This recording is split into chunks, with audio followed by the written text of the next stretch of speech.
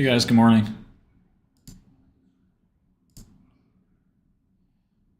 Another day, another dollar.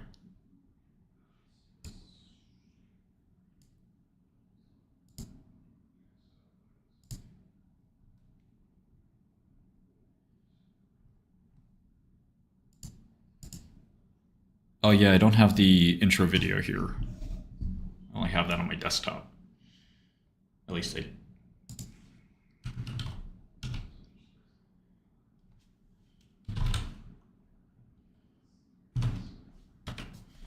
don't think I do. Well, anyway, no intro today.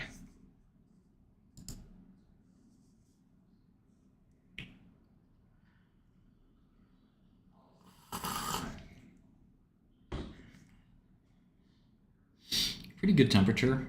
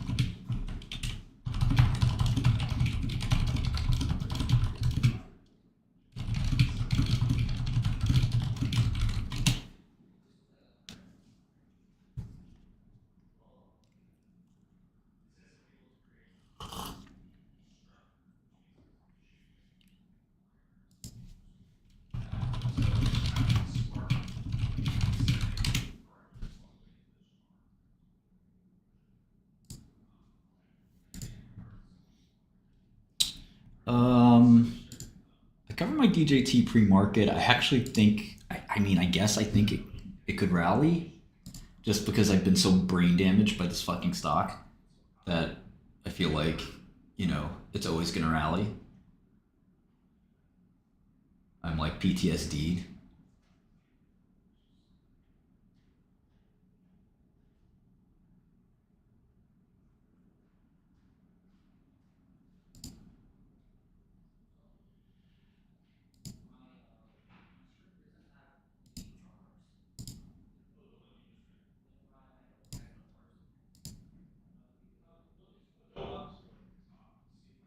Yeah, I almost certain they'll do something in crypto, but I'm not sure that's going to be bullish. Depending on the timing and what they do exactly, I don't know that that's exciting.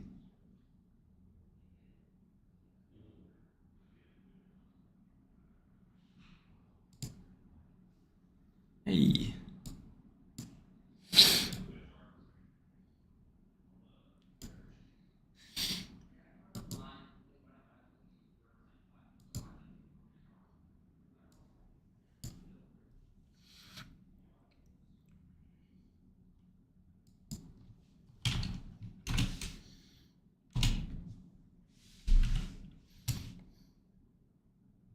yeah, have you guys ever used this book trader?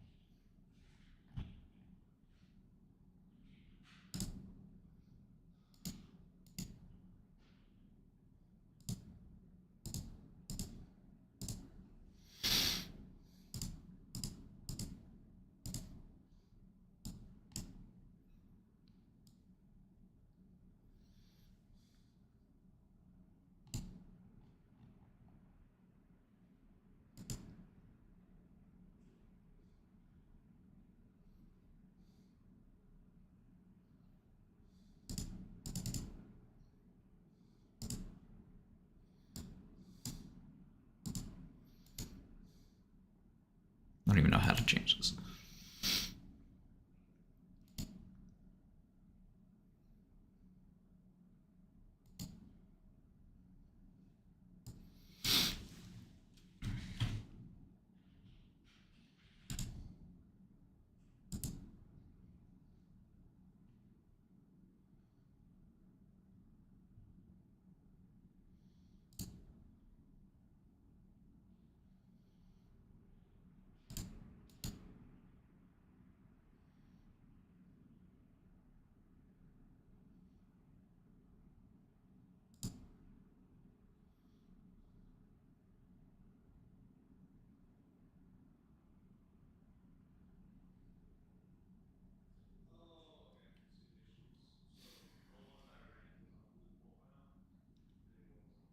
I found this what if scenario. This is what I'm trying to do here.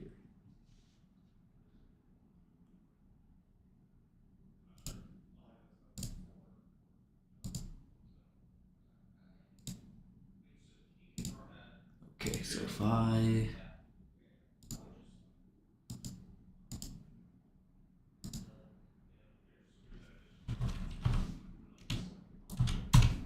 want to sell the options potentially in DJT.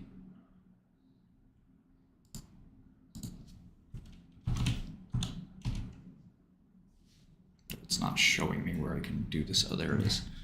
Okay, so let me see the 40 calls. I guess it's at 40 now, right? And then the 40 puts.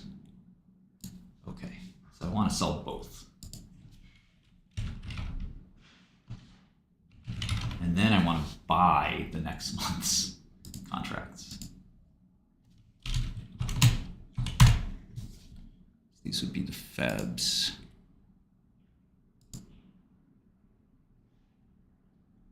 Febs are kind of wild, actually. What's inauguration day?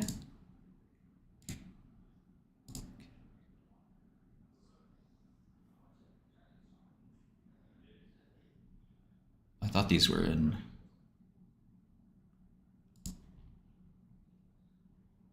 Oh, these are okay. I thought the term structure for this was all fucked up. It looks like it's correct, actually. I thought the DJT had like a really bizarre.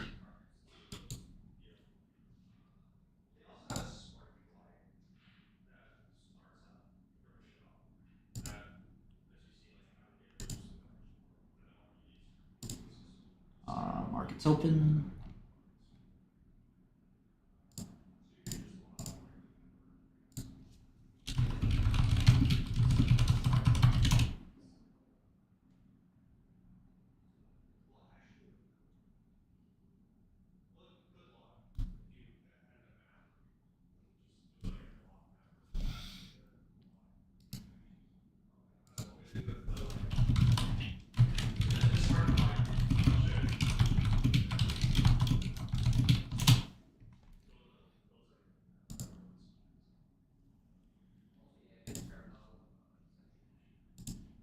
All right, we could short some more quantum. What do you guys think?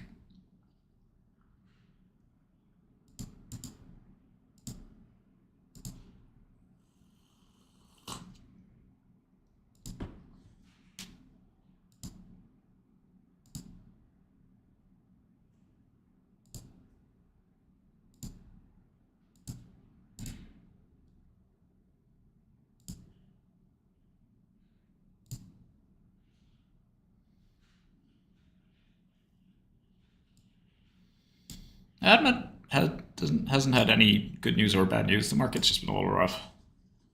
Biotech's just fucking terrible sector.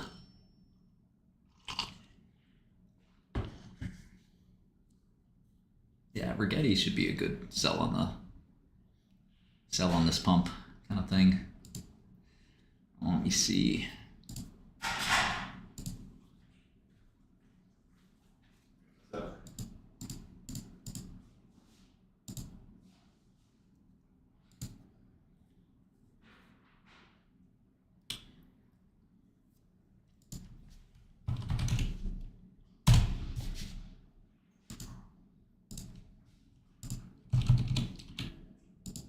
I'm short 600,000 shares of Rigetti. How wild is that?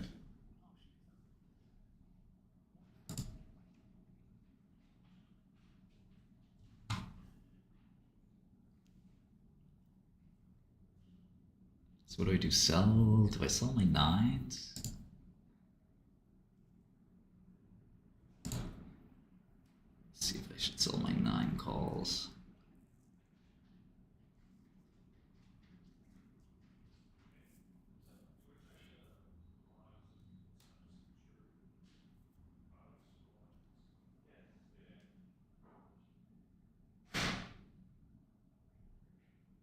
Maybe I should buy nines.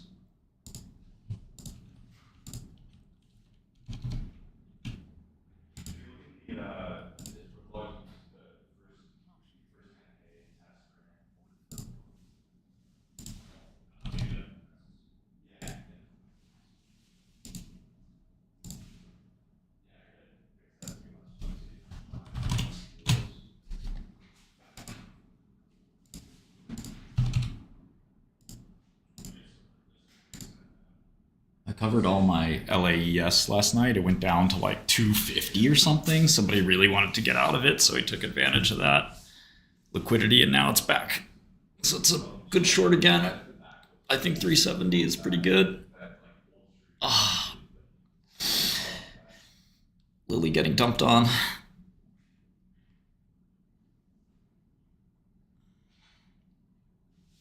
I think Lily might recover. See if we want to buy. What do we want to do on Lily? Lily 770 is $10. Shoosh.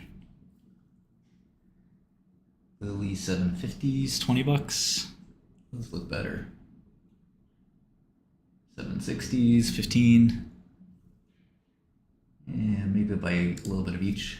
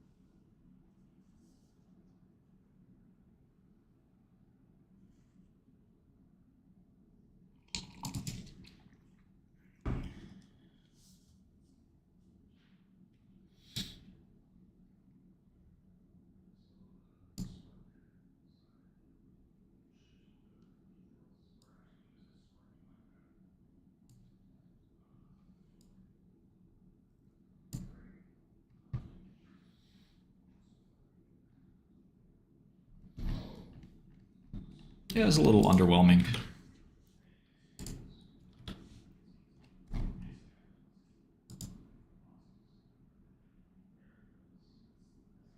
The pump that keeps on giving.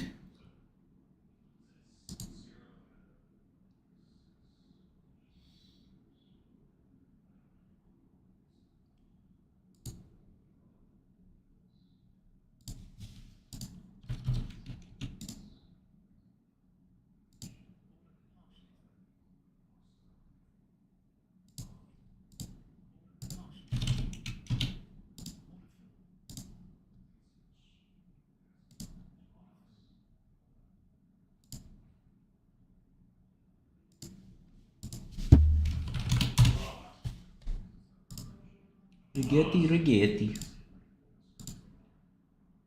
Rigetti's just, yeah, a gift that keeps on giving. You want to give me even more of your money? Okay. That's very nice of you. No problem.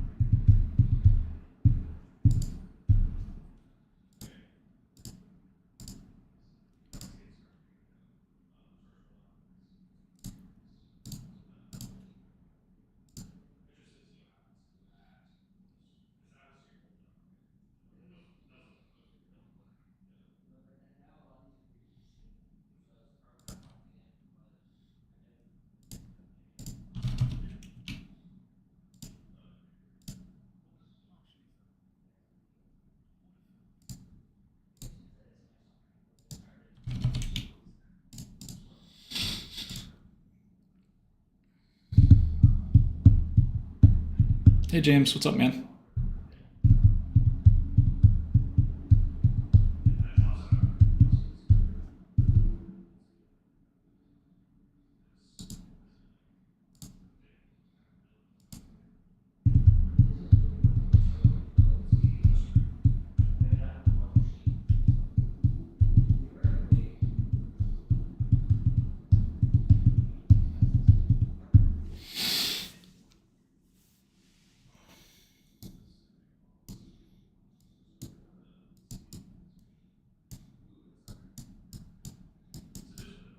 Oh, it's so bearish.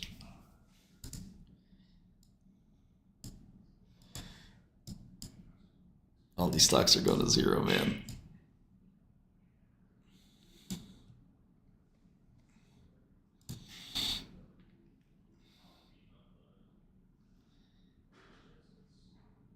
I don't know if we're seeing a dead cat bounce or what, but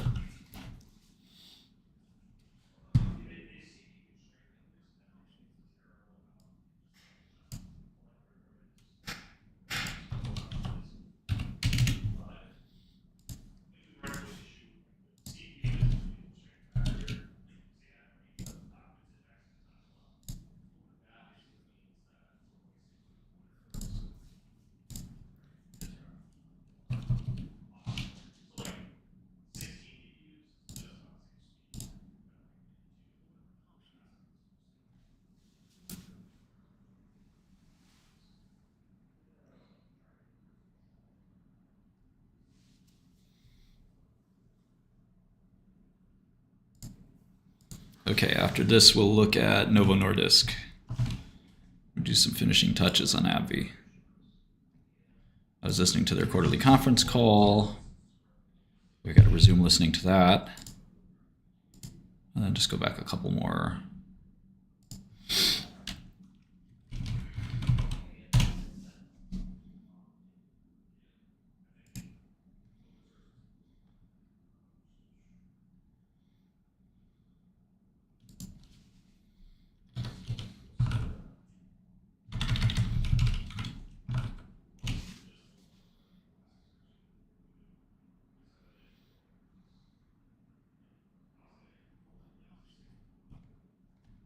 Are they really doing inauguration on MLK Day? That's disrespect.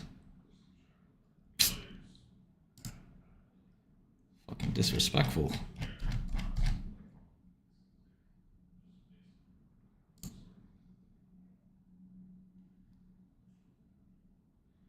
That's disrespect.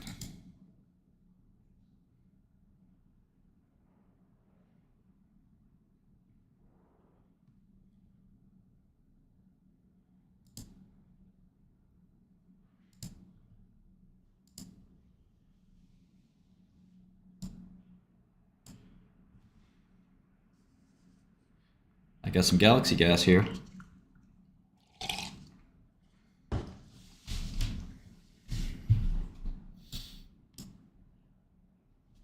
think ABXL is just quiet.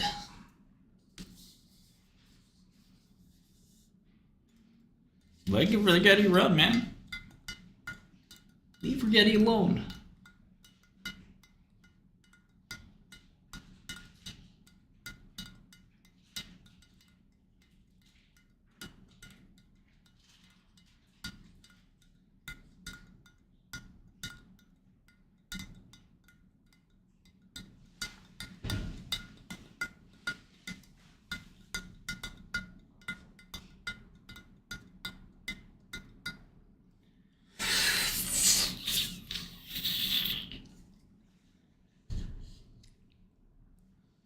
Nah, this is not for dental work. This is for the streets.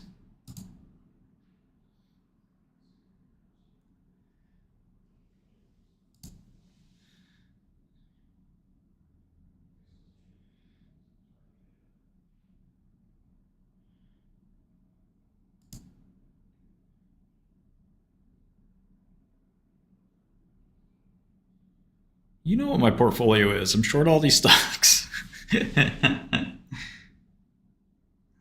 I'm short. Let's see. I'm not short QSI anymore. So I'm just going to take that off my screen. I don't really have anything to do with QMCO anymore either. but I am short qubits, D-Wave, Quantum Computing Inc., Rigetti, IonQ, Sava I no longer care about, SoundHound I'm not really that interested, Huma,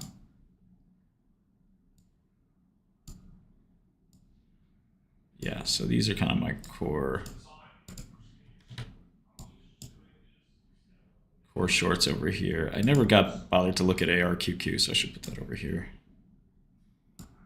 This is the kind of core 8 shorts, 8 to 10 shorts here. Lilly kind of had a soft quarter, so I'm buying it. Oh, it's really getting smoked. Buy the 740s.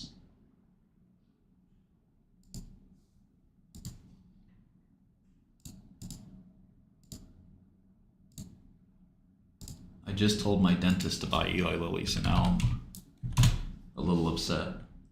He rushed to buy it.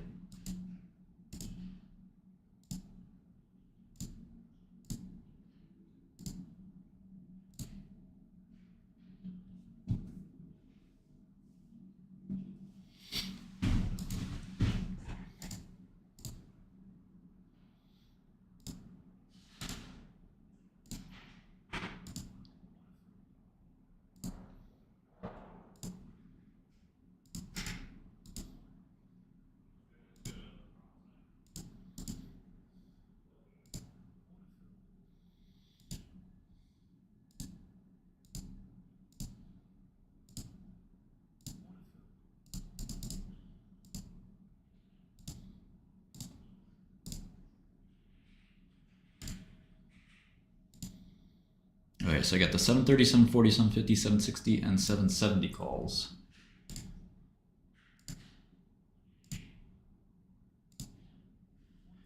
See if we catch a fallen knife, boys.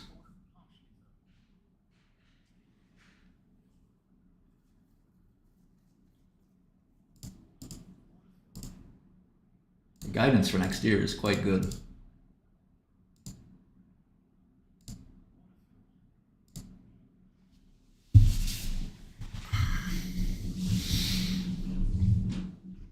This week's expiration.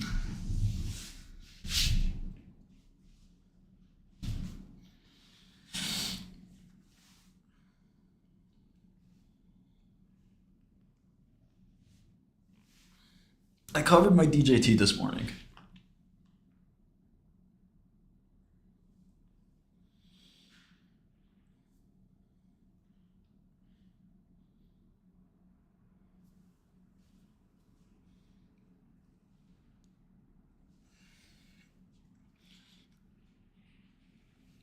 I just bought Lilly, yeah.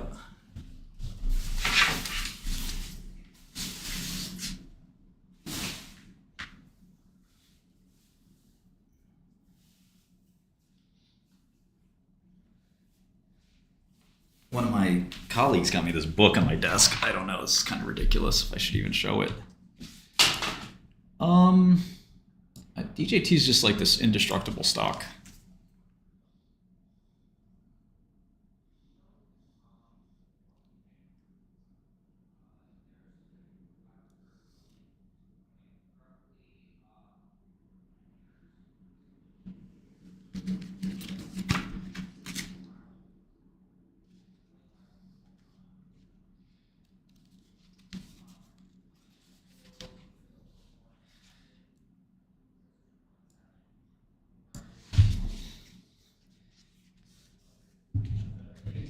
The game need me.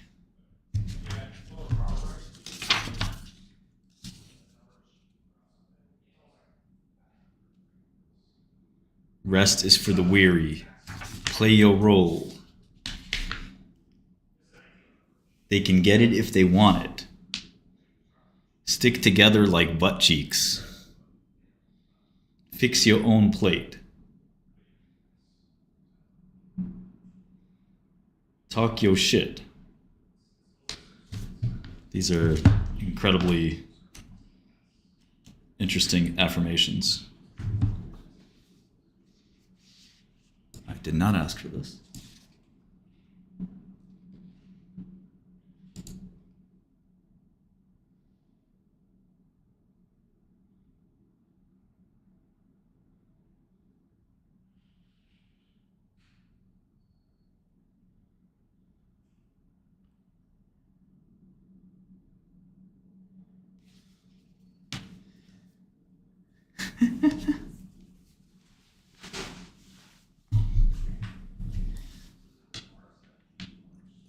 Rigetti rocking out. Thank the baggies at 7 or 8, but you won't thank them at 10 or 12.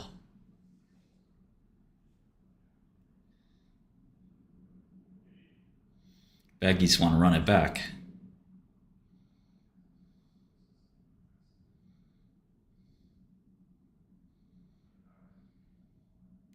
When I leave.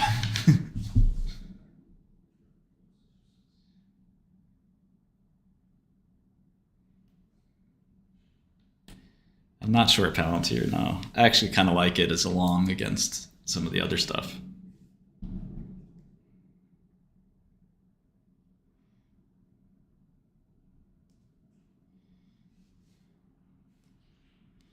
Baggies don't quit. Baggies got their new paycheck. The 115 paycheck just got deposited. Roll it back. Put it back in Rigetti. Paycheck just cleared, baby. Let's go. Got the Robinhood payment processor on deck.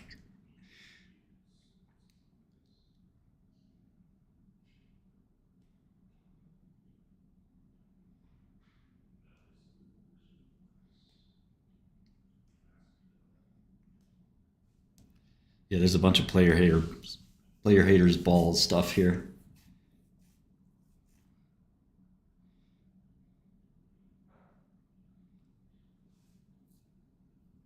The player haters balls.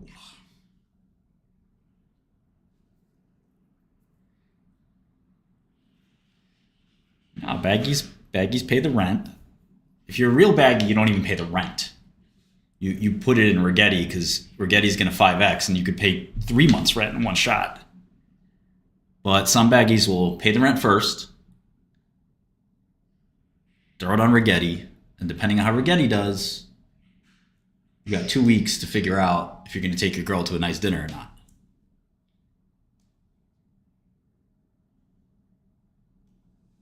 A real baggie doesn't pay the rent, asks wifey for her check, says I need it for surgery. When it's time for surgery, he goes to his friend's house, plays PlayStation and Robinhood.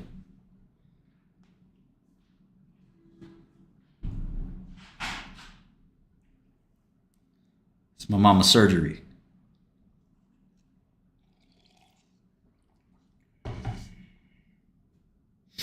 Lilly reported a somewhat shaky quarter, but really good, I think, their 2025 guidance was pretty good, and it was probably conservative.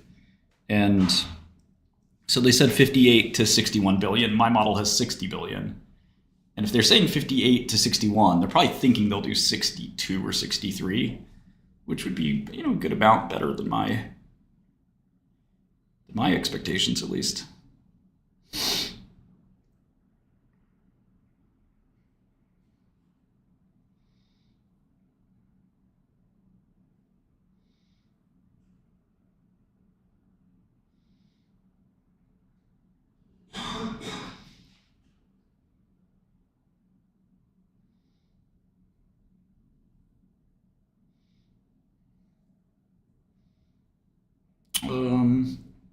Are you a Godel member, Ladger? I'm considering putting the entire portfolio in Godel.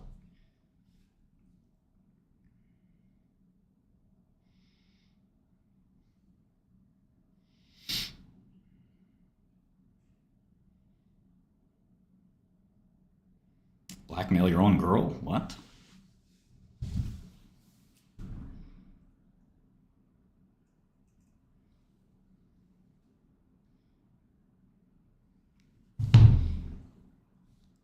Oh, great. Yeah, I don't reveal the entire portfolio anywhere, but I do think I want to do that in Goodell. It's a lot of trades, so I'd probably have to use the API.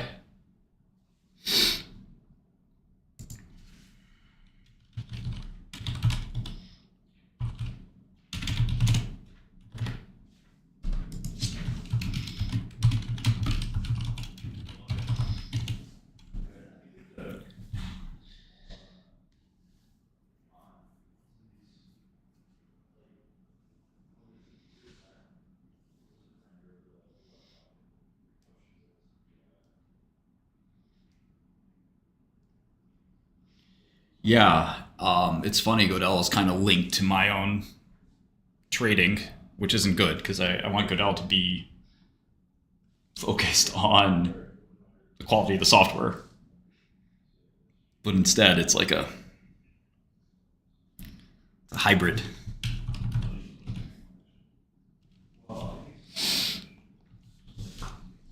Sets bold 2025 goals. Jeez.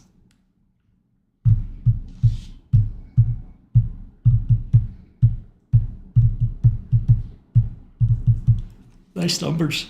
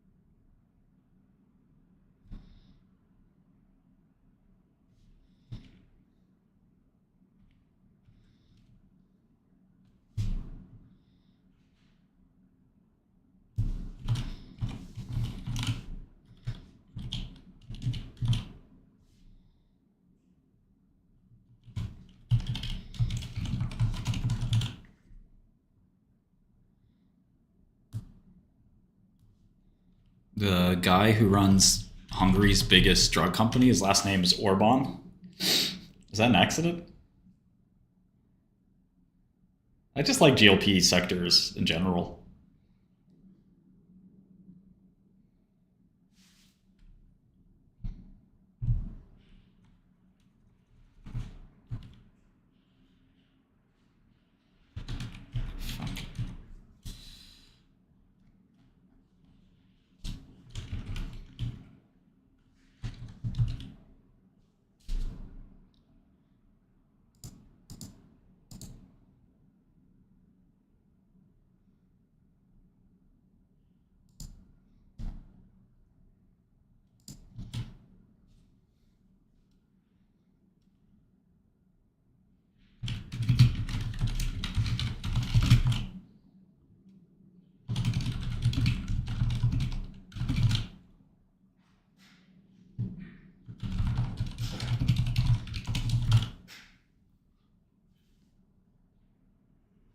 Latissimus bands.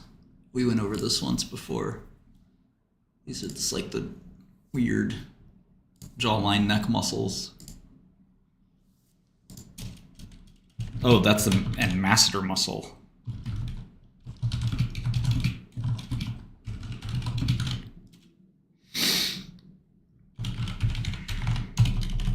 Anybody else getting Botox?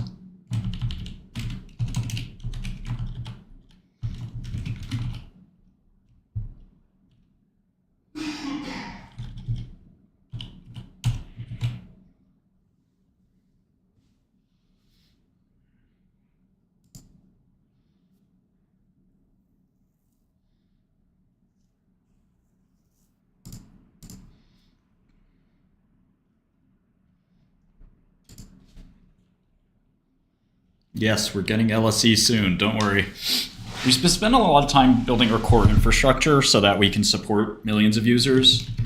And that's kind of delayed some of our features, but I think it'll be worth it because we need reliability, uptime, that kind of stuff architected really well.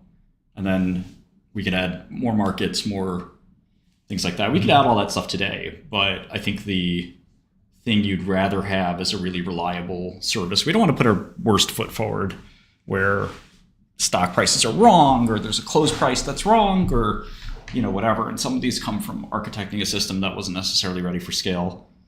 Vlad is in the office. Shout out to Vlad. Vlad is the best. I sit next to Vlad. Vlad is the GOAT.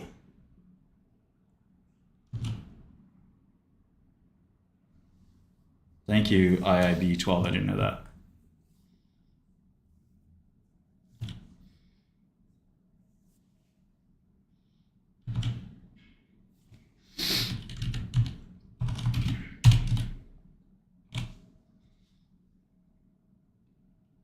We do not use Flutter, from what I understand.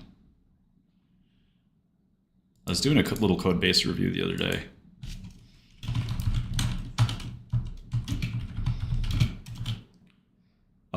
Good question, Wiz of East. I figured we'd have that.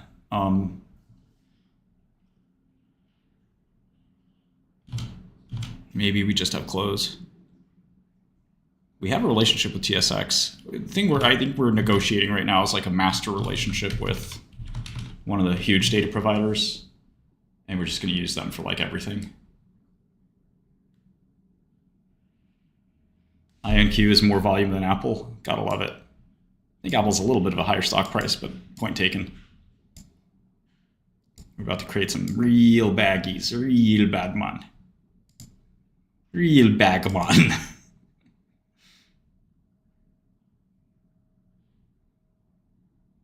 Really baggy.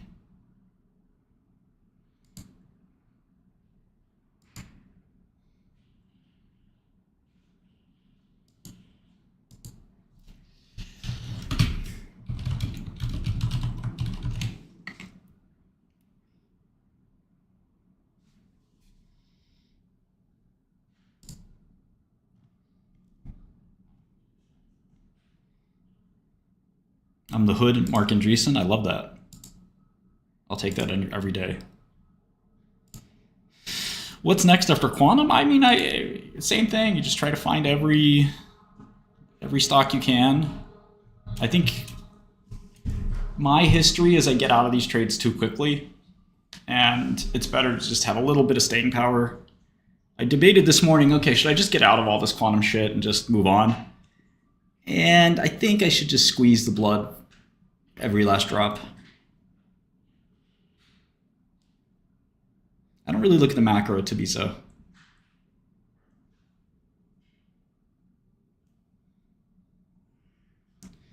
SEC Chairman Martin Shkreli. Thank you. Thank you. Fuck you too. Boo. Shut up. I'm in charge now. Shut your mouth. We're opening up an investigation into every stock I'm short. Yeah. Yeah, that's right. Fartcoin is banned.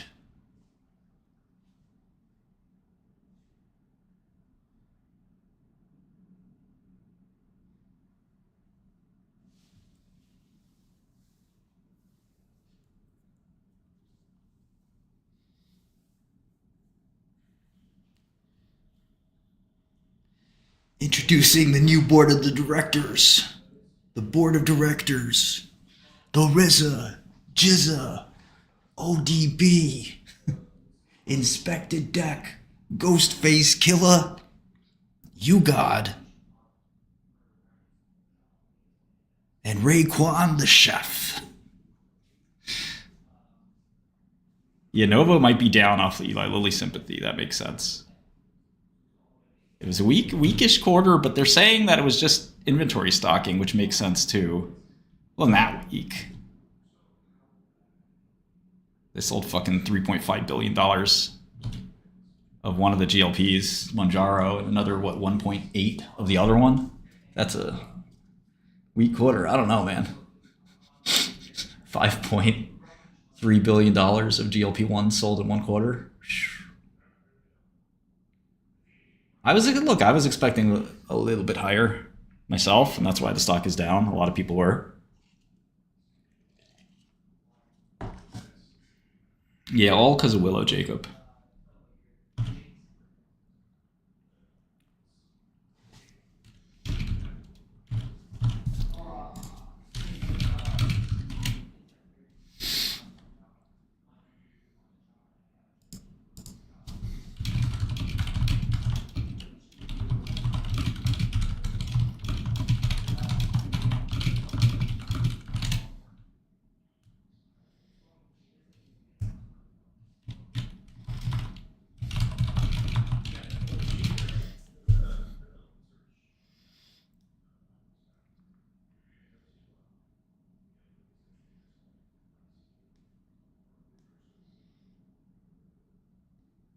SLS said something? What did SLS say? Did SLS say when they're... You said first half?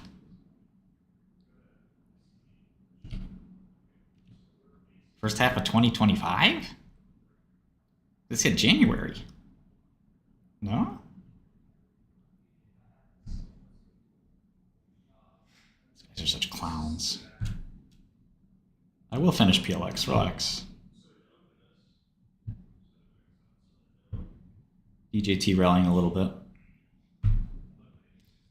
Followed bean counter, don't worry about all that. If it goes up or can, I'll sell it.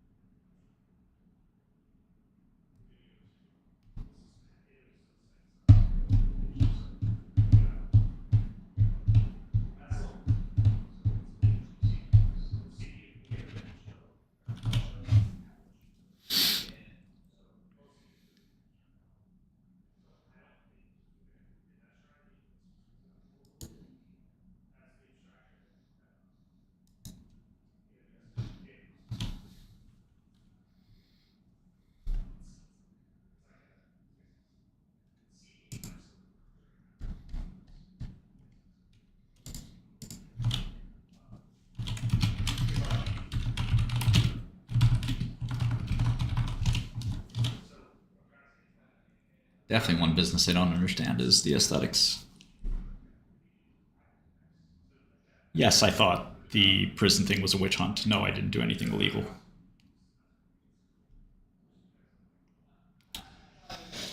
What are you gonna do? Can't cry about it.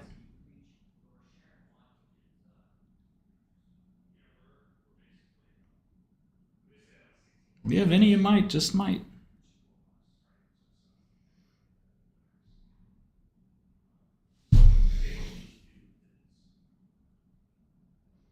I'm not saying, by the way, I did everything right or my career has been perfect with no mistakes. You know, I made mistakes in my career, but I don't think I ever did any willfully malicious things. You know,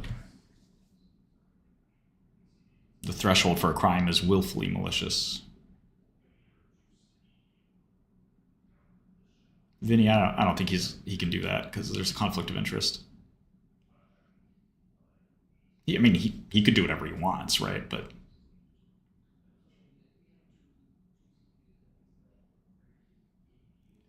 I think I first started shorting Rigetti 6 or 7, maybe 8, that range.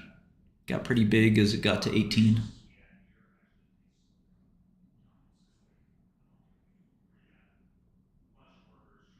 Yeah, exactly, Chris. Yeah, of course I'd do things differently, but at the end of the day, we don't get to live life twice with the benefit of hindsight, right?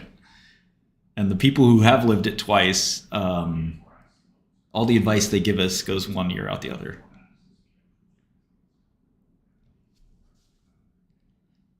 What's up, Ken? What's up, Garp? Well, you can. One of the things that never happens with the law is you can make somebody a felon, but you don't have to put them in prison. It's pretty tough being a felon. It's not easy.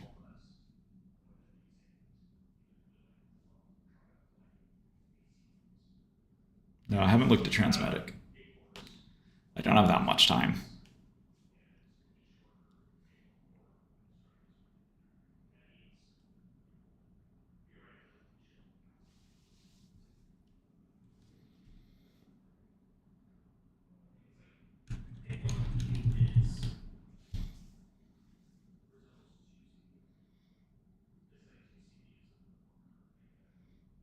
We are short. Botox is not even close, Connor.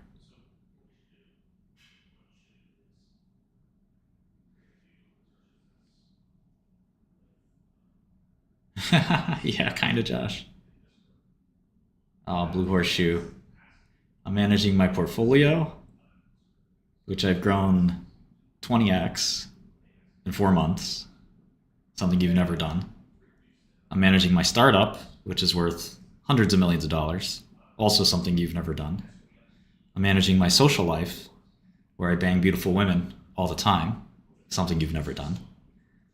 And being a superstar celebrity who can rap, sing, play guitar, something you've never done.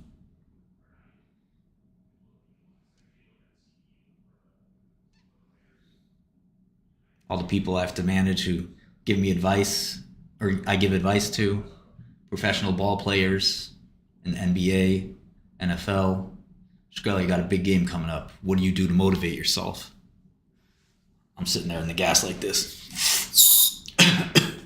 Well, what I think you should do. I'm playing chess with some of the best chess players in the goddamn world. The fuck is you doing?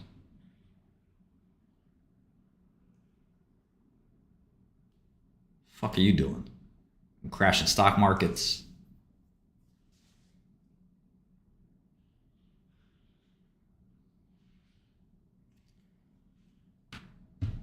Humble, humble, humble. I got it. I farted.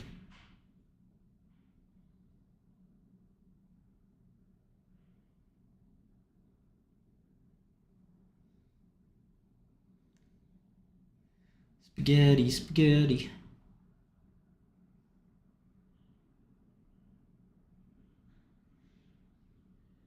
It's funny. I think I told you this story. I was at a nightclub with I would say a 9 out of 10 girl.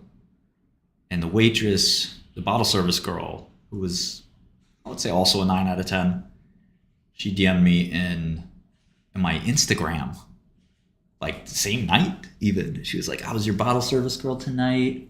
I want to see if you want to hang out, blah, blah, blah. I was like, man, I got time for this. These days, I don't even have time to go on a date. You want to go on a date? You come over. That's it. You come over to the crib. You can meet Trashy. You can meet Nibbles. That's it. You lying. Shut the fuck up. Acting like I'm new to this.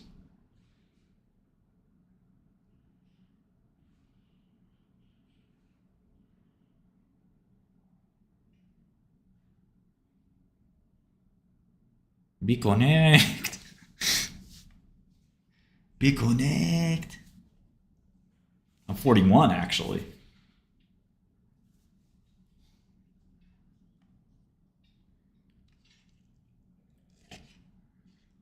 No, no, I am together with my girlfriends. I'm just LARPing about my old lifestyle, which I can go back to in a second if I wanted to.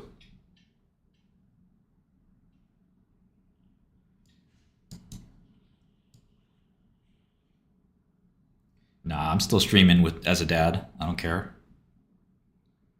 Not yet, Carlos.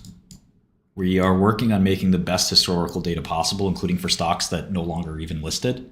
Like, I was looking up Webvan because I wanted to study bubbles because of Rigetti, and I remember Webvan, and even Bloomberg doesn't have Webvan.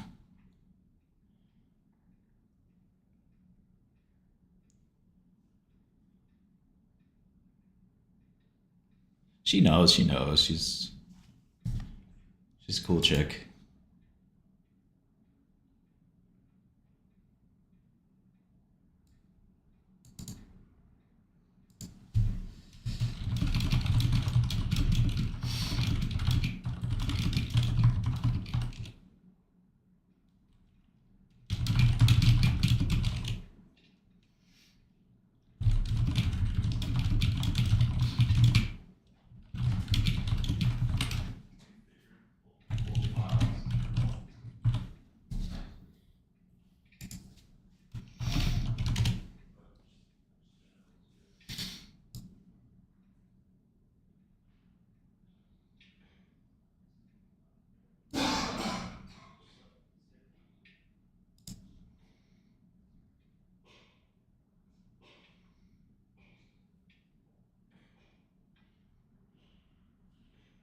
Wasn't exactly kicked out of high school. That's a complicated, sort of a complicated matter.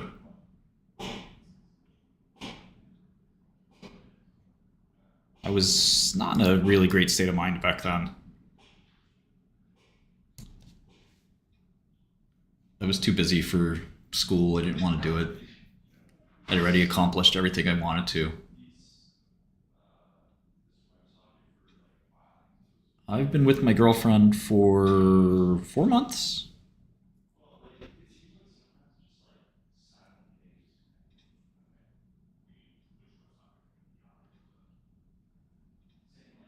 Yeah, I didn't really want to do high school anymore.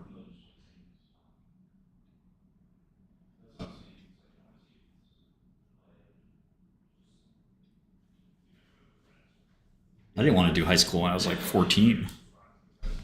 I was way, way done with it by the time I was 16. I just wanted to move on to work or whatever.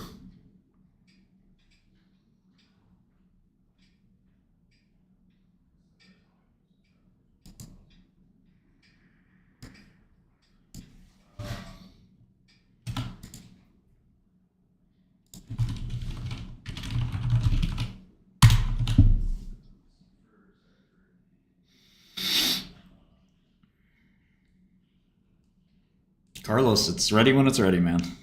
We're increasing our capabilities and tooling every day. Alex, I figured that out when I was like 5 or 6.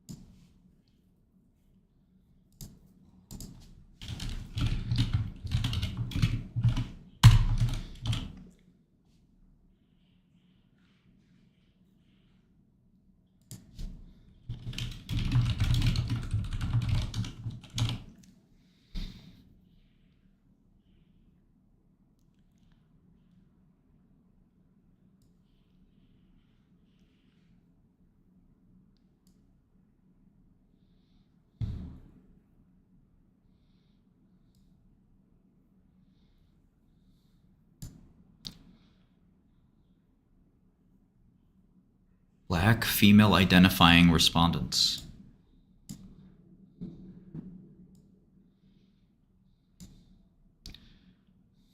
Female identifying.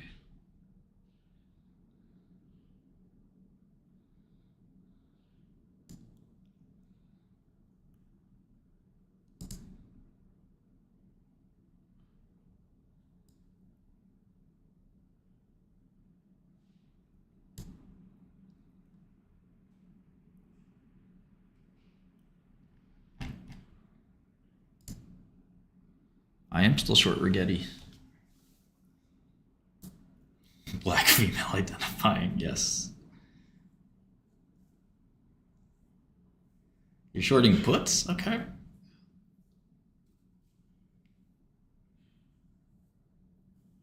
Hey, Carlos, you should send me a message. I want to talk to you about that. You want to send me a message on Godel or Martin at dl.software. Would love to discuss that.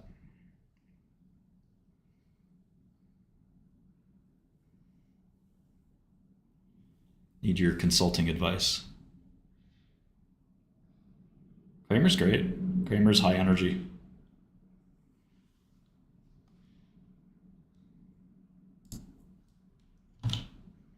I like Alibaba.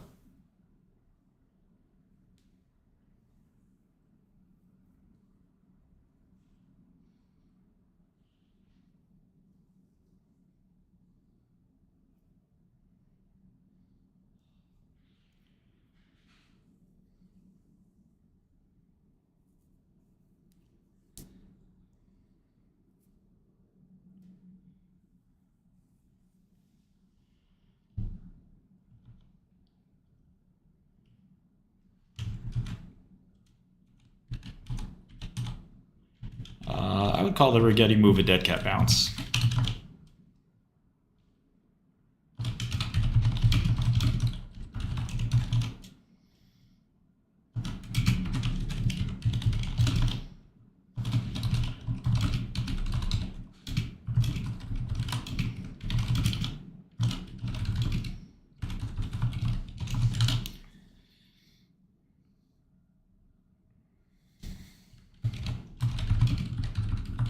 I don't know Santa that well.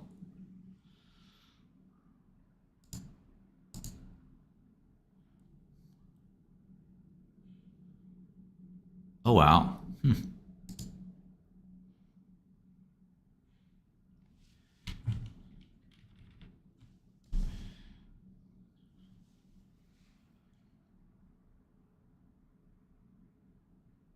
can't tell the difference on the first one, but on the second one, there's a huge difference. 50% move? I don't know. If you're down 60% or 70% or 19 to 5.5, that's a 70%, 75% down move. 50% up move ain't much. It's up $2. Went from 1 to 20 to 5 to 8 or 6 to 8. 1, 20, 6, 8.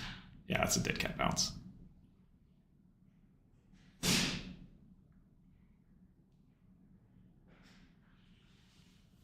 What's funny is the other stocks aren't following suit, really. Like IMQ's up 4%. It's the heaviest stock in the world. Rigetti's trying to carry it. It's like Rigetti's my little cat nibbles. We'll go to Novo next. Right now I'm doing happy. I don't care too much about degrees. I mean, we're mostly hiring programmers. You can impress our CTO, then you get a job. If you can't, then you don't. China number 1.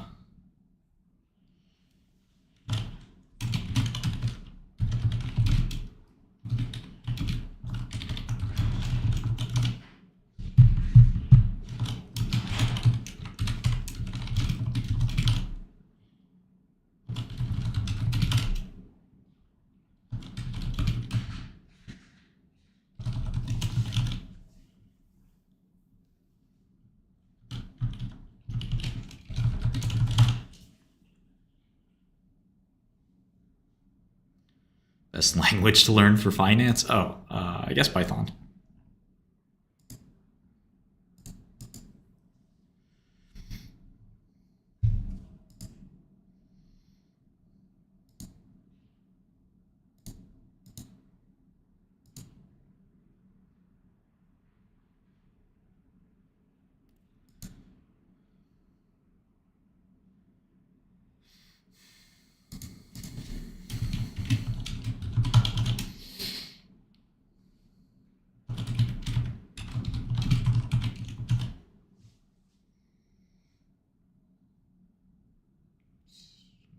None of your business, lodger.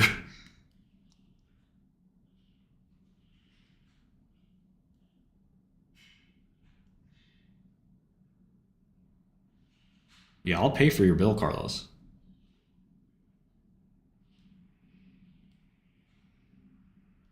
Yeah, Java's good too.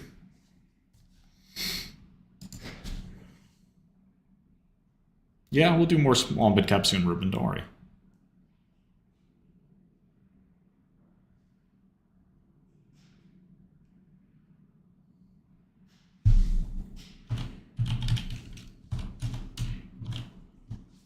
State of the Sava address. It's time for the State of the Sava address. What's that guy's name again? Joel Springer?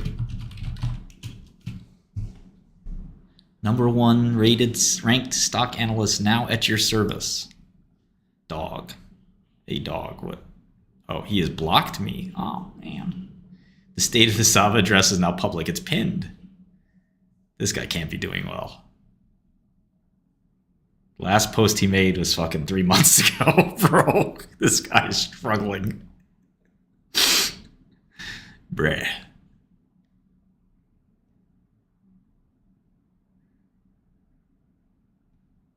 I think she blocked me too? Does Baggy block me too?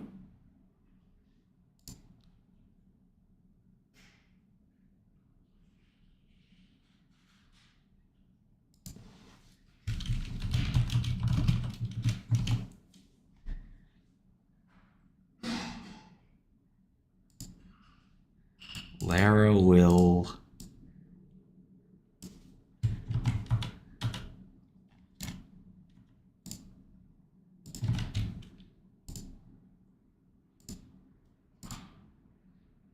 How you feeling? How you feeling, Lara? Any apology for your constant name calling and harassing? I hope you learned something about biotech.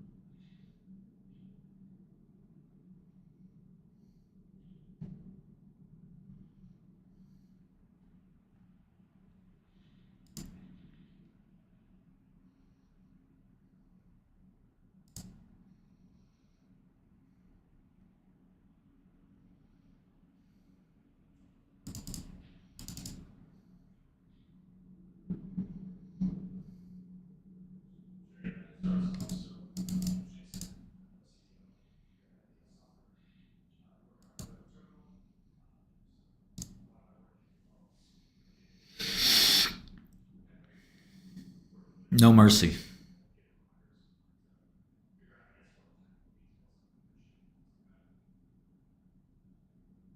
I mean, crypto, they kind of are trying to liquidate you because they're giving like most of these crypto accounts leverage on Reg T. It usually tops out at 2x or 3x. But in crypto, that's not even like there's 125x leverage. I like Eli Lilly. I'm long Lilly.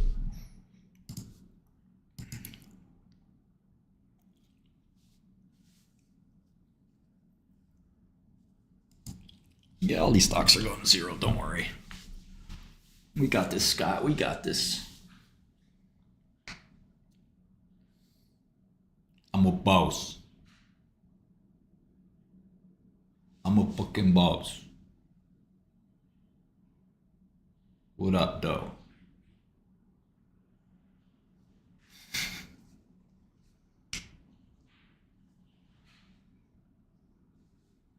Yeah. Yeah, exactly, Adam. It's just gambling, right? But like, even if you want like 2% leverage or something, I mean, you can get it. I mean, it's not that hard. But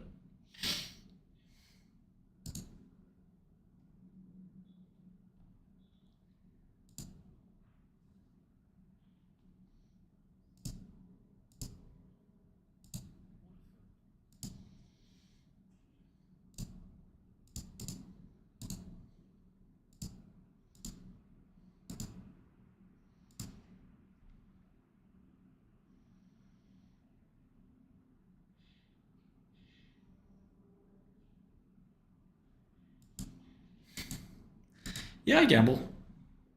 Gamble every day, B.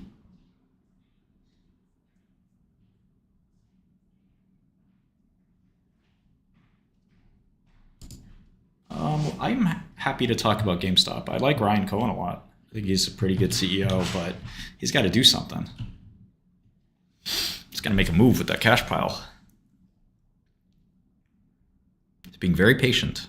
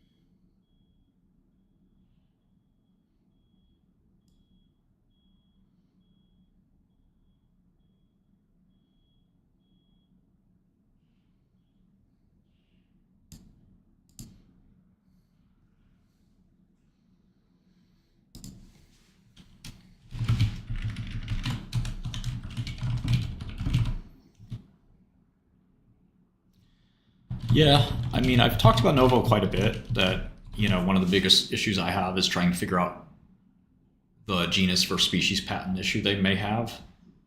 But assuming that's okay, I mean, it's a pretty good long, I think. And most people think it's okay. Almost nobody thinks it's a problem. So it's probably not a problem. But assuming their IP for Ozempic is fine, it's just going to be very hard for you know for them not to sell a ton of it.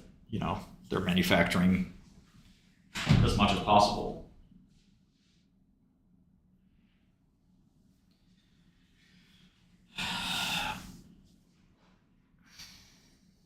Vinny, we are actively working on that. We are actively working on that problem. I brought this up yesterday in our meeting.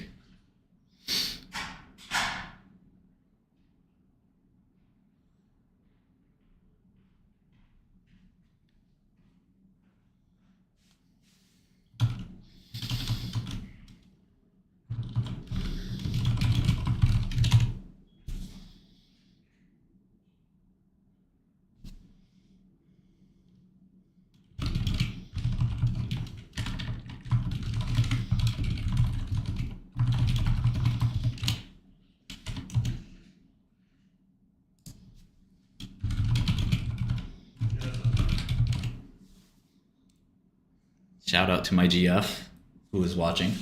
Love you.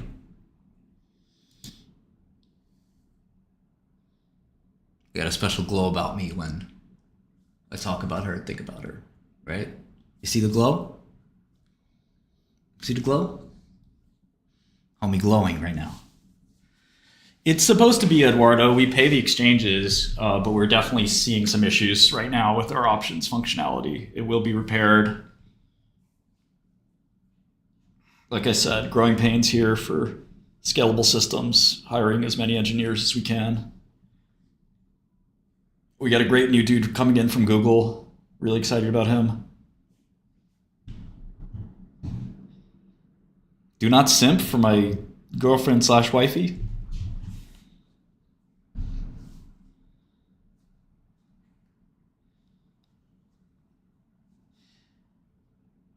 There's no significance to the 77 problem. We've been able to factor bigger numbers.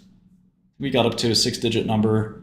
Theoretically, you should be able to factor a 2 trillion-ish semi-prime on the IBM systems. Adam, you know it. It's not so much about salary. We are giving very handsome equity stakes. If you're a senior person, you're not worried so much about salary. We'll pay you a salary. But you should be in it to win it, to own 2%, 5%, 10% of the company. You make a $2 billion company, $5 billion company. That's how you get rich.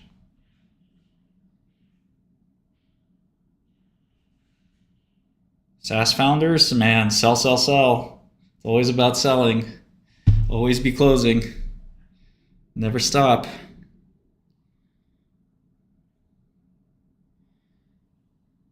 Peter Thiel used to say, never pay somebody more than 150K.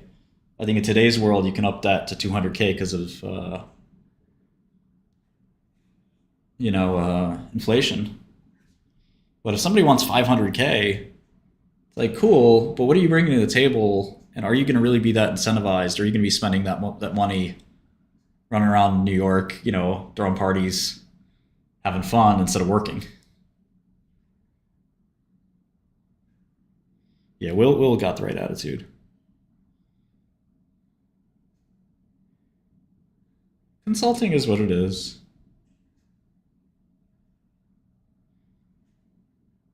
React, TypeScript. Man, I hate React and TypeScript. Okay, Rocket Snail, we're banning Rocket Snail. We stand Peter Thiel here. It's over for you, Rocket Snail. Rest in peace. Give this man some roses. Throw some roses on your casket. It's all good, man.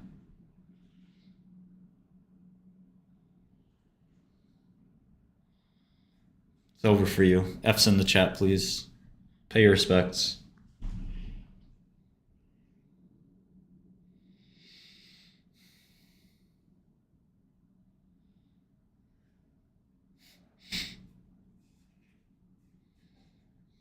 Yeah, Anthony knows. Disrespect. Bye-bye, bozo. See you, bozo. Nice knowing you. Rest in peace. I've used R. I don't love it. But I don't think it's a bad idea to learn R and know R. Probably help you quite a bit. Exactly, Bambino knows.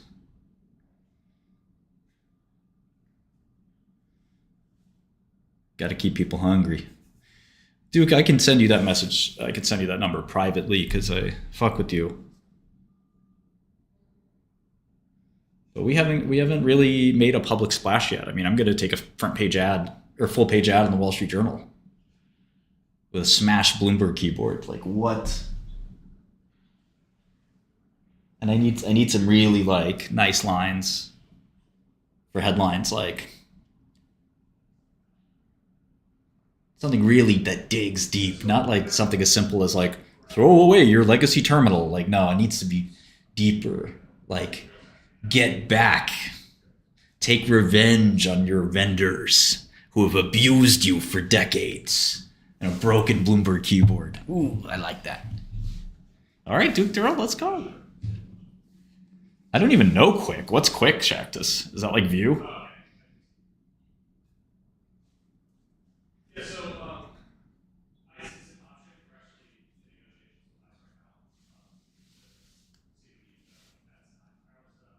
Yeah, we definitely are fan to fan. Even Mike is switching. Can't say that. Can't lie in advertising, can you? I'm not sure, Scott. We're gonna get there though. Yeah, Klong Center. Let's go. Need that. Martin at dl.software. Oh, I like that, Paul. Yeah, Ogilvy level sign up because well, I also don't want to just compete on price. You know, it's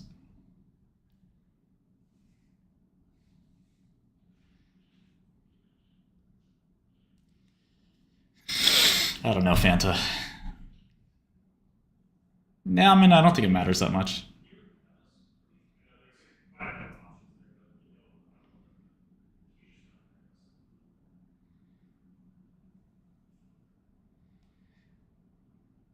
Well, there's no doubt that if Michael Bloomberg was 35 today, he would not be making the Bloomberg terminal the way it is now. He'd be making it more HFT, quant focused, tools for firms like Citadel and Jane Street, less for stuff like you and me, because that's the stuff that really makes money. You know, there's very few cowboys like me left out there that can still do this. And as you can see, it's very hard. The last 4 months have been some of the most stressful in my life.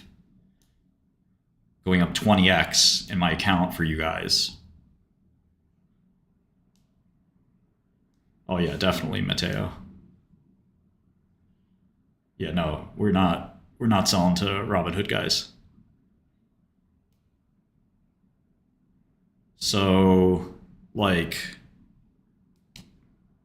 you know, the real traders there on Wall Street now, you know, they're writing programs. They're still stressed out, no doubt about it. But it's a little bit different than the old days.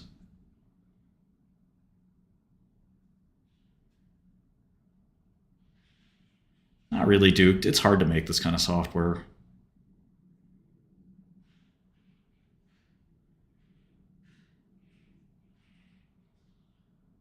Um,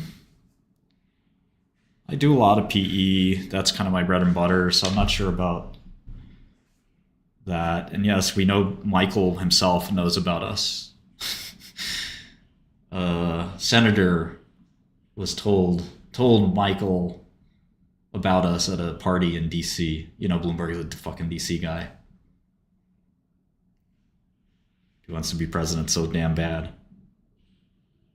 I'll probably stream a little less over time. No exit plan.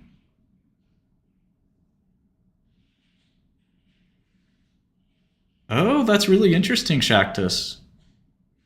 Let me ask my guys about it. Let me see if they've heard of it. I want to make sure they're not on a conference call.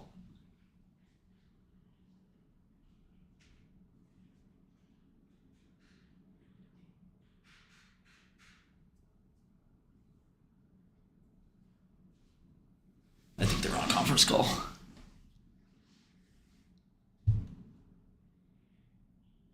That's really interesting, Shactus.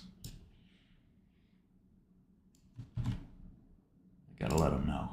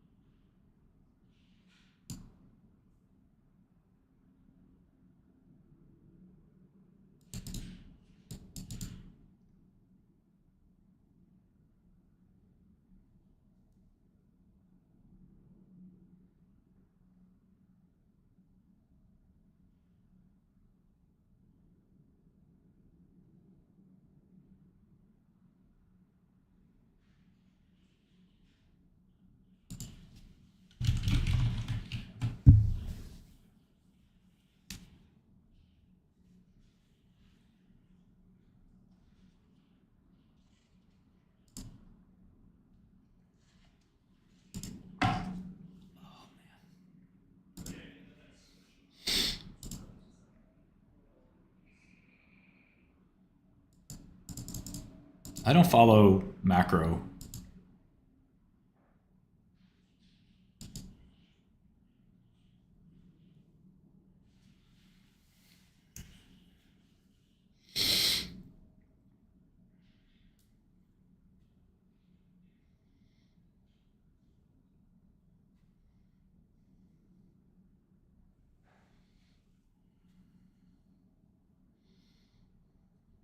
No thanks, Jack. I appreciate it.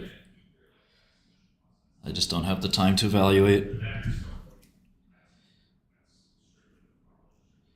I mean, you should try Hostel. You should try every brokerage and see what services they offer. I mean, it doesn't. They all want you to sign up. So open an account at Schwab and open an account at Fidelity and Interactive and wherever else you want.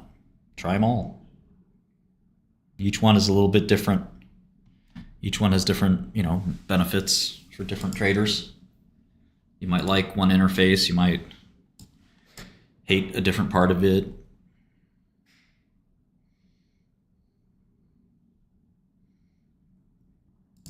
Private equity is kind of crowded,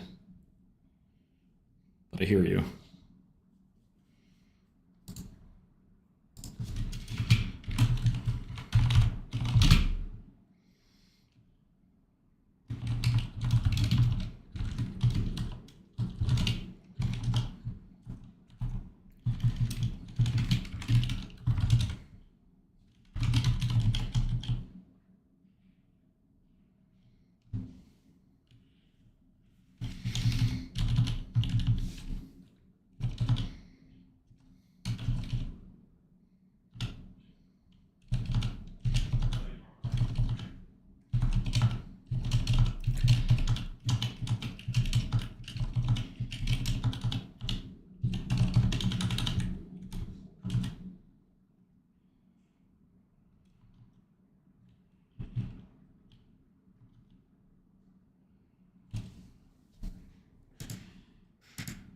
Ooh, Lily's starting to creep back up. Let's go.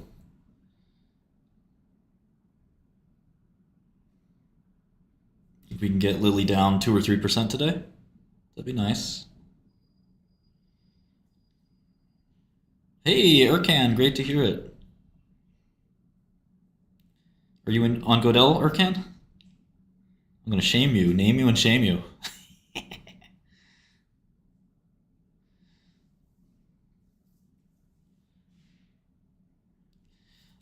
We try to do in office only. We would do a remote for somebody who is really impeccable, like somebody who's at a top quant firm or somebody who's like the best financial programmer ever. We would hire them remote, but that's cool. Ski Mask would love to talk to you.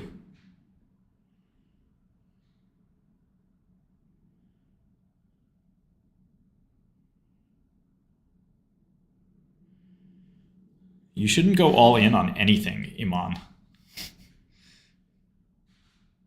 That's the first rule of our chat. We don't YOLO.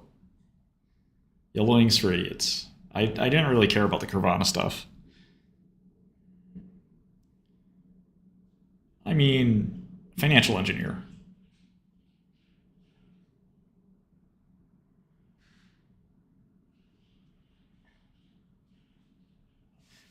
I think XRP is a short. I show it all the time, Rao. Where were you yesterday? Shaktas, I mean, somebody who follows, has had a career in programming investment-related software. Front end or back end, or full stack. No, I've never interviewed an Optiver person, Eduardo.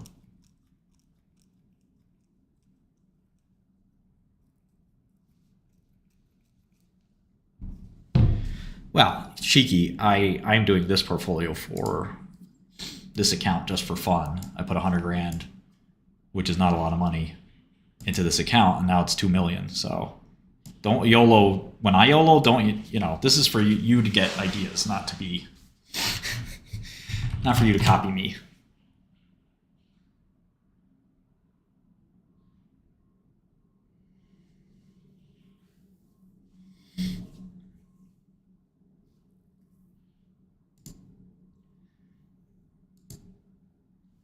No, I don't think so, Cock. You should change your name. It's not a good name.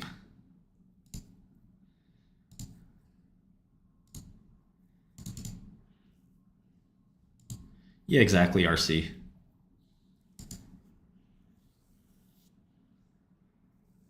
No, Carson, but I think yeah. Sorry, Frederick. You thought wrong. I actually paid all my fines. Mansion. Um, Good question. I mean, I live modestly. I think as I get married and start a family, we'll probably grow into bigger homes. I'm a bachelor. What am I going to do in a big house?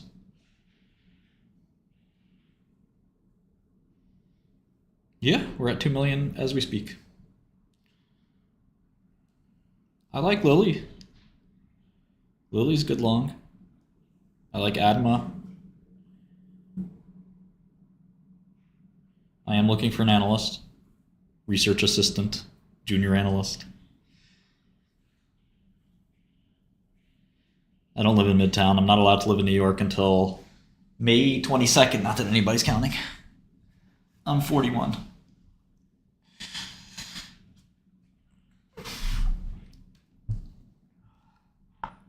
Pretty good.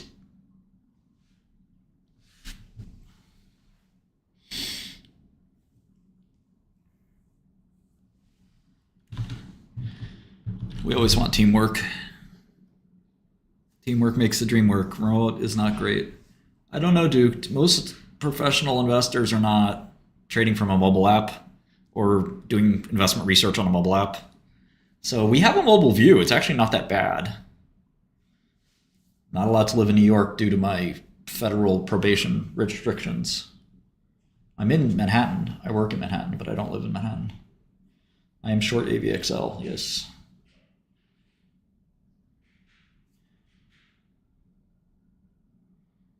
I never really watched Seinfeld too much. Yeah, I used a lot of leverage, yes.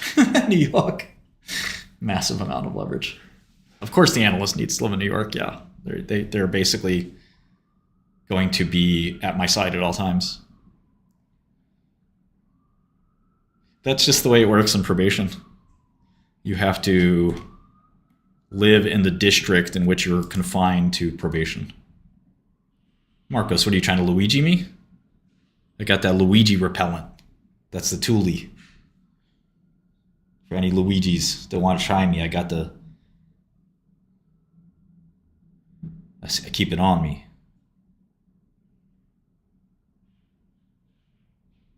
I don't know who Caleb is.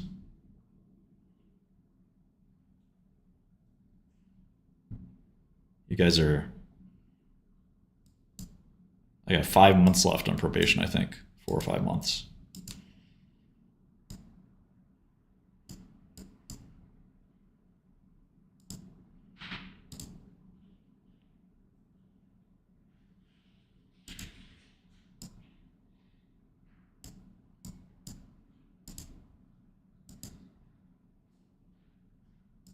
No, you're not allowed to carry ever again as a felon.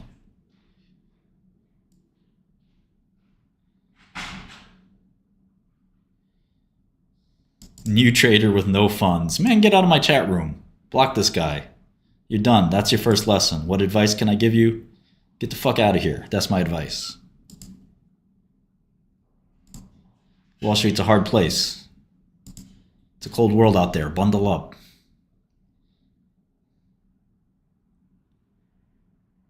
Zach knows. You can't really transfer probation easily. It's not something you want to do unless you have to.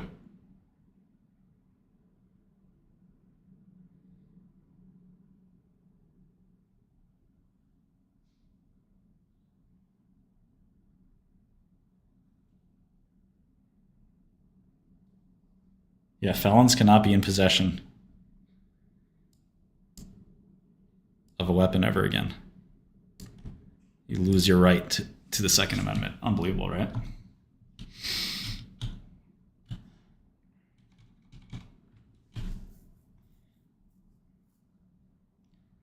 Ever release an app? Yeah, we're definitely gonna release one. Erkan, you didn't. Are you a Godel customer or not?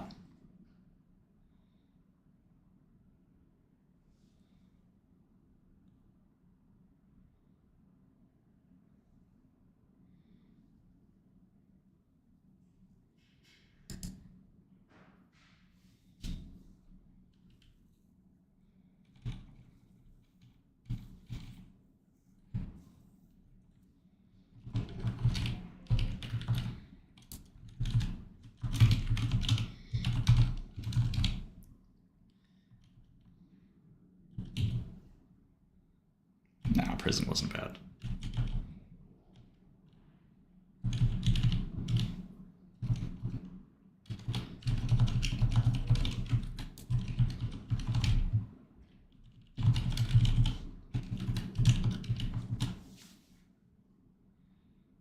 Erkan, I know you're not taking my trades, making money, and not subscribing to Godel, bro. Oh my god, wow. Wow, bro.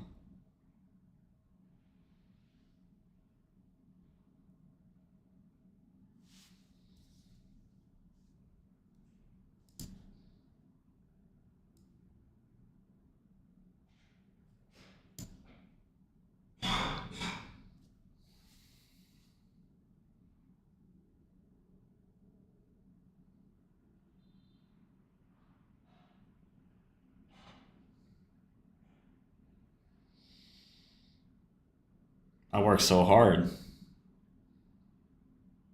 Take all my experience and I convert it into profits for you.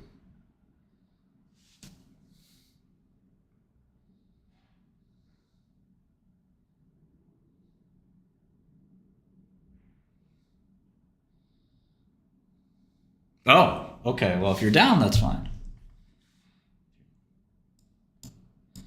That's not my fault.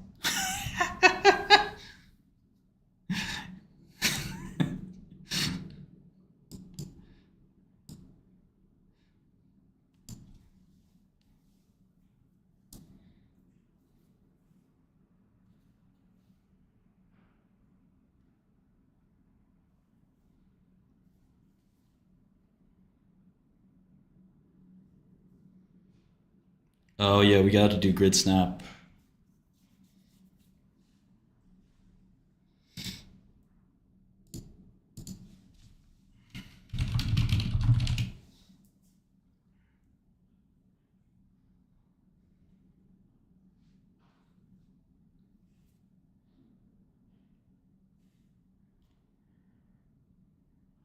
Yes, I'm allowed to carry a HP-12C. That's the one weapon of mass destruction I am allowed to carry. Yeah, Huma's just as we predicted. It's the first thing when I met you and you pitched Huma short that they're not going to get approval. I said, my first insight that was useful was,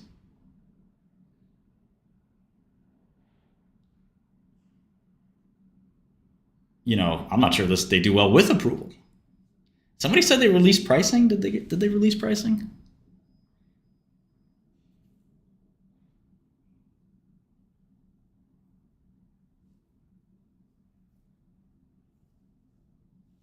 Well, we can turn on or turn off grid snap.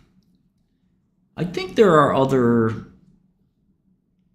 ones to short other than just Farcoin. I short a bunch of them. Old stale memes are good shorts. 30,000 they priced it at. That's a hell of a price.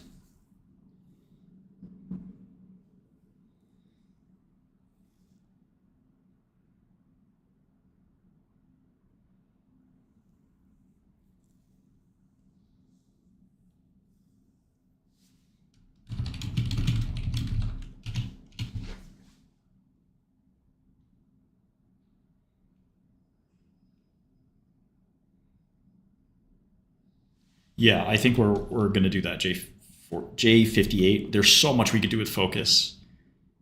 So much we could do with focus that we haven't done yet. Most of the shit I'm short is hard to borrow.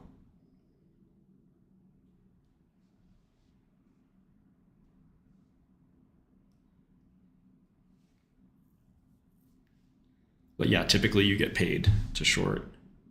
Wow, Lays is down now too. Starting to see some weakness in the quantum sector. Percolating.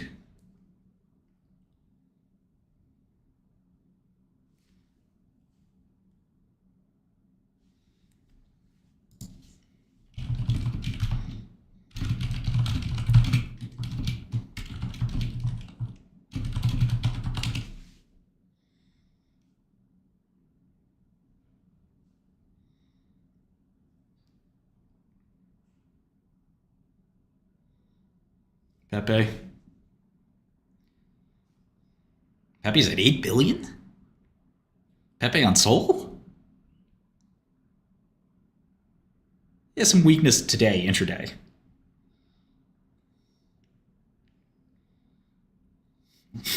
Lays is just a scam. Nobody knows what it does.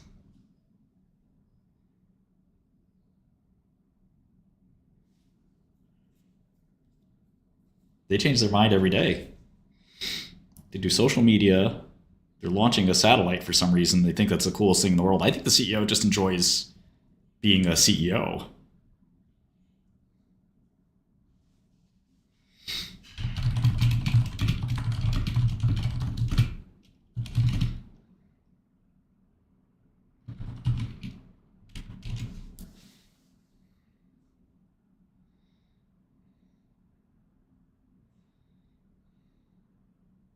Yeah, I think INQ is an easy short right now.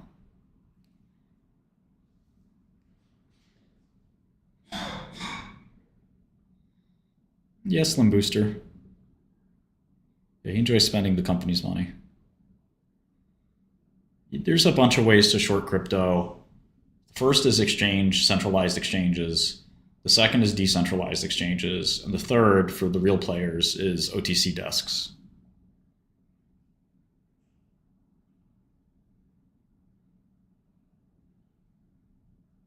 Yeah, Michael gets it.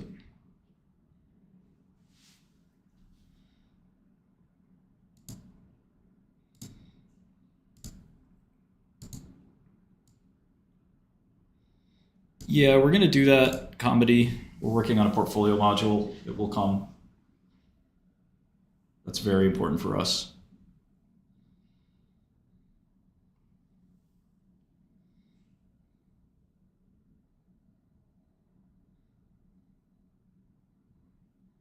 No retail investor would ever need a FINRA license, correct? Most people don't need a FINRA license. Most people, period.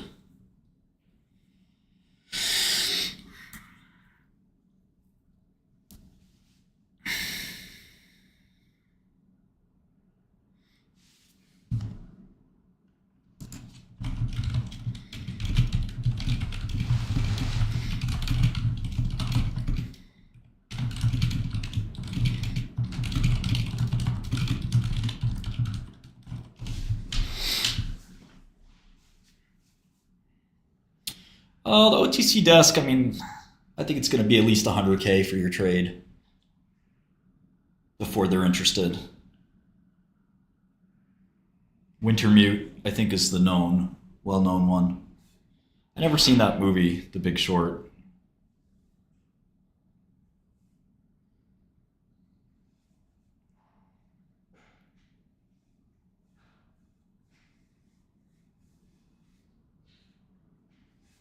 Bulls will be back in control eventually.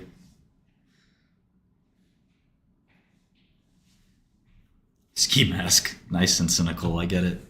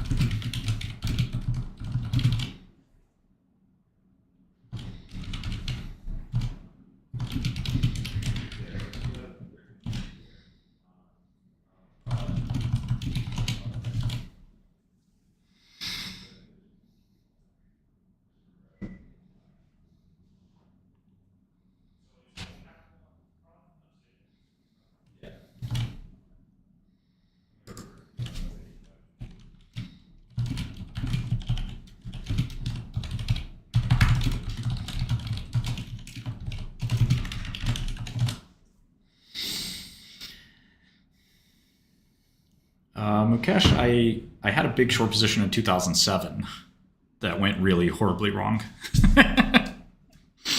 So I learned a lot from that as well. I was short the market in 2007 and in leverage, thinking it would blow up. Market maker? No, I don't think so. I'm kind of an independent guy.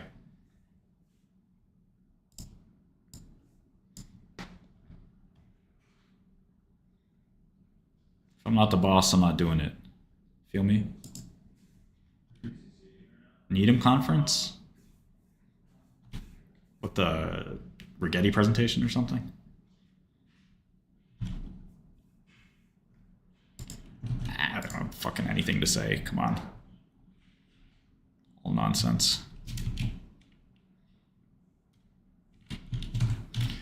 Well, anybody can get on those SpaceX satellites for like $5,000. Guys throwing up a Arduino up there.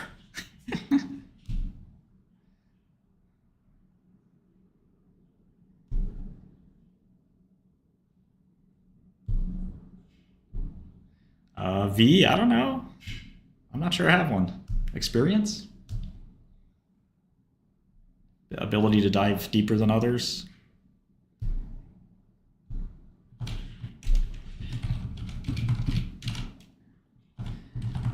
Okay, so Rinvoke is AbbVie's JAK inhibitor that I guess is it approved for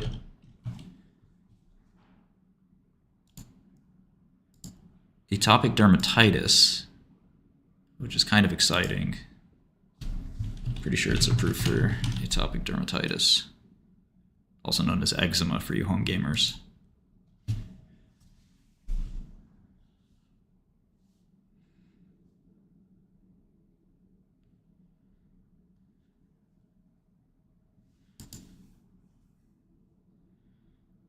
Put it out on Substack, Wiz. I'm hungry. I have, there's somebody, Cuban and I have a mutual friend. We know how to get a hold of each other. No, we will announce at Urcan.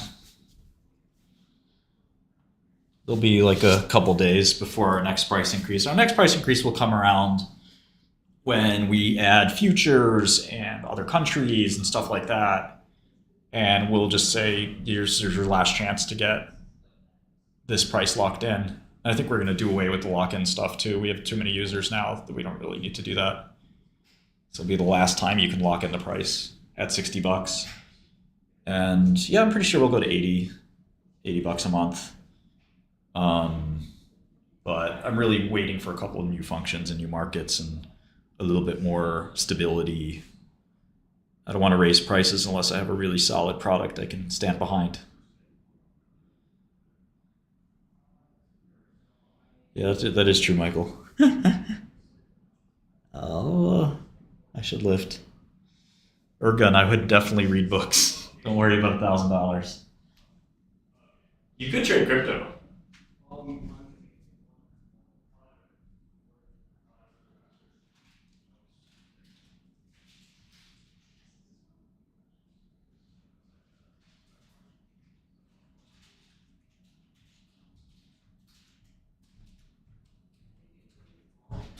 Crypto is one way if you're really determined to getting rich quickly. Crypto, you can turn like literally any amount of money into a large amount of money with crypto. That's the only, but you have to be really determined, and it's going to be a slow process. But if you're like, if I had $1,000 on a desert island and somebody was like, Martin, become a millionaire, first thing I'm doing is, all right, fuck it, let me try some crypto shit.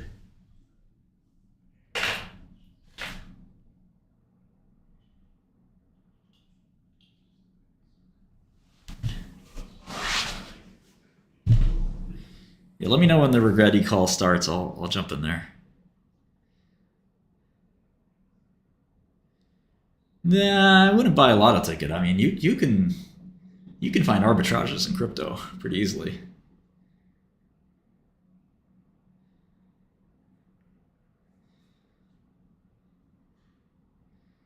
Yeah, crypto is just a degenerate market, but like you can figure out a way. If you're motivated enough, you can figure out a way to make money.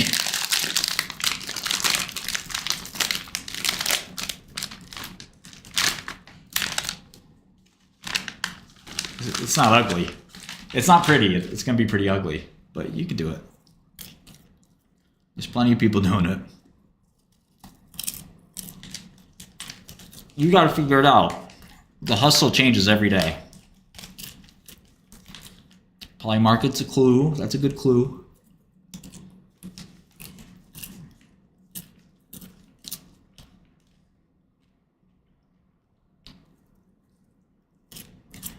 ARB is a word that can fit a lot of concepts.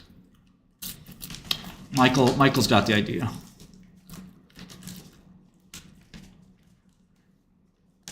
Zane, it's possible. It's possible. A lot of it's insider trading and stuff like that.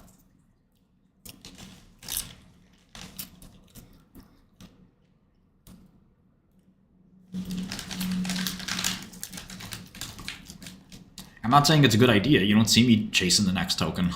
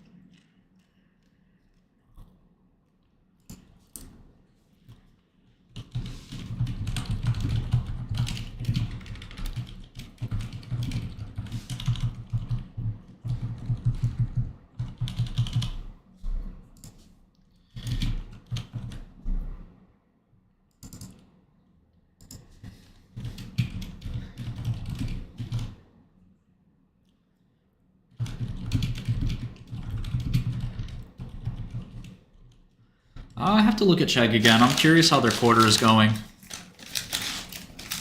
Let's go, Paddle. Good, Dusty, good. Thank you, Pluto. Way to go, man. Anything I could ever do for you, just let me know. You know, we took 2 Godel customers out to Trump, well, Young Republicans' annual fundraiser. It was a good time. So when you're a Godel customer, you're part of a club where you could ask me of anything, and there's lots of other friendly and, well, I can tell you for sure there's a lot of powerful people in there.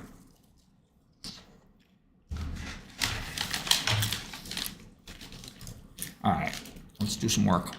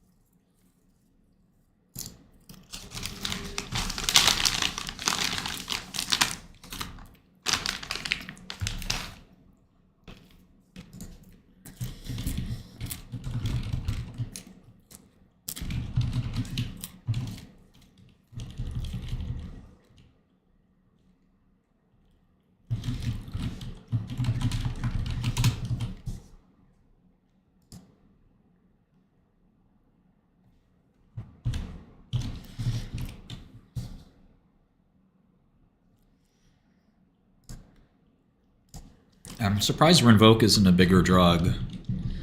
I'm having getting to 7 billion or 8 billion, which is a lot, and then patents should expire at some point.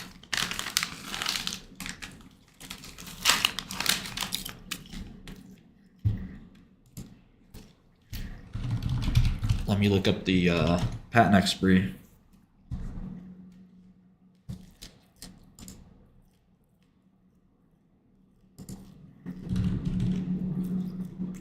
Yeah, Tau was a good one. What a meme. Such a fucking ridiculous thing.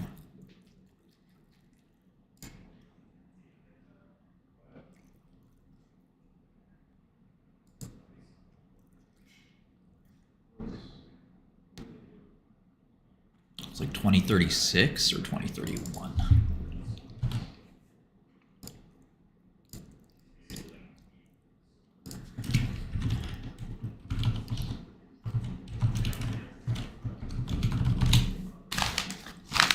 Yeah, looks like 2031.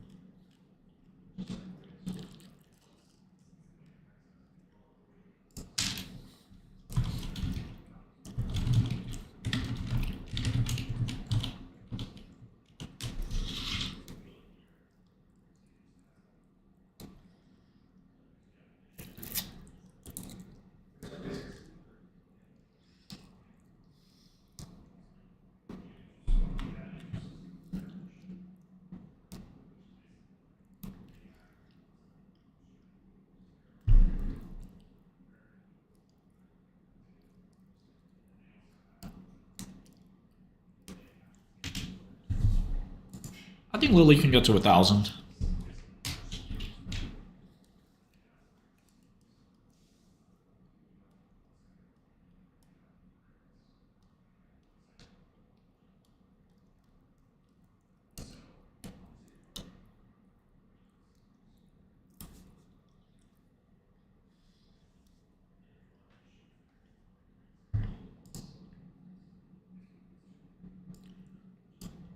Oh, Needham conference is usually right here.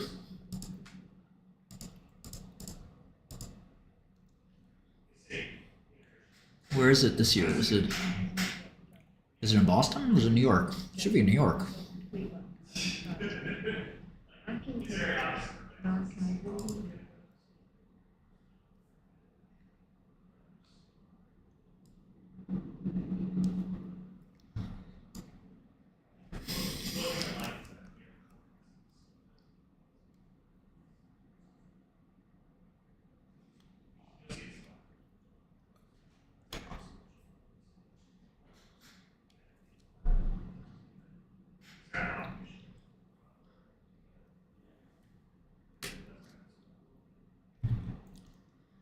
I don't think that's right. They have debt.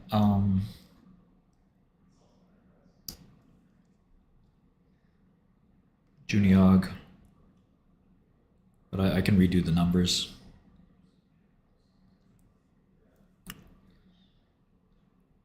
I always like to buy in local exchanges. No client money, no. Unless you count my cats. I am short QUBT.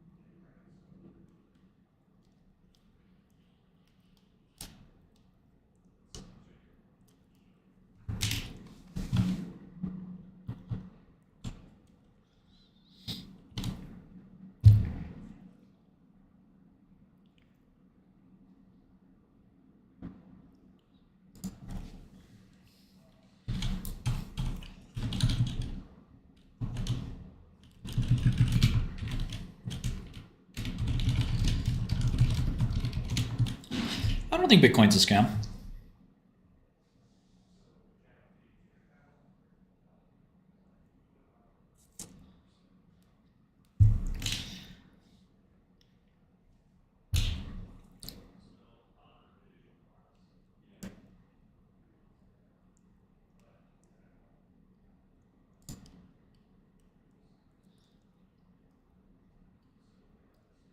Oh yeah, K-Star, we're doing that. Better believe it.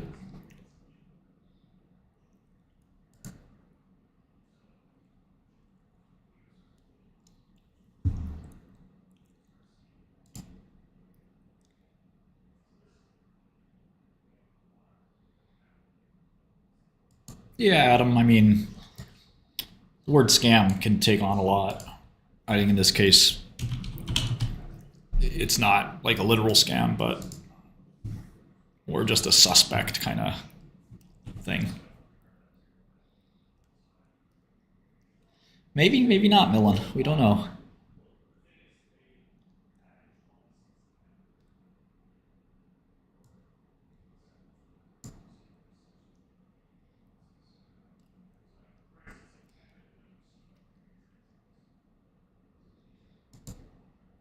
Well, we don't know for sure what Satoshi did exactly.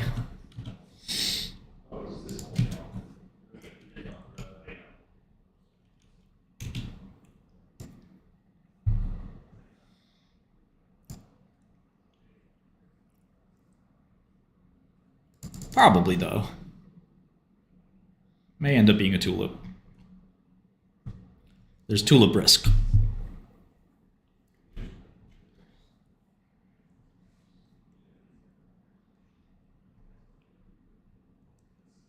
The $1 trillion rug.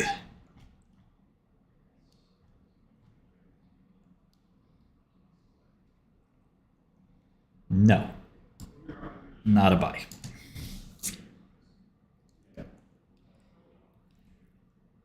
Jono was right.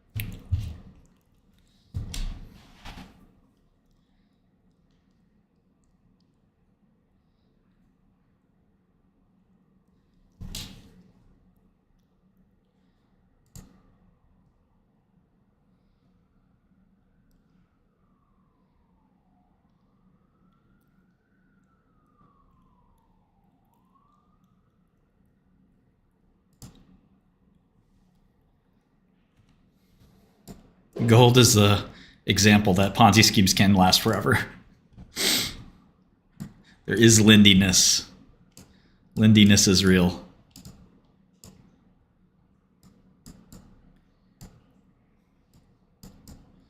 The Lindy effect cannot be stopped.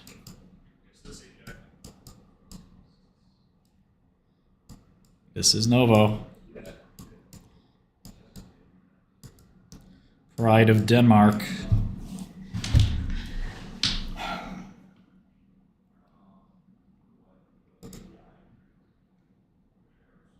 I don't think Elon will buy TikTok. I think TikTok would shut down.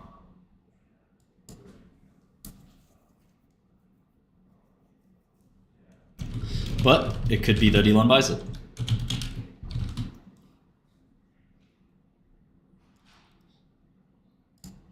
We don't know.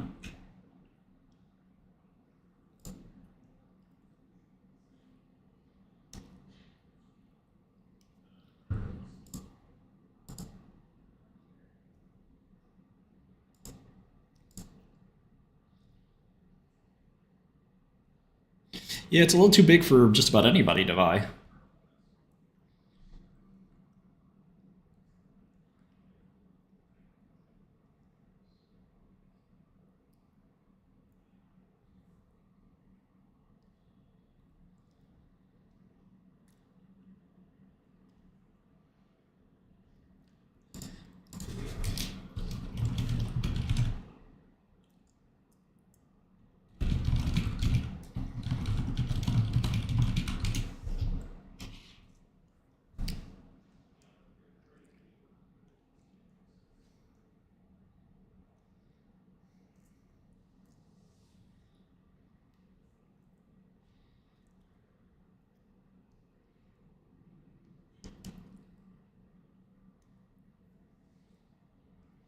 I'm not bearish on Novo. I'm just trying to figure out what exactly these patents cover.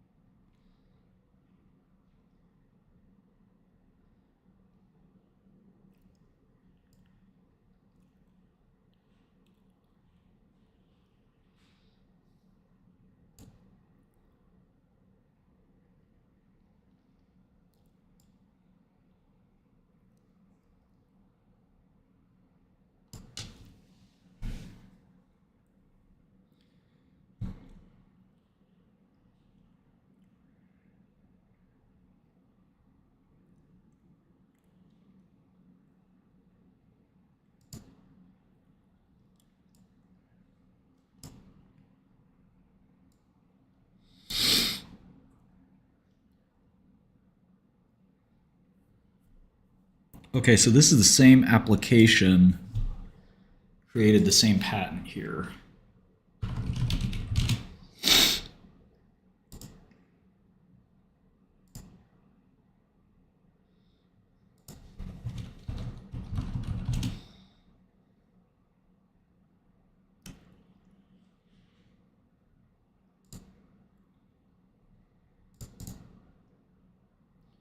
But they have different expiry dates.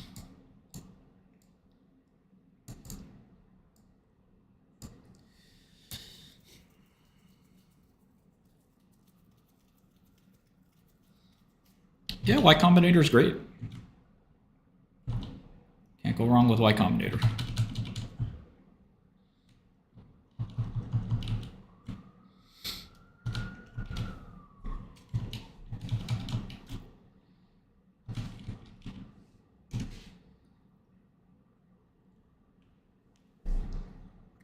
We started doing a little Godel stuff before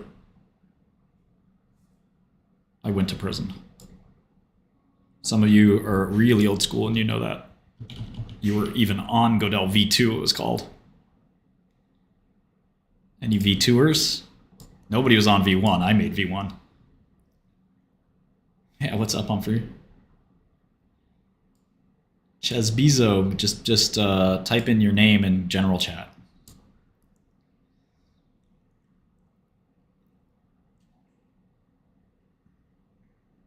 Humphrey's the dog. Those are my dogs.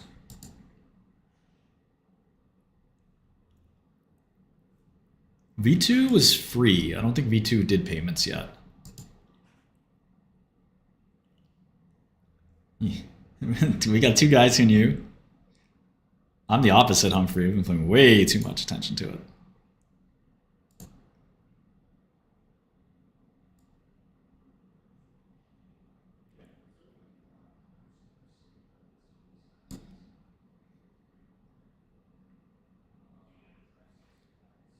I don't know, Humphrey. I'm bearish, so that's number one.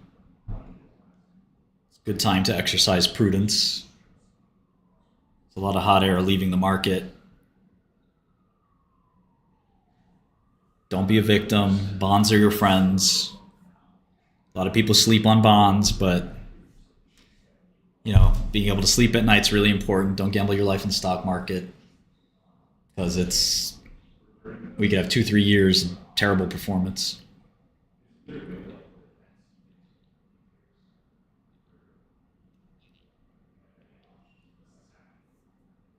Normie schnormie.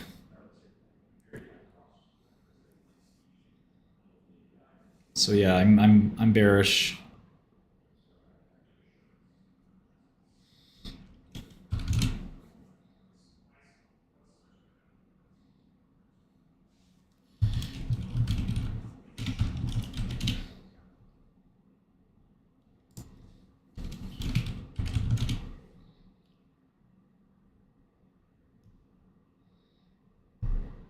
Yeah.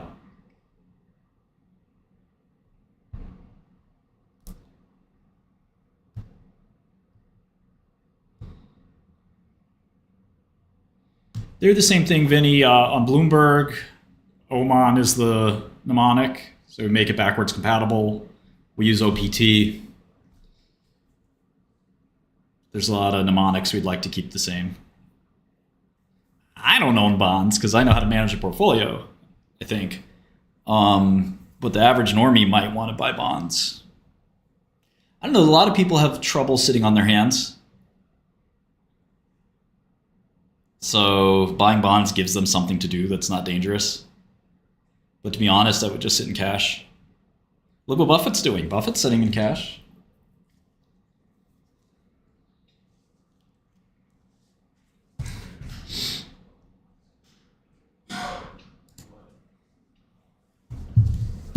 This is what these scissors are good for.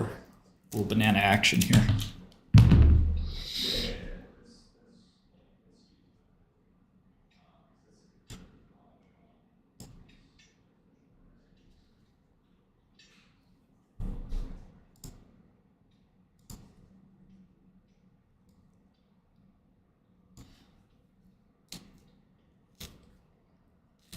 Giannis, I mean, it's worth listening to. Buffett is in bonds. Buffett owns treasuries. Buffett runs an insurance company. Of course he's in bonds.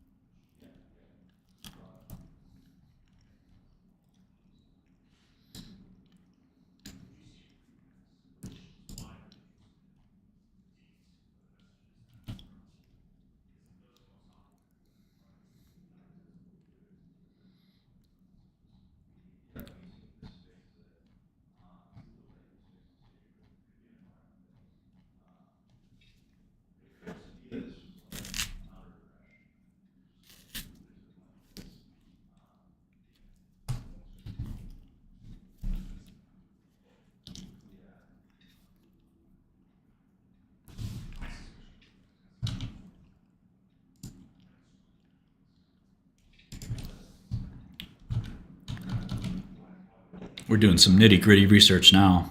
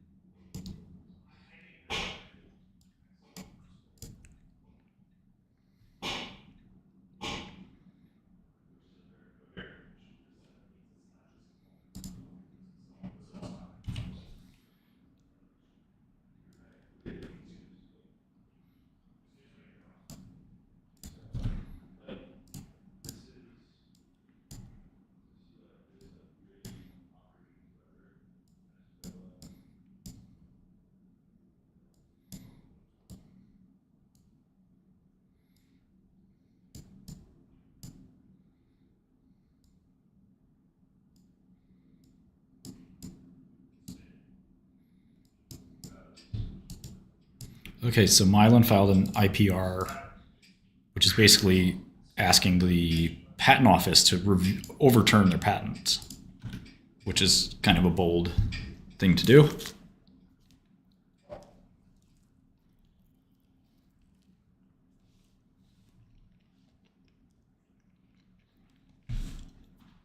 But fairly typical.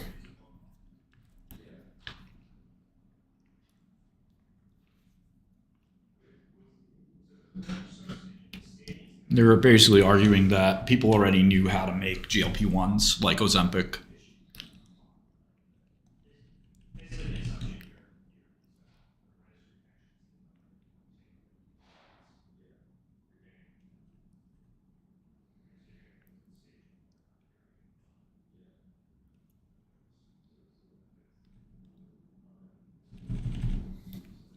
It's interesting. We are short Rigetti, yeah. Is their call starting?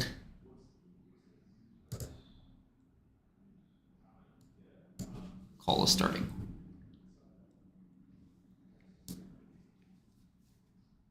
Not that there's anything going to really happen on this call. Standard bullshit Wall Street presentation.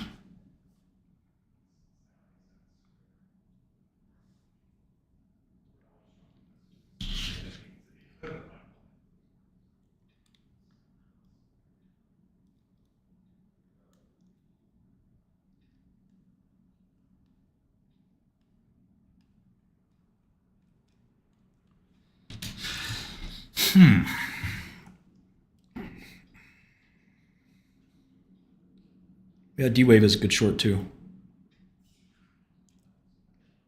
There's a press release. And get started. Good morning, everyone. My name is Quinn Bolton. I am the semiconductor and quantum computing analyst for Needham & Company. Quantum computing analyst. Dang it. Thank you for joining us here on the first day of Needham's 27th Annual Growth Conference. It's my pleasure to host this fireside chat with Rigetti Computing. Rigetti became the second publicly traded quantum computing company in March of 2022. The company is a pioneer of full-stack quantum computing and is a leading supplier of superconducting quantum processors and computers that leverage its semiconductor design expertise and vertically integrated manufacturing capabilities. Joining me from the company is Dr. Subodh Kulkarni, President and CEO. Subodh, thank you for joining us. Thanks, Quinn. Before I get to my questions, the company's asked me to read the safe harbor language. Certain statements in this fireside chat may be considered forward-looking statements within the meaning of the federal securities laws. Forward-looking statements generally relate to future events and can be identified by terminology such as may, should, could, might, plan, possible, expect, believe, anticipate, or the negatives of these terms, or variations of them, or similar terminology, and are subject to risks and uncertainties. Factors that may cause actual results to differ materially from current expectations are set forth in Rigetti's annual report on Form 10-K for the year ended December 31st, 2023, quarterly reports on Form 10-Q, and other documents filed with by the company from time to time with the SEC. We urge you to review these risk factors. I'm like a block away from this conference, by the way. Thank you for bearing with me for that. So maybe just since the quantum sector has certainly caught the attention of many investors over the last 3 to 4 months, we may have some folks that are newer to the company. Can you give us a quick overview of Rigetti? What differentiates Rigetti from other quantum computing hardware vendors? So thank you for having me, Quinn, and glad you had to do the safe harbor statement and not me.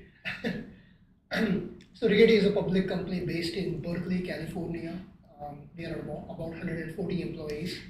We call ourselves a full stack quantum computing company. That means we do everything from designing the chip to building a chip. Our fab is in Fremont, California, and all the layers of the stack, the control systems, the dilution refrigeration, the firmware, software, and so on. What is unique about Rigetti, we are about 140 employees right now. What is unique about Rigetti is we started about 10 years ago, founded by Dr. Chad Rigetti. Have evolved over the time period, so we are one of the early entrants. And what we have designed today is a open modular stack. So unlike some other companies, like big tech companies,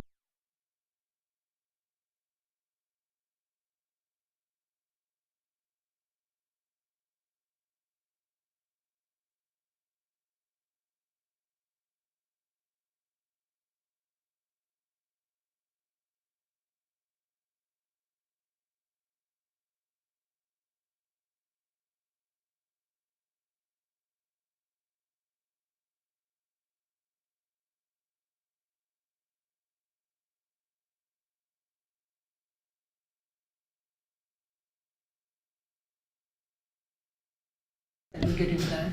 So they work, they are not vaporware anymore. We continuously get those questions. Is it real? Is it happening? It's already happening in that sense. We are developing, making quantum computers, customers are using them. All for research purposes, we are clearly still in the R&D mode right now. Perfect. The company has chosen the superconducting qubit modality for its quantum computers. Can you talk about the advantages of superconducting qubits versus the other modalities, ion trap, neutral ion, photonic? And are there any disadvantages today for superconducting? So certainly, so within quantum computing, before we get into superconducting, there are two different approaches. One is annealing or entropy-based approach, which is not quite computing per se, but it is quantum effects. We don't deal with that. We are more in the gate-based computing approaches, which is the much larger general-purpose computing market. Within the gate-based computing approaches, there are several modalities, as you pointed out. Most of the attention right now is on superconducting, which is where we are. But trapped ion gets a lot of attention, pure atoms, photonics, spin, and a few other modalities like that. We obviously belong to the superconducting camp. We believe that's the camp that's most likely to win. Along with us, you have IBM, Google, Amazon, the government of China, and a few other companies investing in superconducting modality. The big advantages of superconducting modality are scalability and gate speed. Scalability because we are essentially dealing with semiconductor chip-like technology, and just like semiconductor chips, once you have the fundamental architecture defined and the transistors, in our case qubits, working properly, you can scale up fairly easily using all the known tricks in semiconductor industry, lithography, deposition etching, all the standard stuff we have done for the last 50 years in semiconductor industry are leverageable here. So we feel we have a huge advantage in terms of scalability and moving up the qubit in superconducting side. Equally important is gate speed. That's the clock speed. That's the speed at which your computing happens. We are fundamentally dealing with electron speed, just like CPUs and GPUs today with CMOS technology. So our gate speeds are in tens of nanoseconds. Like right now, our gate speed is about 50 nanoseconds. And that's typically 4 orders of magnitude, so 10,000 times faster than trapped ion or pure atom type modalities. So those are the big strengths we have, scalability and gate speed. On the flip side, historically, superconducting camp's biggest challenge was fidelity, because we didn't get engineered devices, so we used to get more errors than typically trapped ion or pure atoms, where they're dealing with pure ions or pure atoms. But as you can see recently from Google Willow announcement or our own press release at the end of December, we are basically caught up. So if anything, Google's Willow, Anka 3 is ahead of companies like IonQ's fidelity right now. IonQ is at 99.4% fidelity. We are at 99.5% fidelity. Google is at 99.7% fidelity. So the historic disadvantage with superconducting, we believe we have more than caught up and actually ahead in some cases. But certainly our advantages in terms of scalability and gate speed continue to be the case. So we feel very strongly that of all the different modalities, superconducting has the most likely chances to win.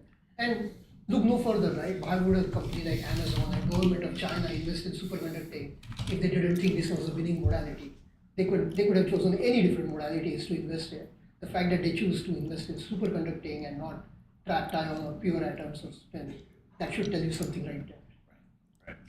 You sort of touched on it a little bit earlier, but just Rigetti's approach to hardware sales is a little different than some of your competitors in that you'll oftentimes sell just the quantum processor chip, the QPU, rather than the complete system with the dilution refrigerator. Can you talk about sort of why you pursued that strategy in terms of processor sales, not necessarily entire systems? Well, those are all good questions. Fundamentally, our view about quantum computing is a little different than some of our peer companies. We believe quantum computing is going to exist in the ecosystem of hybrid computing. So we'll always be in a parallel with CPUs and GPUs. We'll never be in an isolated situation. And we'll always interface with CPUs and GPUs, just like the CPUs and GPUs interface with each other right now. Secondly, I mean, you asked about sales. We still view sales is a bit further out than where we are, and that's why we have talked about it before. And I keep saying we are very much in tech dev mode right now. And sales don't matter at this point. What's far more important is the technology milestones, the fidelity milestones, the qubit count, the gate speed. Those are far more important than all the sales that we have reported today, most of it anyway, have been government contracts. And I believe that's the same case for our peer companies as well. So anytime we talk about sales and one contract that suddenly spikes up the sales, I don't think those really matter in the big long term here. It's the technology milestones that are important. That's why we don't like to talk too much about sales at this point. Long term, of course, that becomes important. So getting to your point, we believe quantum computing in the hybrid computing ecosystem has to evolve. There has to be an ecosystem that comes along. It cannot be just one company trying to dominate the whole system. So we opted to, and because of our open modular stack, we opted to allow our customers, the government, national labs, the academic researchers, or even corporations. As of today, I don't believe any corporation has bought a quantum computer yet. It's mostly been government labs. But they are experts in different areas.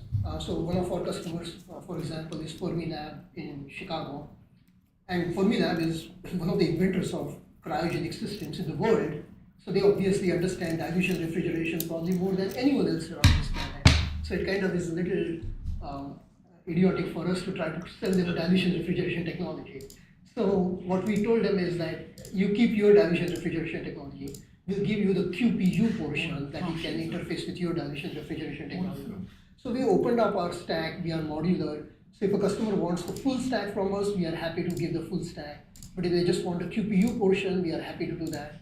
In some cases, like Air Force Research Lab, they have expertise and they want to design their own chips, and we will allow them to do that. So they actually give us a design for the chip, and we will build a chip in our fab and give it back to them. So we are open to working with creative arrangements with our customers, and we want to keep it that way at this stage in the game, because we are still in R&D. Once it becomes commercial business, then the discussion should evolve to what is the right business model long term. Got it. The quantum computing industry has certainly caught the eye of investors over the last 3 or 4 months. What do you think some of the most important developments at the industry level have been over the last, over that period of time? And specifically, you mentioned Google's Willow and their 105 qubit processor. Can you share sort of your thoughts as to the importance of this announcement and how it might affect Rigetti? Well, I believe several announcements happened in the last few months that led to the significant increase in investor interest in the quantum computing sector. It probably started with the government of China announcing that they have started breaking AES encryption with quantum computing. Then, of course, there was a Trump victory that led to more interest in small caps. and emerging technologies. Then Amazon made an announcement that they are increasing their investment in quantum computing. And then, of course, Google's below announcement was the big one. To us, I mean, we had a couple of important press releases along the way. Just before Google's below announcement, we announced that we have accomplished real-time error correction code with very low latency with Riverlane in UK. Although our announcements don't get as much notice as a Google below announcement, but that's a very important technical milestone that we demonstrated. And then after Google below announcement, we announced our 84 qubit chip at 99.5% has been deployed already on AWS and Azure now. So many factors have led up to the run-up in stocks of companies like us. Without a doubt, the biggest of them probably was the Google below announcement. What Google did is twofold things. Although the attention goes on the below chip, and as you said, 105 qubit, 99.7%, awesome accomplishment. But equally, if not more important, is the concept of using surface error correction code. And what they showed in that paper is that as you increase the length of the surface error correction code, in other words, as you increase the qubit count, your errors actually come down. That's counterintuitive because normally as you add qubits, your errors go up.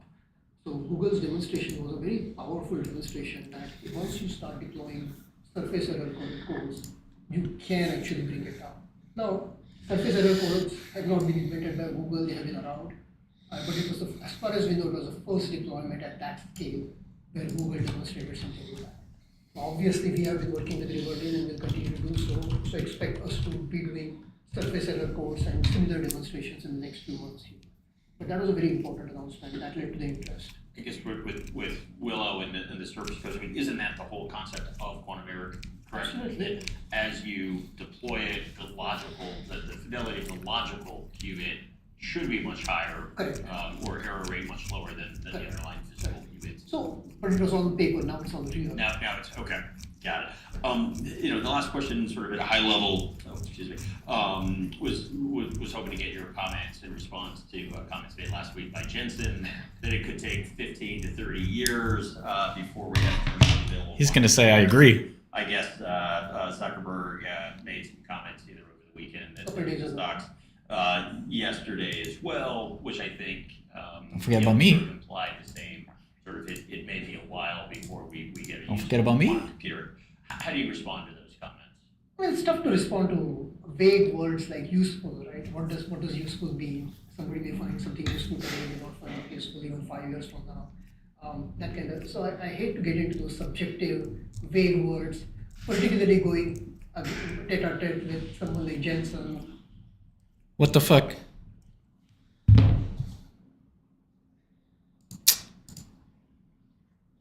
Fuck, yo.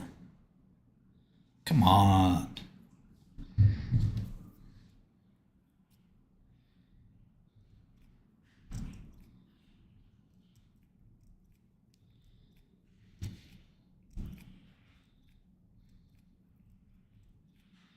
What's useful? Who cares?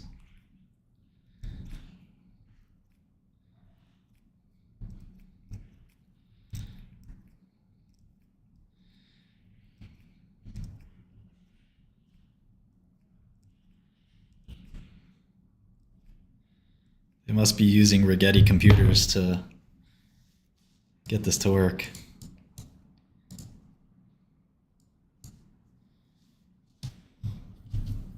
Cut it. I said cut it. Cut the signal. Cut the stream.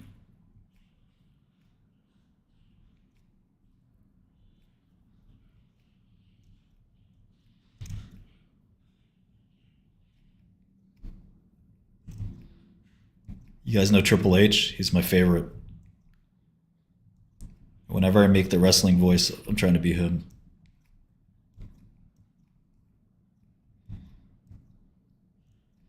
Stop the broadcast.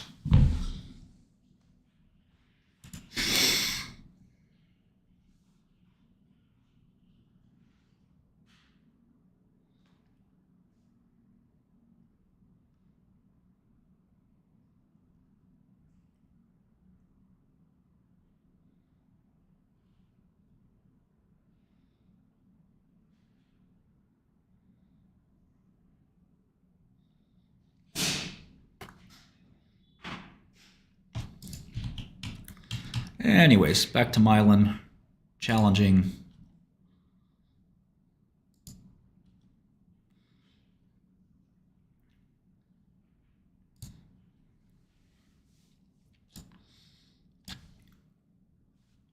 I don't know when SLS is going to release data. They said January.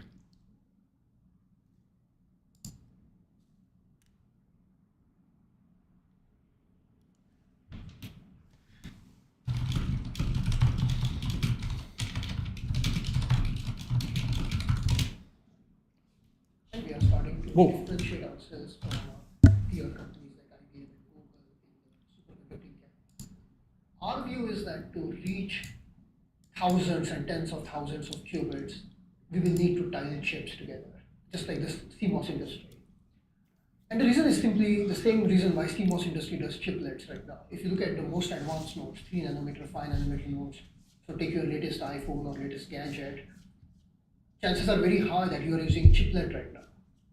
And the reason that happens is because fundamentally it's very relatively easy to get a high yield, smaller size chip than a larger size chip, just because you need for. And the same in the quantum world. So our 9 qubit chip, if you will, is a 6 millimeter by 6 millimeter chip. Our 84 qubit Anka chip is 1 centimeter by 1.5 centimeter. Partially filled. So we find that our Water filled. yield on the 9 qubit chip is far higher than our 84 qubit chip, for the same reasons why CMOS industry.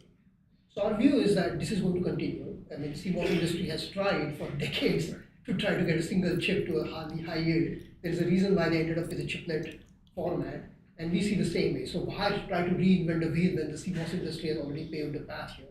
So we are jumping onto the chiplet approach. We have already demonstrated that you can tile 2 chips without losing any performance. We did that once with 20 qubit chips. We did that another time with 9 qubit chips at very high fidelity. That gives us the confidence that it's time to embark on a tiling approach with 4 9 qubits. That's the intermediate milestone we want to demonstrate middle of this year. So even though qubit count will go down, so we'll go from 84 to 36, but instead of a single monolithic chip, now we'll have 4 9 qubit chips. And it's important to demonstrate that. And we want to get fidelity up to 99.5 for the generic gates, 99.7 with the FSIM gate.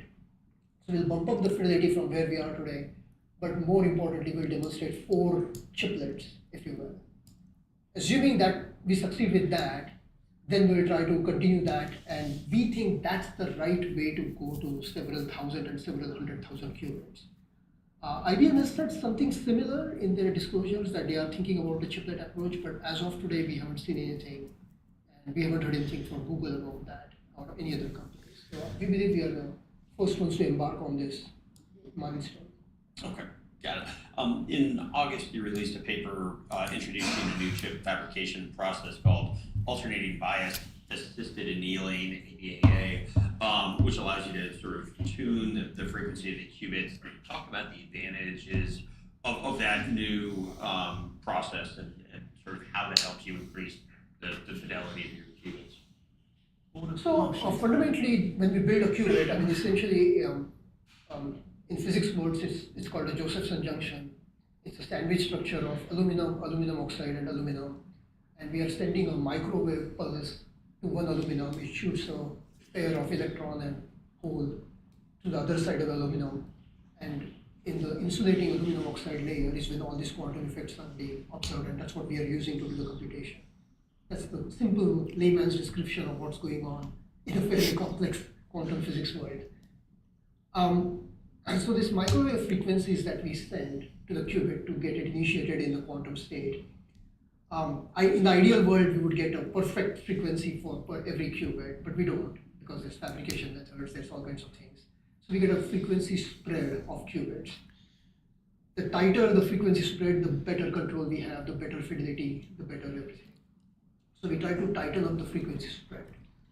Historically, we and others like IBM, what we have done is we did laser annealing approaches.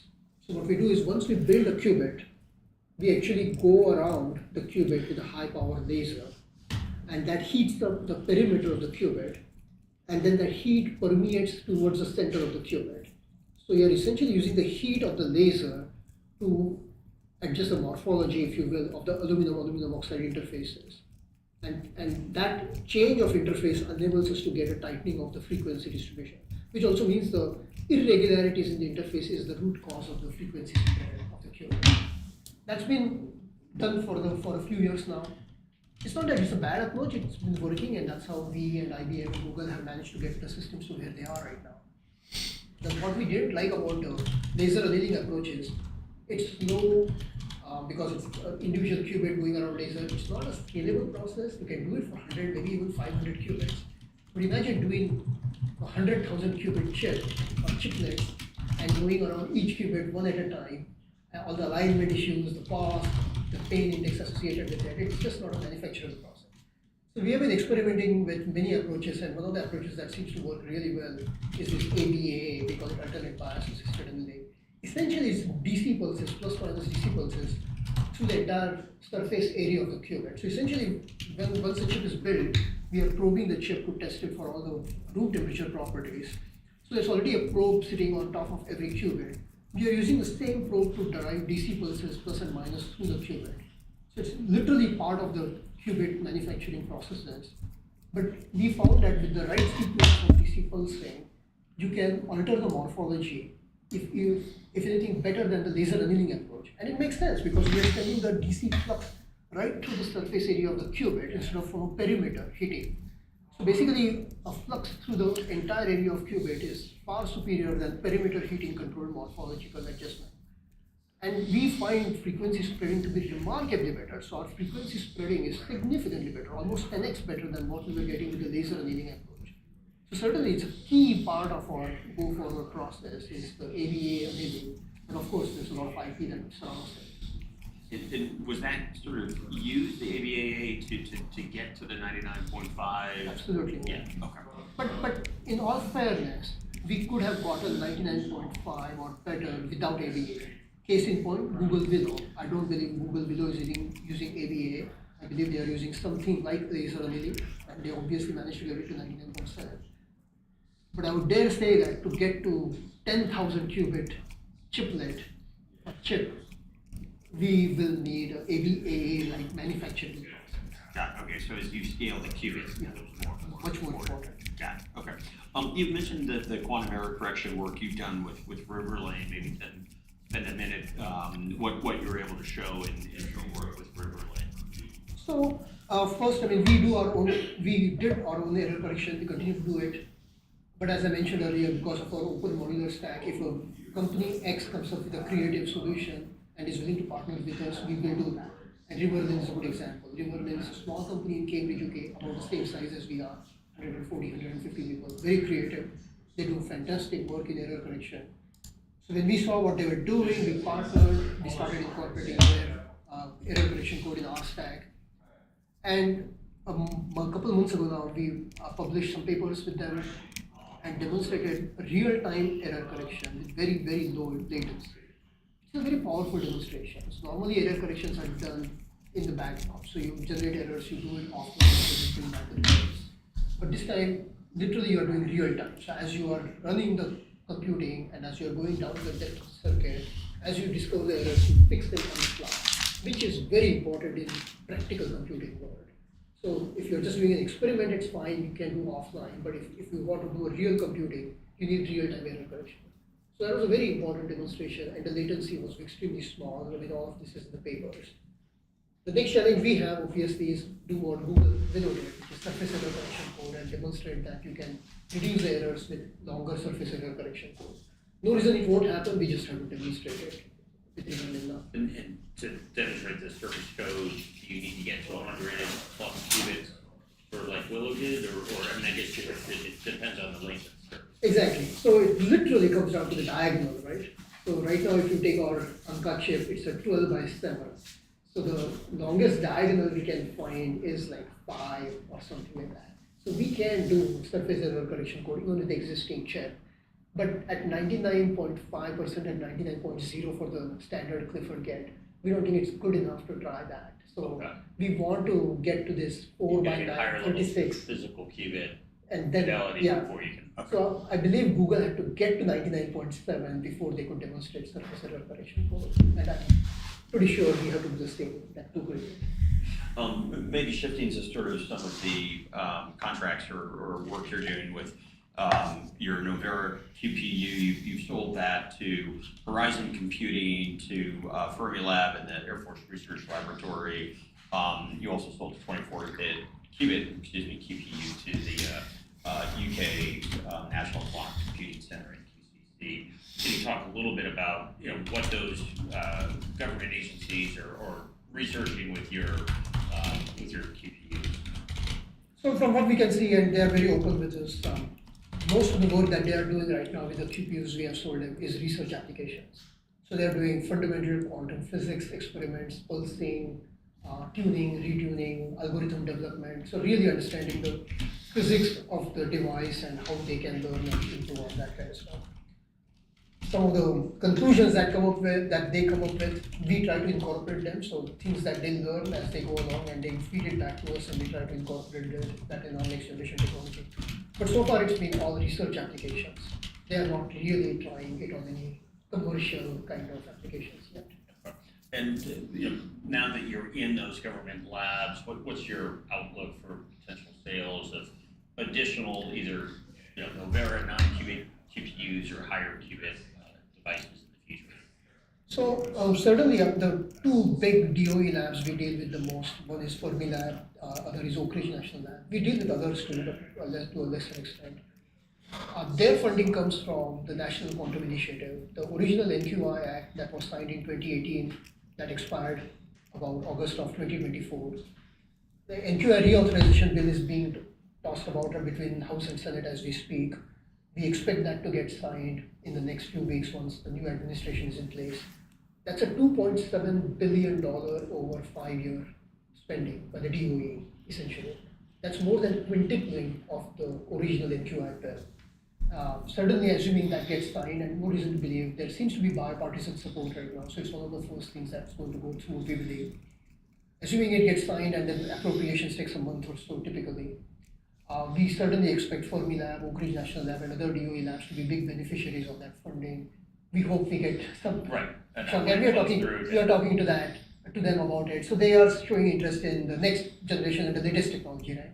So right now, the 9-qubit Novera sitting in Fermilab does not have ABA milling, does not have our latest and best designs. So they are obviously interested in getting 8024 and 84 qubit, the latest and best. So we certainly hope Fermilab, Oak Ridge National Lab, and other labs get the funding, and that permeates back to us. Air Force Research Lab runs on a different cadence. They are part of the DoD, obviously, and that comes differently than the DOE. So that's not part of the NQI? No, that's not part of the NQI. Okay. Are there plans to increase funding on the DoD side? They've been pretty active in DoD has its own cadence of what bills are going through and everything. Intentionally, the DoD bills are more opaque. It's very hard to see the line items in DoD bills for good reasons, right? They don't want our adversaries to know what's each line item in our DoD bill. So they're intentionally left in an opaque manner.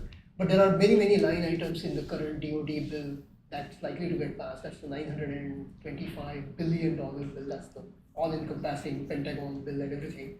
But there are many line items in that bill that relate to quantum computing. So we certainly expect Air Force Research Lab and other like Naval Research Lab and others to get money from that. There's a little overlap too. There are some parts of that bill that come back to DOE. It's a little confusing sometimes. And then there are organizations like NASA and NSF and other organizations that get it from both sources. So it gets a little complicated. But overall, we are pretty optimistic that the US government's investment in quantum computing is going to be substantially higher this year than it was last year. And going forward, it looks like our government is committed to continue at that high level. How about other governments around the world? Obviously, the adversary is probably not an opportunity, but allied investment in quantum computing. What are you seeing from some of the European or Southeast Asian governments? So certainly, not quite Europe, but UK is practically Europe, right? So we have very close relationship with NQCC in UK. That's their National Computing Center. They chose our quantum computer as their flagship quantum computer. We are really proud of that. They have a different parliamentary process, how they manage the bills, and obviously there was a change of government in UK. So long story short, UK government seems committed to quantum computing. they seem to be planning an increase in funding, but not the quintupling of DOE budget that we are considering over here. So expect UK government annual spend right now is in the neighborhood of 200 to 250 million dollars. We expect that to get bumped up this year, but not that significantly. But we certainly will be part of it. EU gets a little more complicated. There's an EU bill that covers the entire EU, but then each country is doing its own thing. So then you have to go country by country. So small countries like Finland and Sweden and even Denmark, they're all each having their own quantum initiative program. Of course, the larger countries, France, Germany, and so on. Frankly, we've struggled with EU the most because there's a nationalistic element there. So even though they know pretty well that we are technically way ahead of their local domestic companies, they are almost they want to support their domestic companies over somebody in California. So we struggle the most with EU governments right now. Asian countries are a little different, right? Each country has its own different plan. There's Australia, there's obviously Taiwan, Korea, countries like India are jumping into it, and a few other countries like that, Israel, of course. And there we definitely see some opportunities going forward. The Middle East is jumping into it in a big way. We are seeing a lot of initiatives right now, both in Saudi Arabia and Abu Dhabi and other countries. We have to be a little careful. I mean, certainly we cannot talk to an adversarial country like China or Russia, but there are some countries where things start becoming a little gray, right? Because they have some separate agreements with countries like China that we have to be careful about. So we don't want to get caught in some kind of a geopolitical turf battle here. So we are careful that just about any foreign government we talk to, we make sure DOE and DOD is fully aware and supportive of what we do. We don't want to get crosswise with those organizations. No, it makes sense. Maybe just a couple of financial questions. How should investors think about your level of OPEX and cash burn sort of going forward? I think OPEX has been running about 15 million a quarter.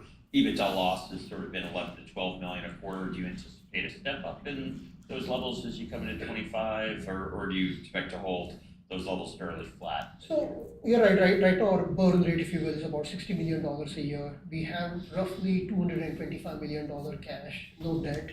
So we have 3-4 years at least of runway.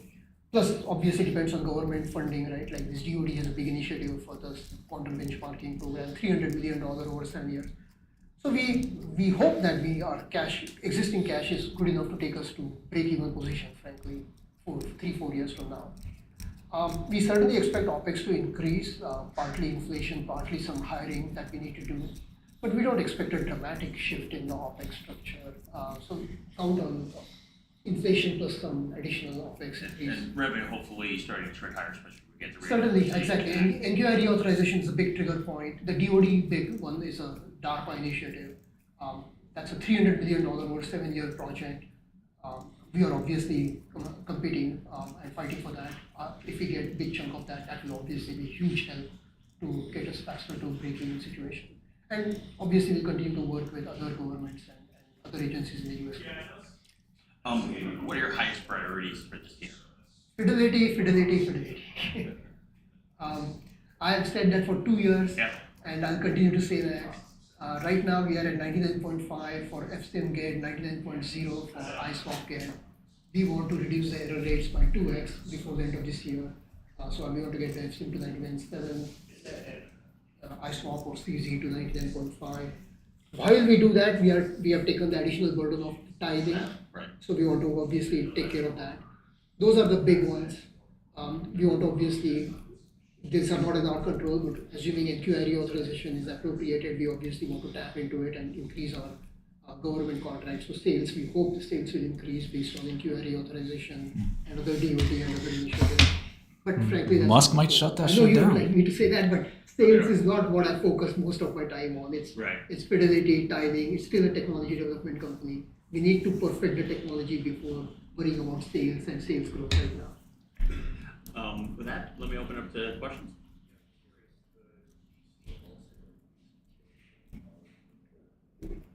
Okay.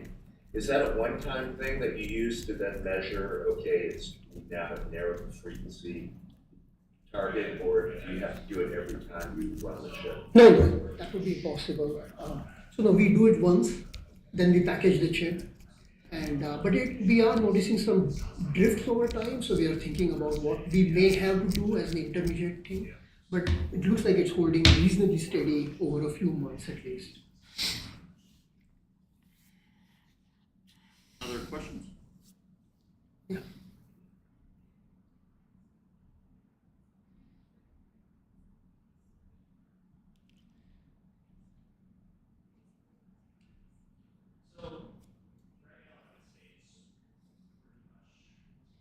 It's from a quantum computing usage standpoint. So we do quite a, for a small company, we do quite a bit of application development in the financial industry. So we have fairly good working relationships with Moody's, in HSBC, Standard Chartered, and you can just do a Google search on us and those names, and you'll see the kind of applications we do. Many of them are in papers already. So with Moody's, for instance, we have been working with them for a couple of years now on trying to improve prediction of economic recessions using quantum computing, and it's showing some interesting potential results there. With HSBC, we are working with them to see if we can improve the detection of fraudulent transactions, partly driven by HSBC got fined something like 2.5 billion. Can't even factor numbers, let alone freaking. Fraudulent transaction that they missed. So they are trying to see if a quantum computer can pick those signatures better than a classical computer. With Standard Chartered is something along those lines, but we are working with those three. We have also a good relationship with ADIA in Abu Dhabi, not quite a classic financial company, but still close to it. So we are doing time series modeling and seeing whether quantum computing can do a better job of predicting time series data. So we have a few areas where we are working with financial companies from an application standpoint.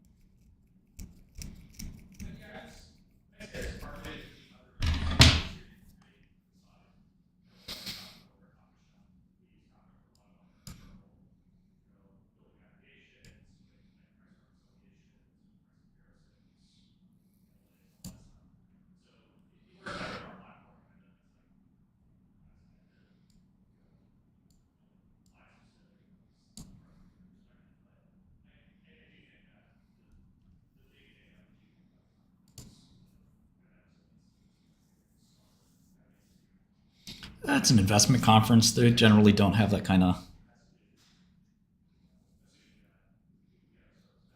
intensity. I used to be a jerk at these things, and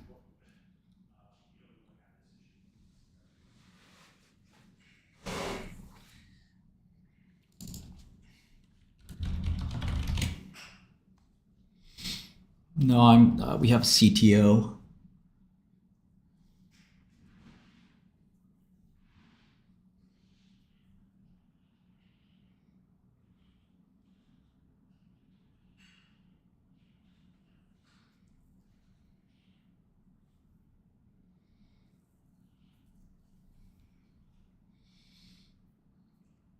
There's a wrong expiry date. I'm starting to suspect that's the case.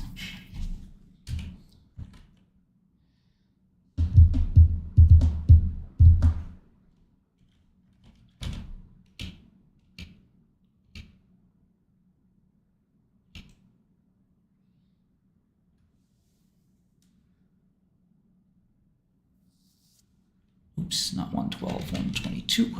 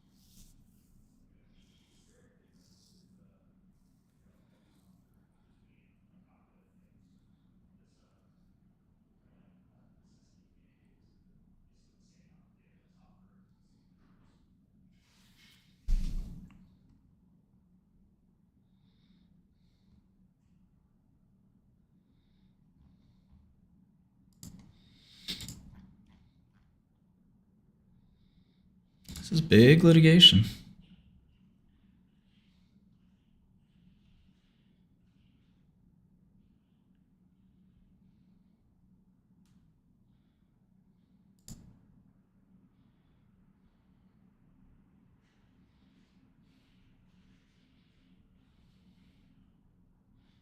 I remember when Brian was a sell-sider.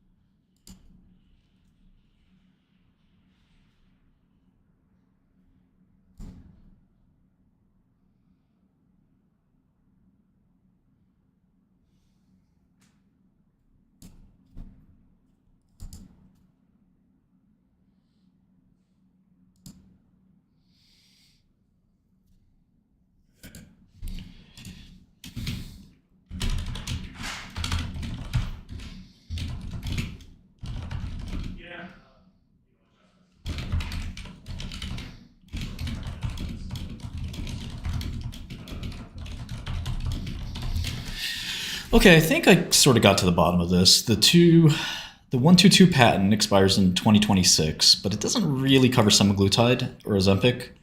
It seems like the 343 patent covers it very specifically. But I'm still a little irked by the 122 patent, if that makes sense.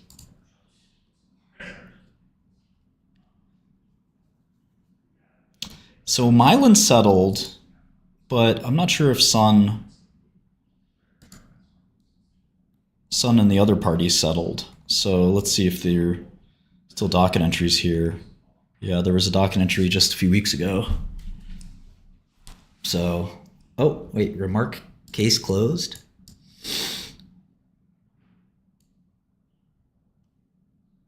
Dismissal. Stipulation of dismissal.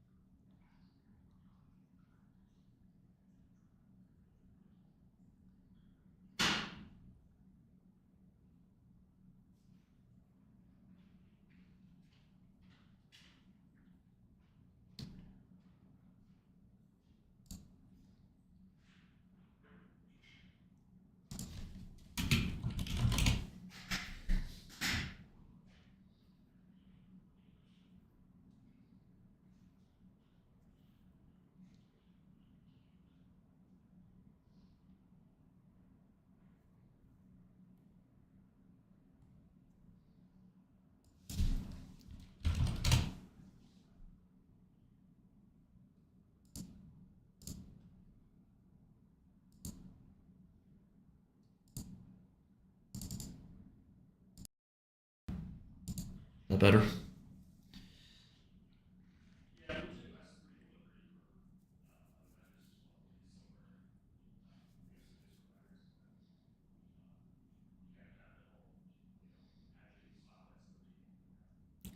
Looks like they settled with everyone there, but Apotex maybe not yet.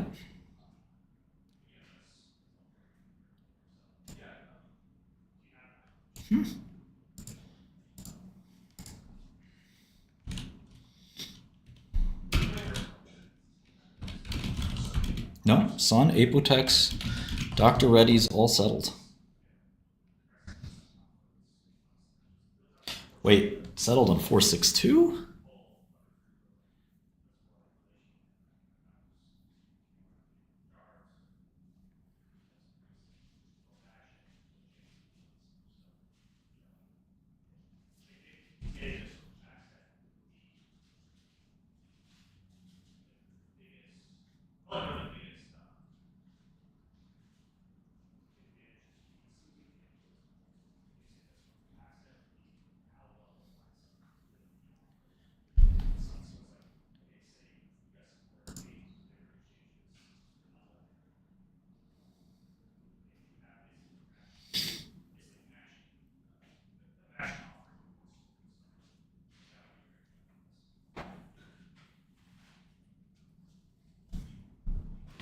Like the settlement.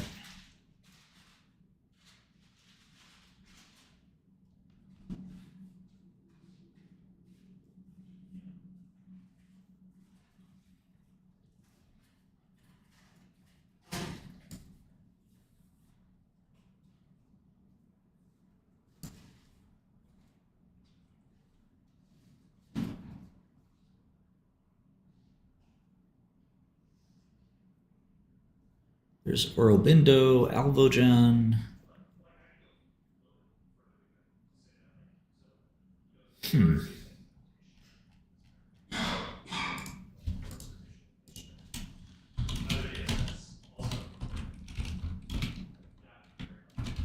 Okay, so I'll assume for now that Ozempic, they'll have protection till 2031. It sounds like 2031 is it. Metformin's okay. It's kind of weight neutral, isn't it?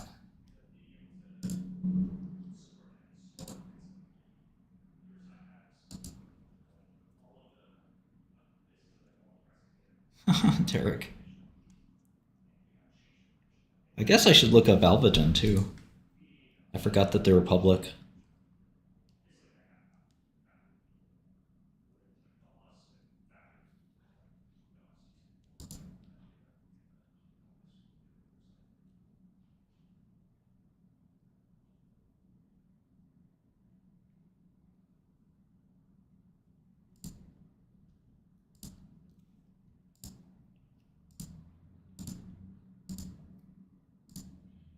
Order partially filled. I don't think fundamental analysis is useless with. Partially filled. Need Lily to get a little rally here, please. Please. Okay, so Ozempic 2031. I still don't know what do you do? If you've only got a few years left, it's kind of not great.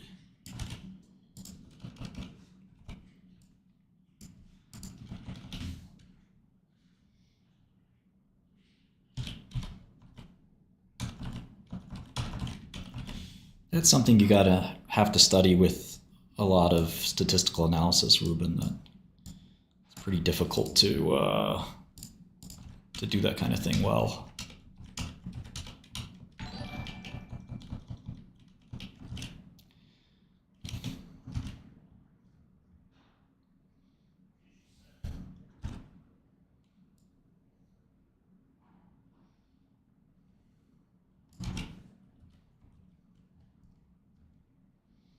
Okay, so there's Ozempic, 20 billion revenue.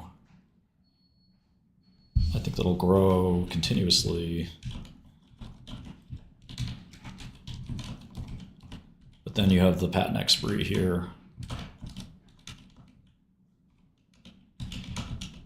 Now manufacturing the stuff is pretty tough. So I think they're relying to some extent on the manufacturing prowess, including the ability to manufacture these devices, the injectable devices, and they have patents on the injectable devices. So that's kind of the secret there.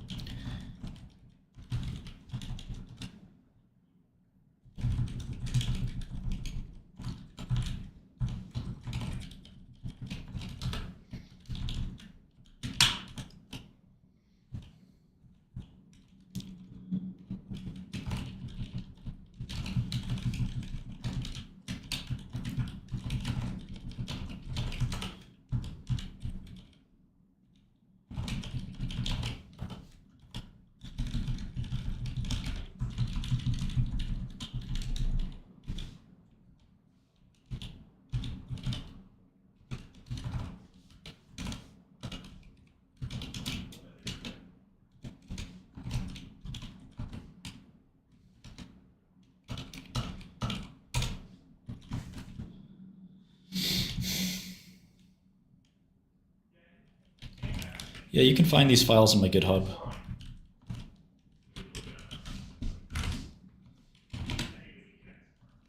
Order filled.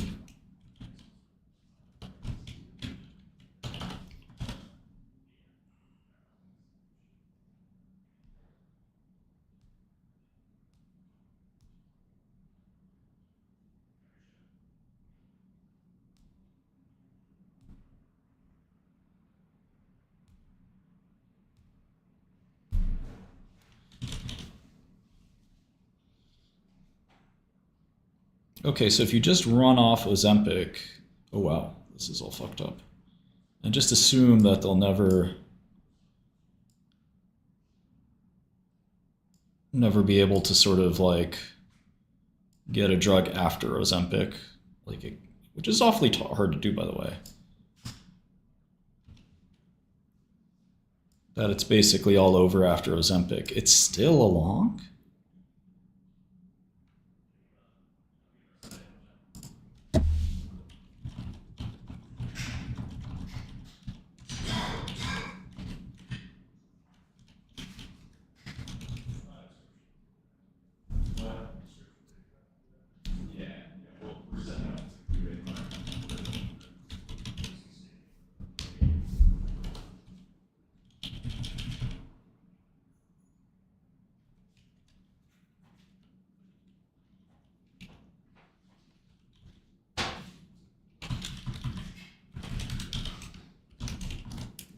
That's pretty impressive.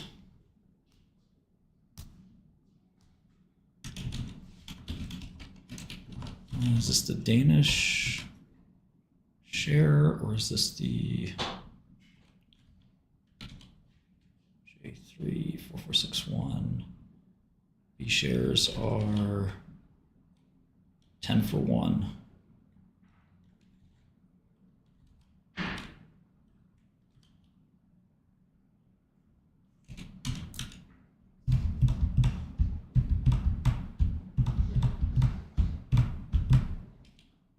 Right now,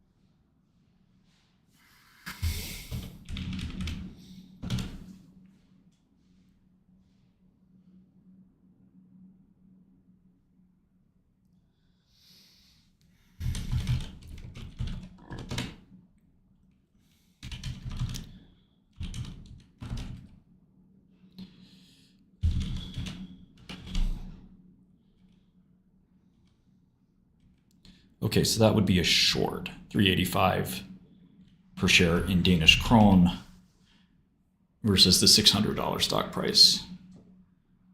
So that's the conservative assumption. If they can't do anything to get out of the Ozempic patent problem. Not patent problem, but generic problem. All drugs go generic eventually. And they need to do something. Now, on the flip side, they also do generate, they will generate income, like all companies.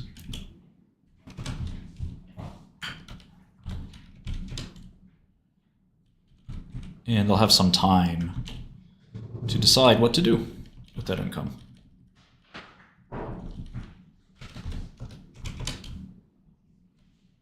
They can do stock buybacks. And of course, they're going to be working on other GLPs that they're going to hope will replace Ozempic. Just like they replaced Victoza with Ozempic, they're going to replace Ozempic with another drug. But that trick doesn't last forever.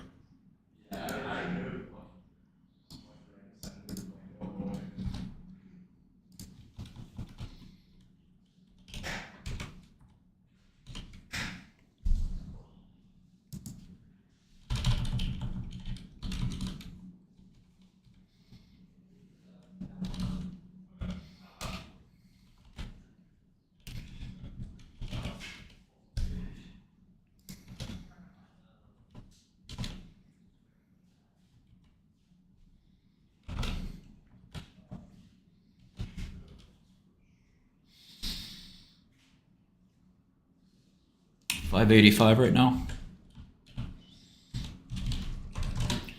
Yeah, 2.6 trillion krone. And I'm getting 1.9 if they don't replace Ozempic. They're going to try, obviously. They're going to try everything to do that. And my growth numbers could be conservative. I mean, this class may grow even further.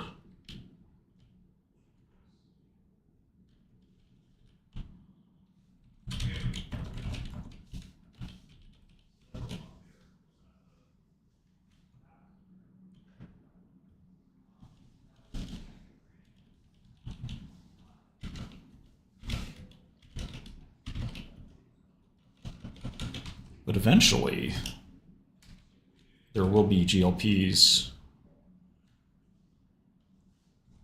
that are cheap. And will people really want to pay more for just a little bit more weight loss? They've got Cagri, and they've got some other stuff they're tossing around. Cagri is one of their main efforts to try to replace Ozempic. I think Lilly is doing a better job architecting a portfolio than Novo, but Novo is also not very public with everything that they do. Less disclosure.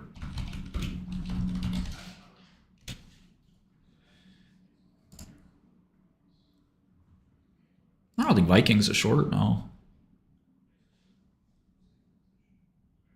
Let's see. Okay. Yeah, I mean, semaglutide's going to keep growing. It's a great drug. One of the best drugs ever.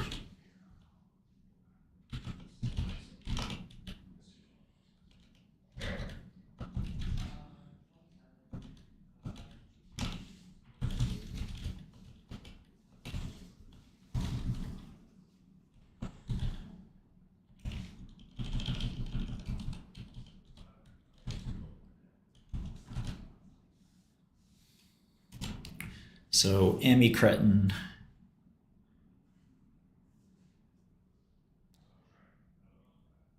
CagriSema, higher doses of semaglutide if you need the extra push.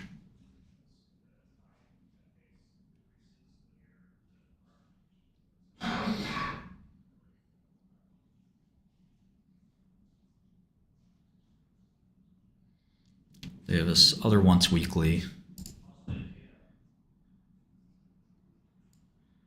They're not talking much about that one. They have that cannabinoid drug that doesn't work. They have a different amylin there.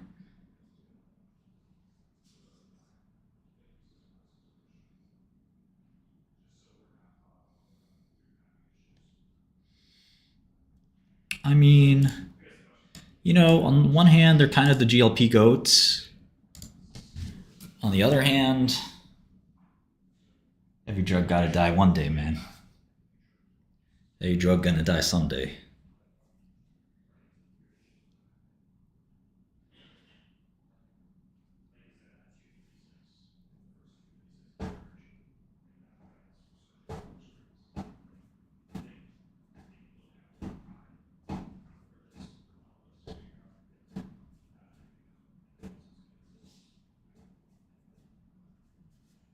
I think Rigetti will go to like 2.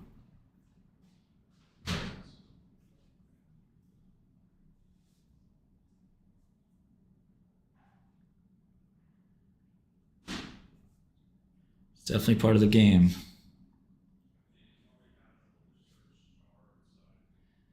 Lay's, I actually covered Lay's last night with this huge liquidity somebody wanted out at like 280 or something, 270. So I got out and I rotated into more Rigetti and more IonQ.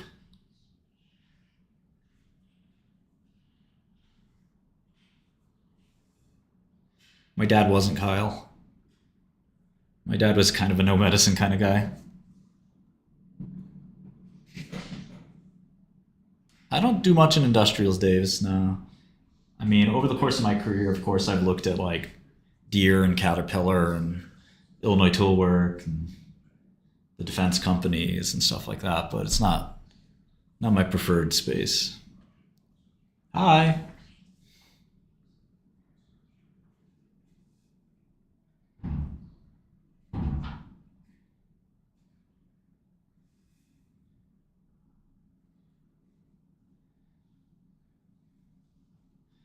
I think IonQ is going to 5. Honestly, think IonQ is worse than Rigetti. Or it's just as bad. There's no real reason IonQ should have a bigger market cap than Rigetti. It's not like it's better run or something. At first I thought maybe. Maybe it was, but I don't think so. They've kind of been able to lie to people to sort of get them to think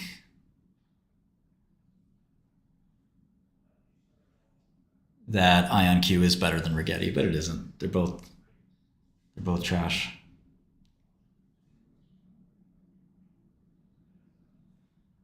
I work at a software company called DL Software.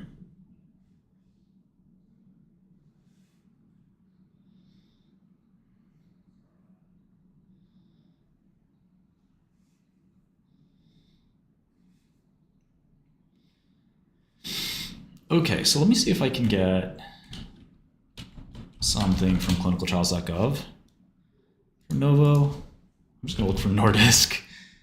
Okay. I wonder if I can sort. I changed clinicaltrials.gov a little bit. Sort by newest first. Nice. Oh, this is really nice. Okay. I don't know if Nordisk is the right thing to search for. I think I might have to search for Novo Nordisk. Nordisk just might mean something in Danish that I don't know. Yeah, let me try this. Nordisk. Novo Nordisk. Okay.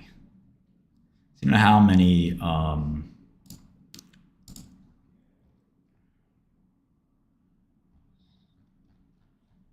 okay, it's roughly the same amount. All right, whatever.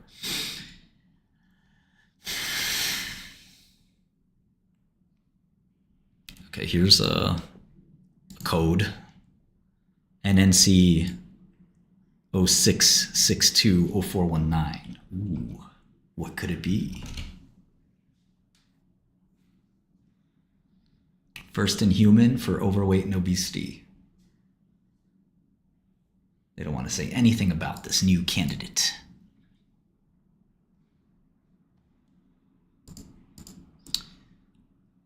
Could be in a patent somewhere, you know? Could it be a new GLP? We don't know. Could be the next big thing. You know they're working on it. So what I'll do is I put that in here. NN 0662. Obesity, phase 1. And how does this thing work? Is this an injection? It's in Lincoln, Nebraska. Who wants to take a trip? Get that insider info. Need that insider. Sub-Q once a week. That's definitely a GLP, right? It's gotta be.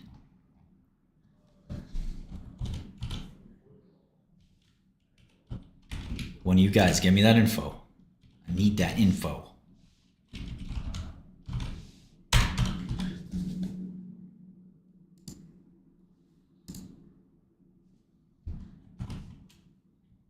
Need that info.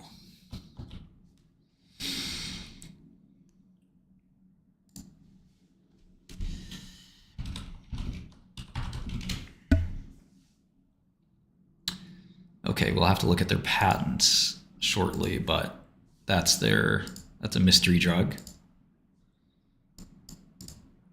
Here's another mystery drug. It's a kidney damage drug, so I don't think this is the same. This is 0519. 0519, kidney disease, phase 1, and then 0519.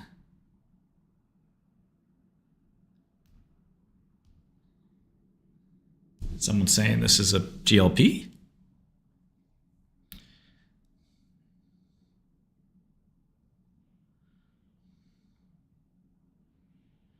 Might be.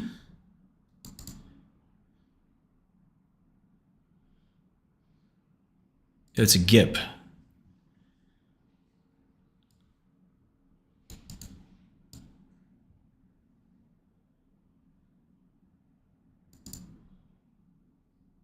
They got a whole Mounjaro Reddit.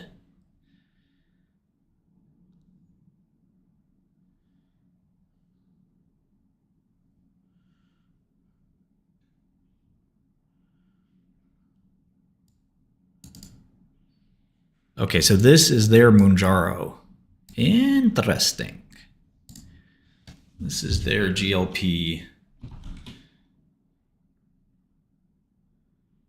They have another one of these, which is 9541.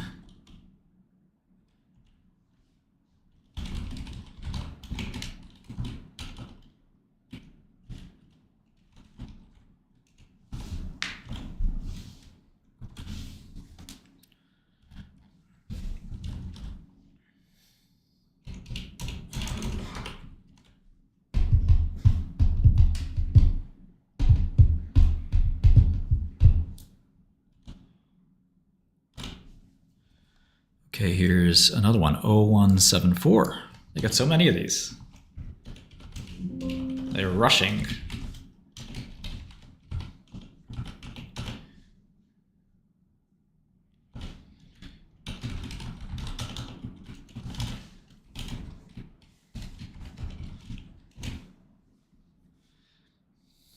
Oh, is that Cangrelotide? Is that Cangri? That is Cangri. Angry Cangri.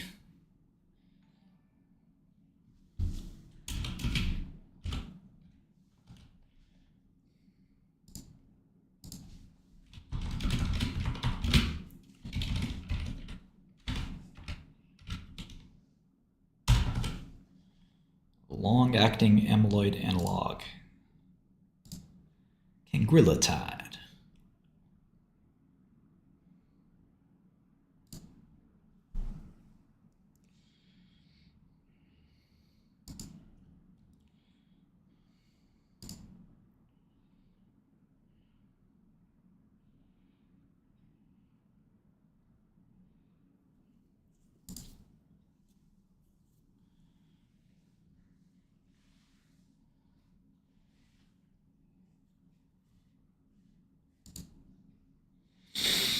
Oh, 363 and type 1. Type 1 is a very different disease, as you guys may know.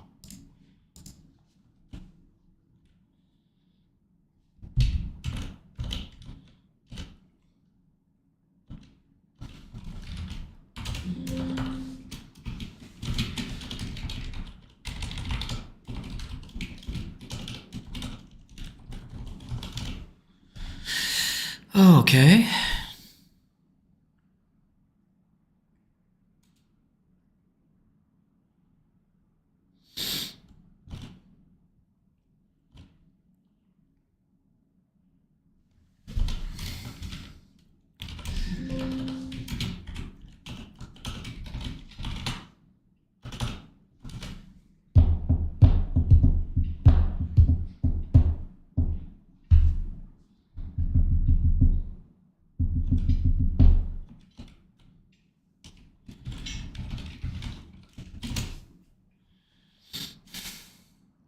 This is a JAM3 monoclonal.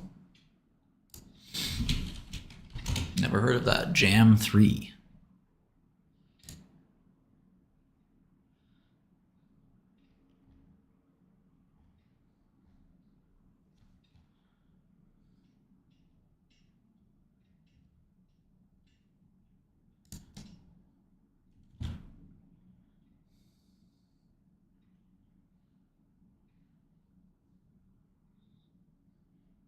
said NNC.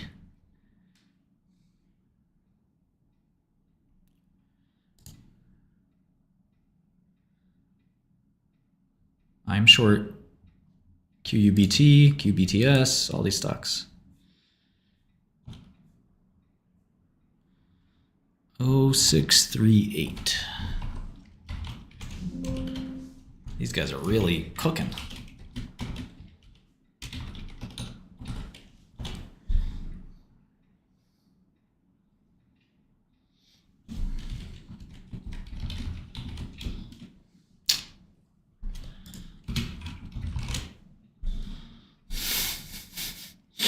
These are funny. These are like barcodes or something for other products. It's another amylin.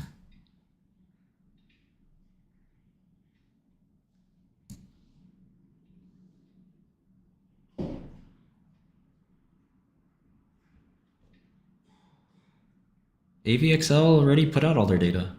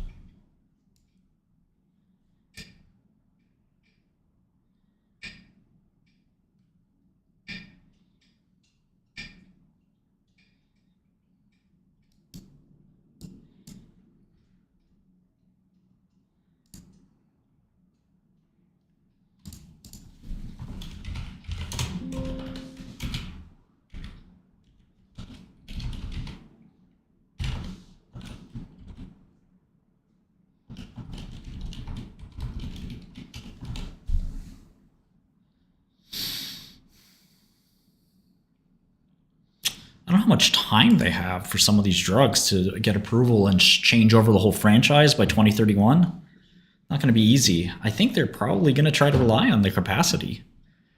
I mean, how many generic companies will it take to take a bite out of Ozempic, right? It's like the whole damn generic industry has to come together to make a generic Ozempic. They don't have the capacity. Especially if they lower the price a little.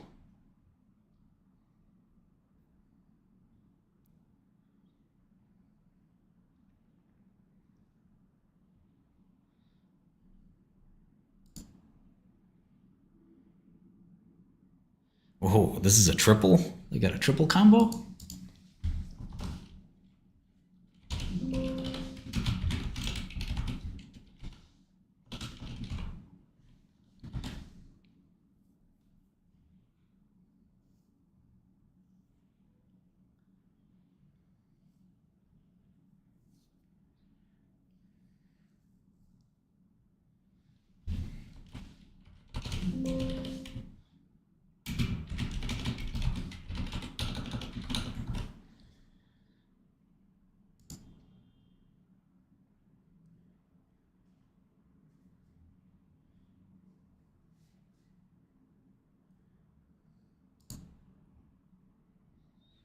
Okay, 519 looks like son of Ozempic.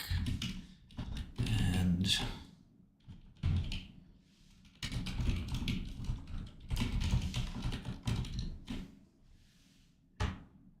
it looks like that's the successor.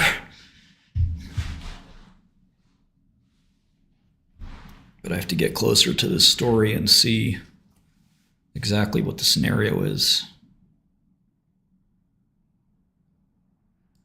But they should be able to offset some generic loss.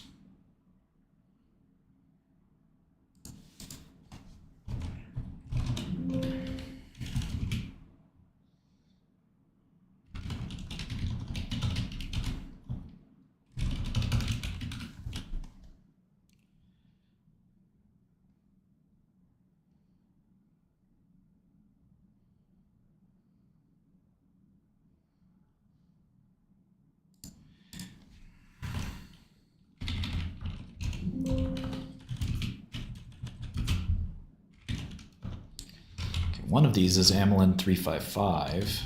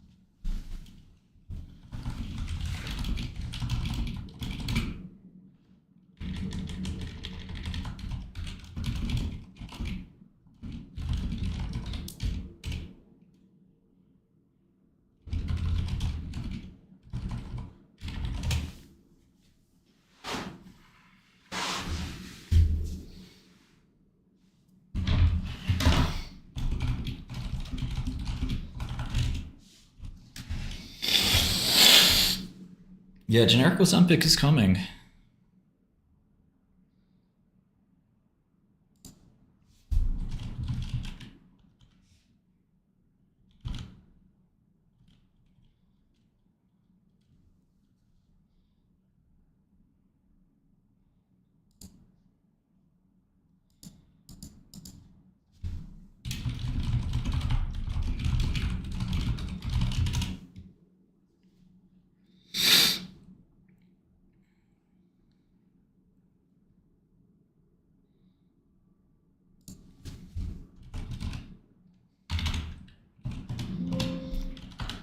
Hope I didn't have dyslexia here with NNC 0650 and 0560.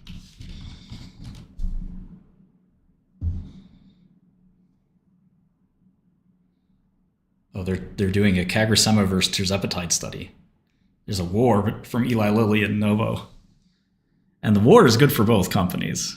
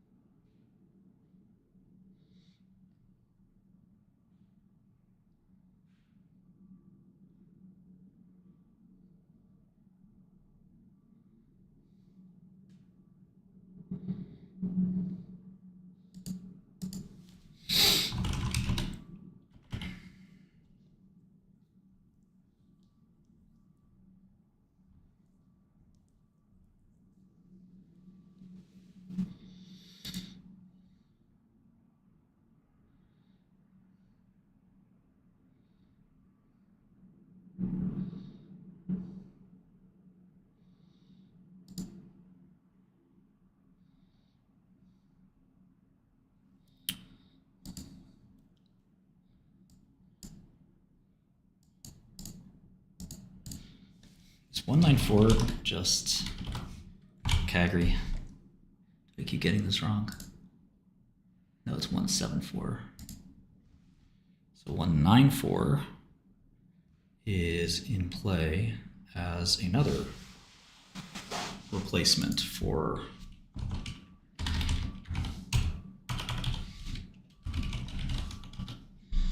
potentially Ozempic.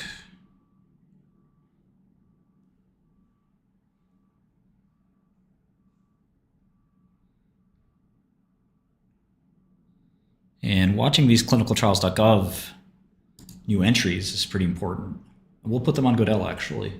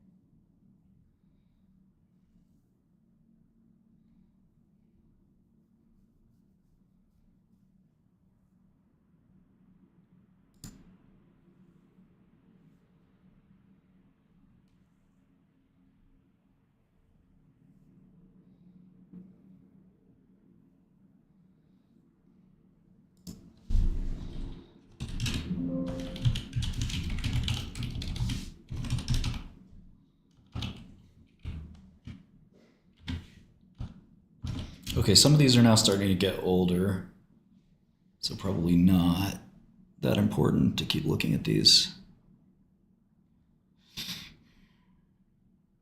But we'll run through a couple scenarios of like, what would it look like for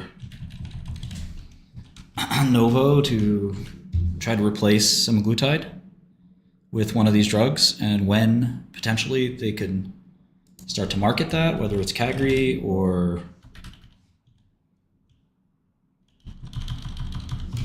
one of the other drugs. You know, I'm sure if you ask Novo, they're hoping to grow the franchise throughout the semaglutide expiry. Like, who cares about semaglutide expiry? We're gonna have 8 new drugs FDA approved by then. I don't know. It's always easier said than done.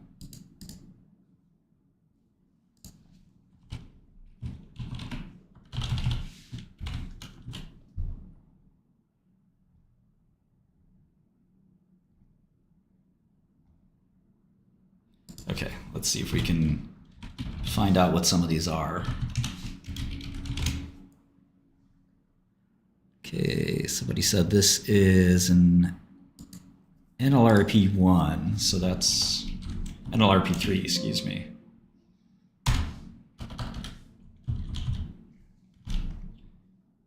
NLRP. Okay, that is the Ventus Therapeutics drug. 6022. That would not be obesity.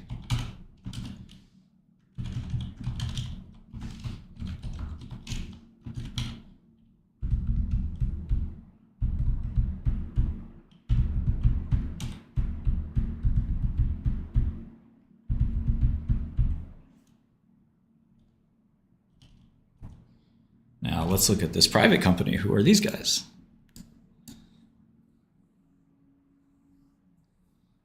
Vent 02. This is the Novo. Okay, that was Vent 01. Nephrology, cardiology, hepatology.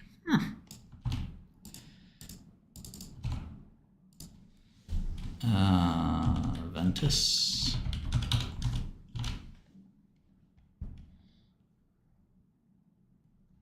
These guys are in Mass. A lot of biotechs out around there. Interesting targets.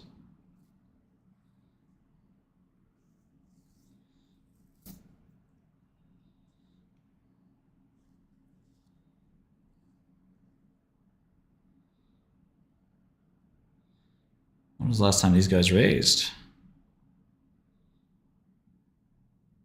Maybe they didn't need to because they got so much money from Novo. 70 up front from Novo, that's like a whole round. 140 million C. Series C. SoftBank Vision and RA with QIA and Andreessen. BVF, Caston Cormorant, whoever FTQ is, and a couple other guys.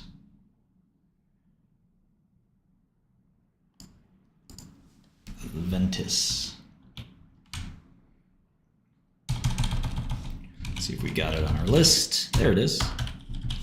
Series C, 140, SoftBank RA, 2922. I'm assuming these guys will want to go public at some point.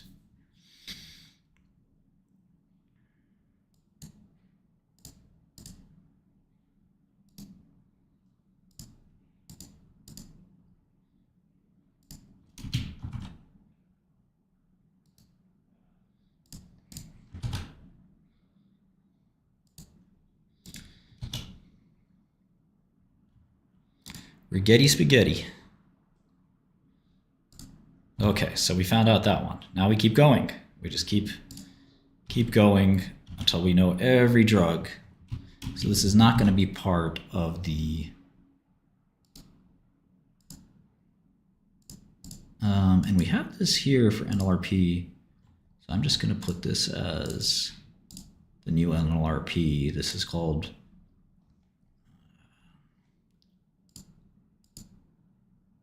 an NC 6022.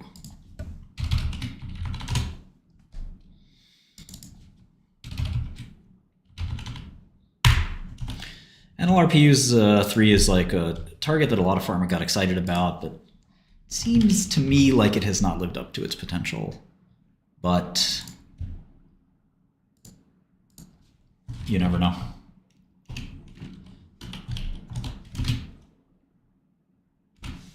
Okay, let's try another one. NNC 0560. Nothing. 0650. Okay.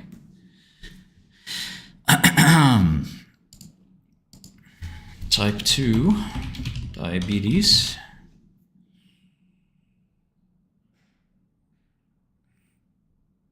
Trying to see if there are any clues here. What could it be? These guys say it's a GLP.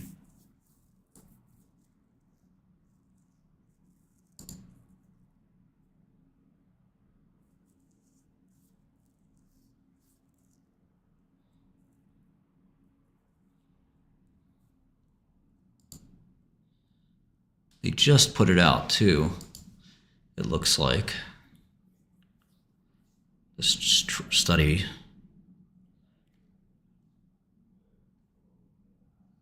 Subcutaneous and intravenous. That's normal in these phase 1s.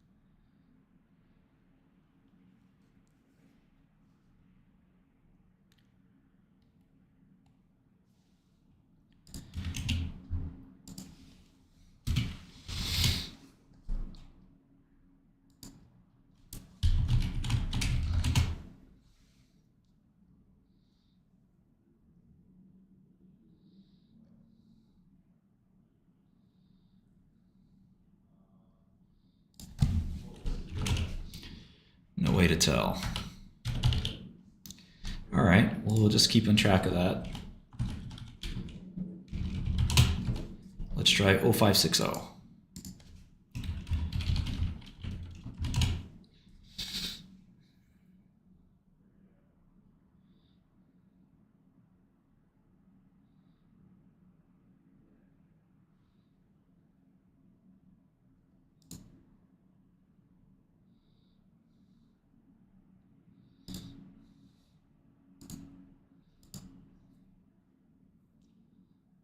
Aha. This is for Nash.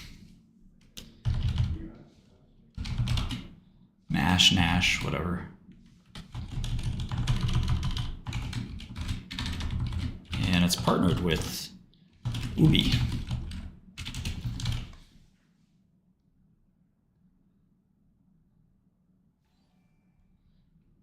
Okay. So that doesn't count in our goal to understand just how does this company get around their patent expiry.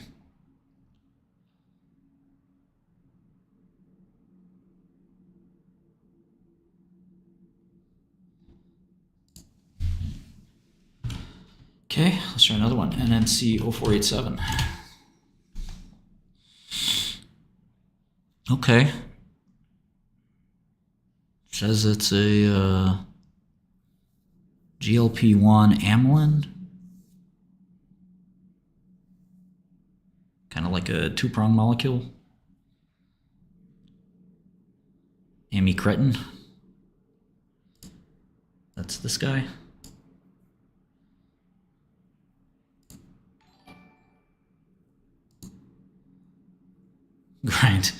Grinder. We've looked at it. You want Grinder on Godel?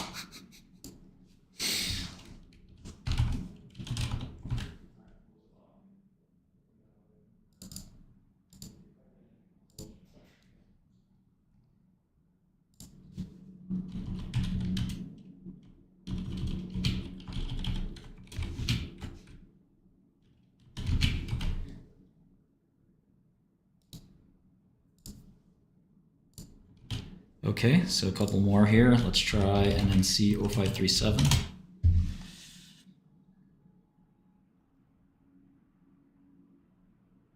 Something about heart failure, so that's already tells you it's probably not related to GLPs and obesity, but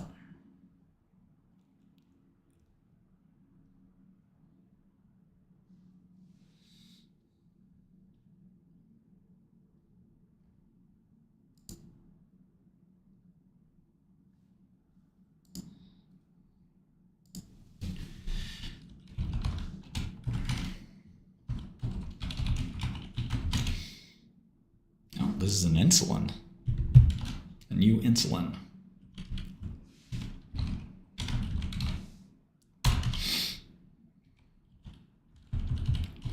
I would not include that.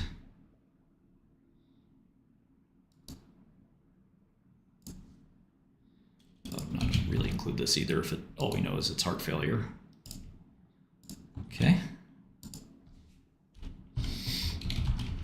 About 0194. This is FGF21. Now, there have been other FGF21s.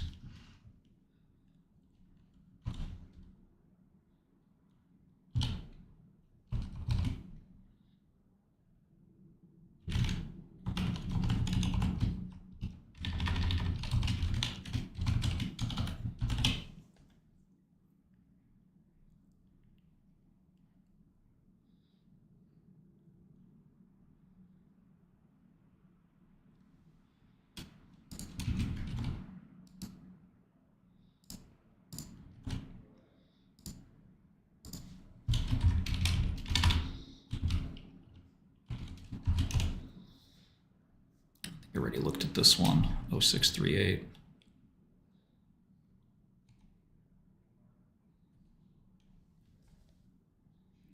This could be the amylin. Oh, somebody said it's an amylin.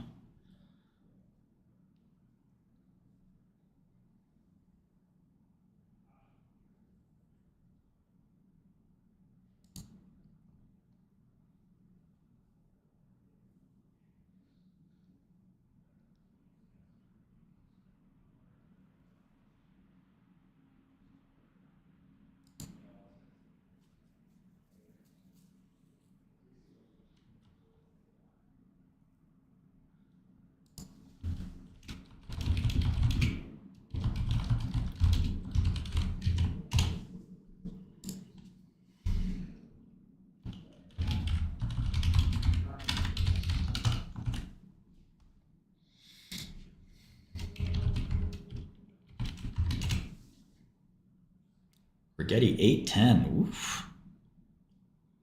Okay, LXR Alpha.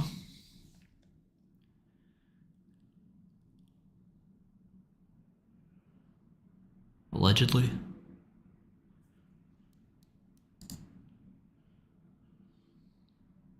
Okay, Cerna. Oh, this is an old. This might have been discontinued.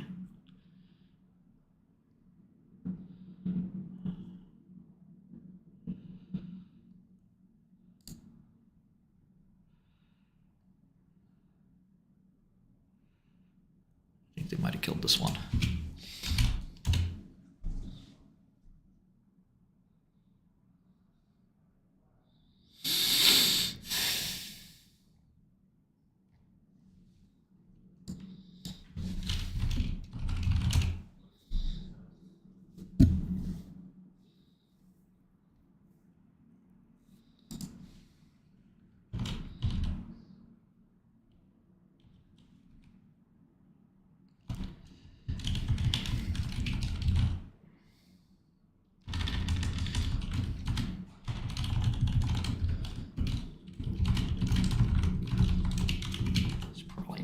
In development anymore, which we should also track that.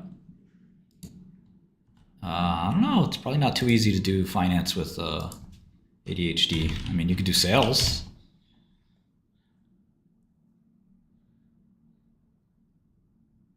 Oh, okay. This is Ange PTL3. That's another cardiovascular, really.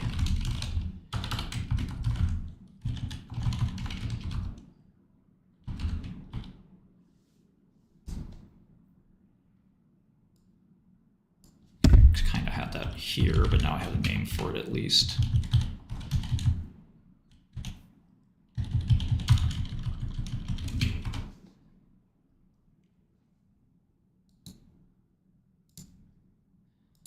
Okay, so they have like four-ish less well-known replacement strats, and Kangri is the main replacement strat. All right, so I'm just going to put, for now,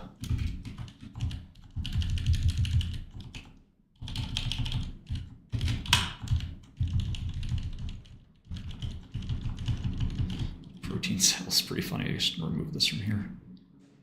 Just don't want to mess up the model. Should be able to run tests on models. Yeah, I didn't know much about LXR. I know about FXR.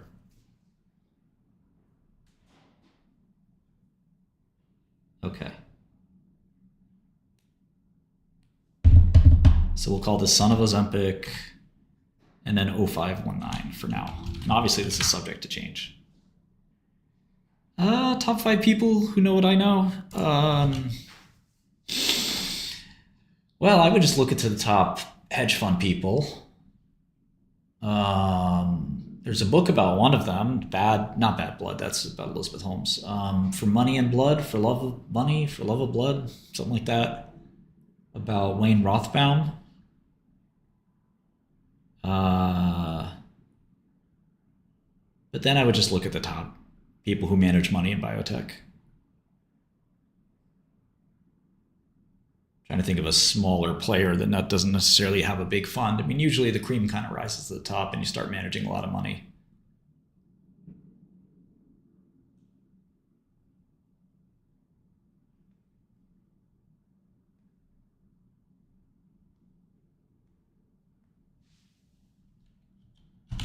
Okay, so son of Ozempic, in phase 2 right now.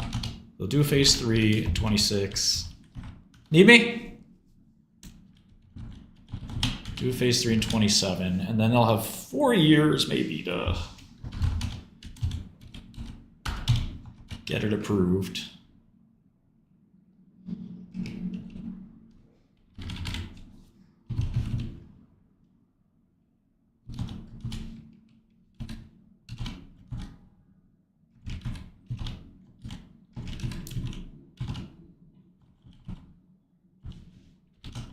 And I mean, maybe they could just sort of keep the franchise going, which is, not such a bad thing. They can keep half the franchise going from peak. That would give you a price target of 705 versus the reference price 585.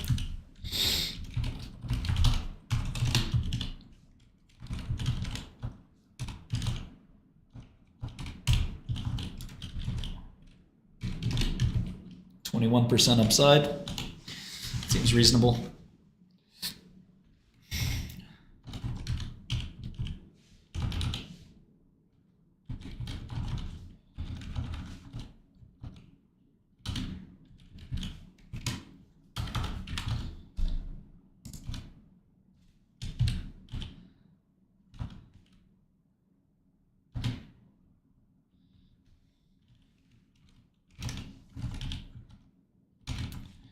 Okay.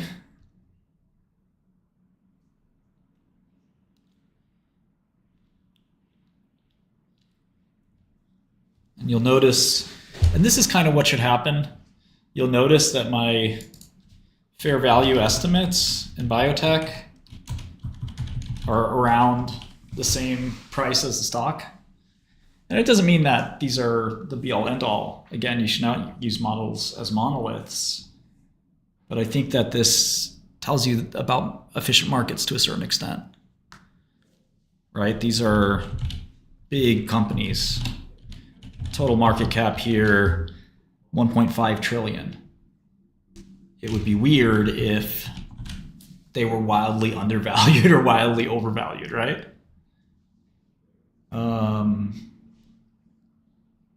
So it's kind of good that, our framework is giving us roughly what we expect. And in most of these analyses, you kind of get the pipeline for free. But there's subtle differences. Like for Lilly, we don't really think about, I guess we do, the replacement of Mounjaro with eventually new peptides. And then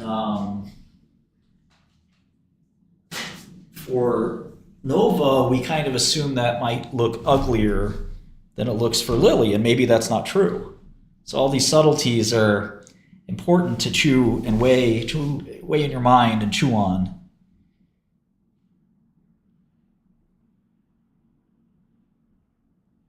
But at least on these calculations, you have a 15 to 21% upside for all three stocks, which is basically zero if you sort of calibrate it.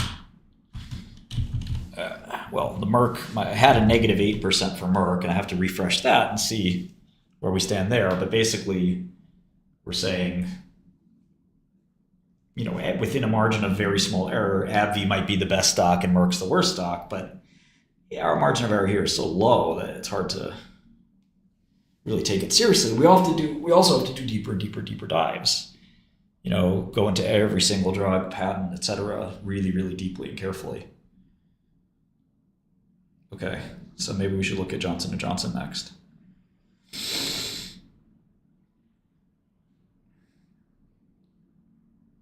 We didn't go through some of the press releases and slides on Novo Nordisk, which we should.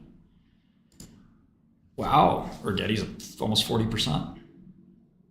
What do we do about this?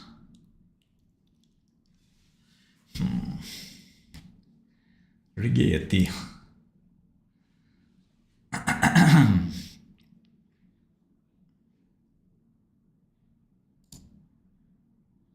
2,000, 3,000, 600, 5,700.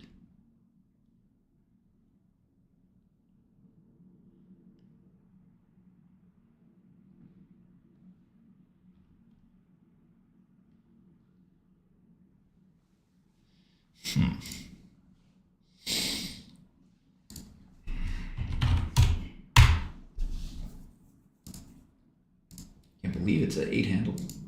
Let's go.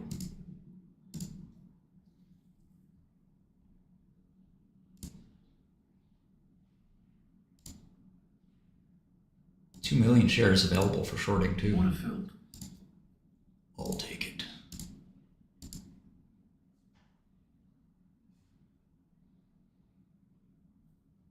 I synthetics, Ken. No, not those shares. Fake shares. What?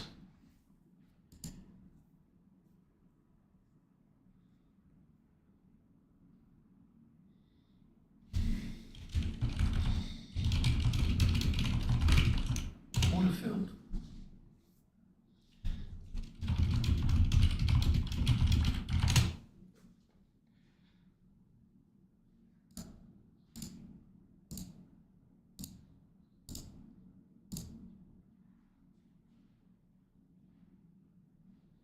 You baggies never learn.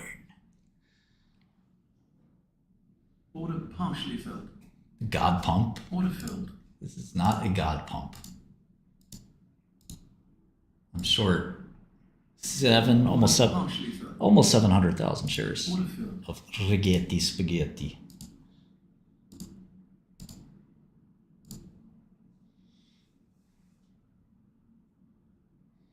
I want to short Lay's now too. I was covering Lay's literally 30-40% ago last night. It's not even a real fucking company.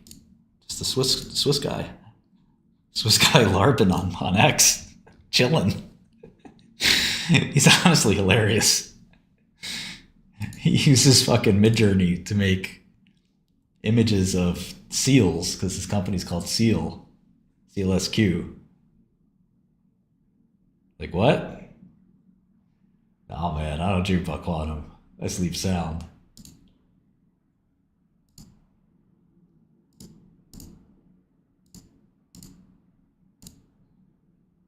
Order filled. Sleeping in superposition. Put your girl in superposition. Order partially filled. Order filled. Order filled.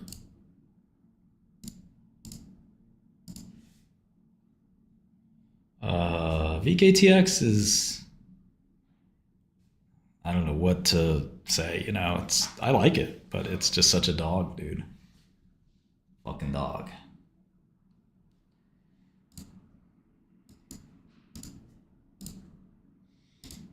See, up here, my delta's a little higher for Rigetti, so I actually do have to short more. Give me an uptick, baby. I don't have really opinions on whole industries. Baggy, baggy, baggy. Order partially filled. Thank you, baggy. Order filled. Thank you for these future profits. Order filled. Need this.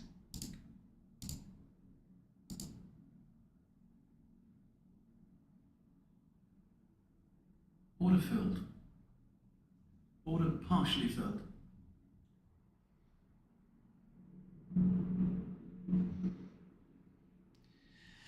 Zachy, it could last anywhere from a few more months. It could be days, months, days, weeks, months. It's probably not years. If I had to guess, somewhere between. I mean, I don't think they'll pump more, but the bleed will take.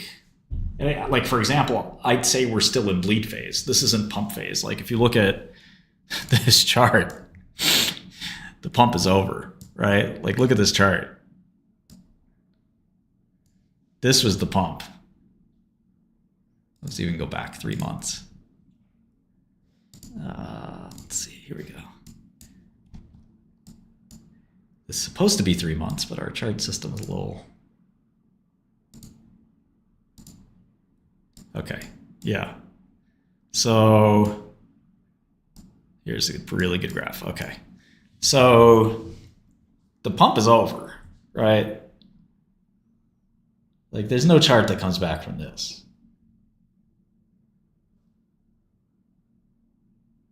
Right?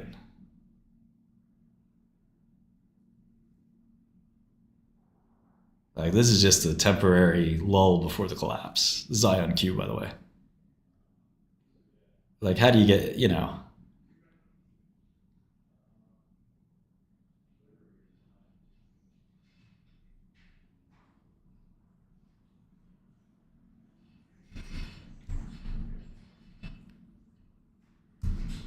So if I change this to Rigetti,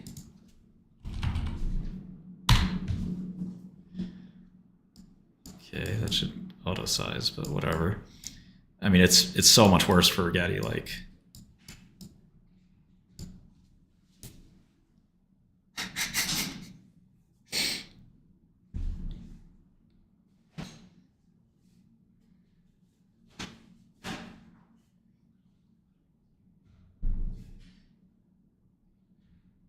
lower lows, lower highs. Nah, I think Rigetti's worse. But yeah, superimposing them would be a good idea. So we are in, like, we hit the peak. So this is a continued. Look, I mean, this is, so the question was just the wrong question. How much longer is the pump? Like, we are here. The only question is, are we going to get this red line? Order partially filled. Order filled. Or are we going to get this blue line?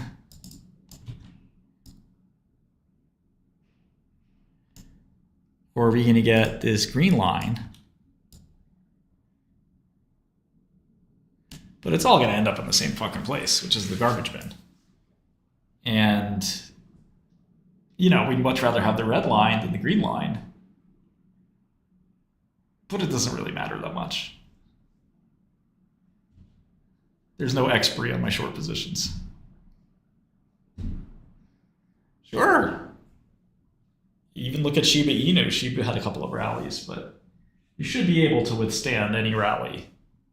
If a rally can put you out of business, then you probably aren't sizing or hedging your short correctly.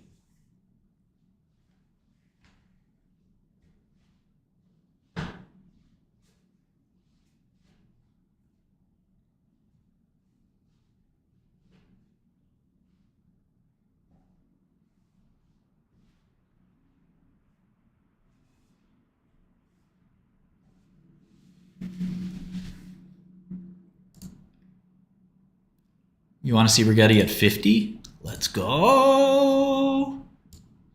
Let's go. Send it. Send it. When have you ever seen a chart like that?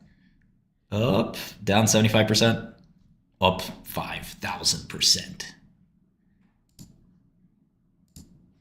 Hey, it's almost up 40%. Problem is, if you go down 40%, then up 40%. You do not claw back. Right? Everybody should know geometric returns.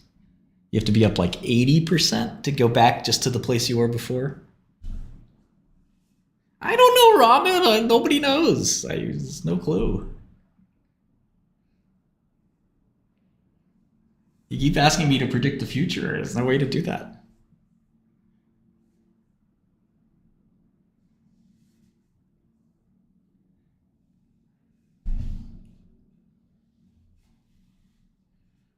I short pre-peak, which a lot of people contend is a bad idea, which, you know, maybe. Quantum's been around a long time. It's been like cold fusion. Yeah, I think it's an easy short.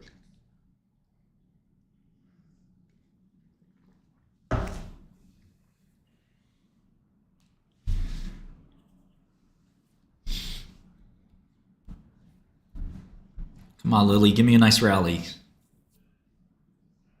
Send me back.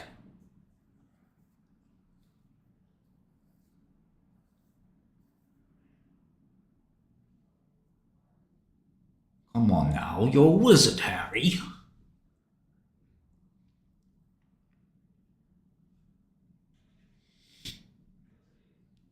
Good for you, Ramit.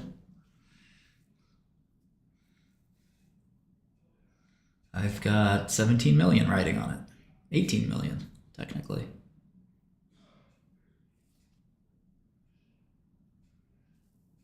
I don't know. It depends on how fast they go down. It depends on a lot of things, but I think it'll be good. Sailor is a madman.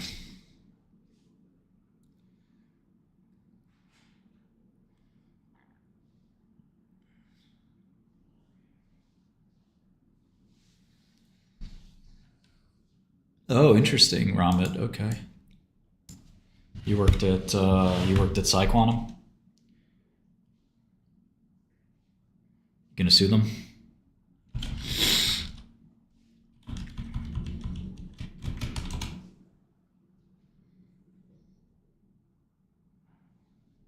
Okay.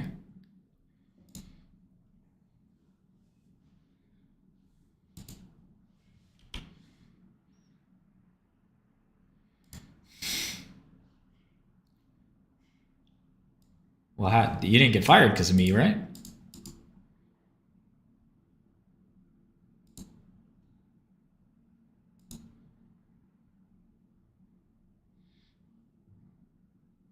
That's a good idea, Beverly.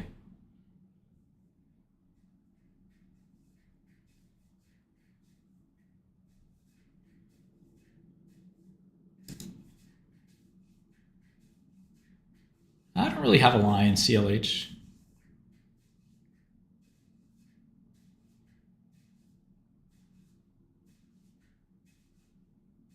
Of course, Scully Awards. I award it to the biggest thoughts every year that I meet. Congratulations, you won the Scully Award.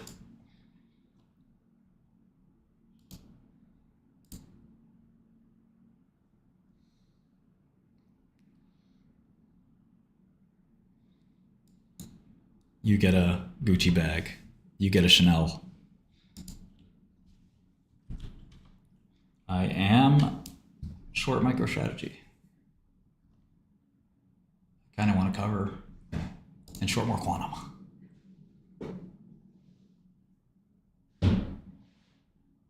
Are we sure Elon's buying TikTok? I like to buy TikTok. I think I could do well with it, and I'm not Chinese. At least I don't think I'm Chinese.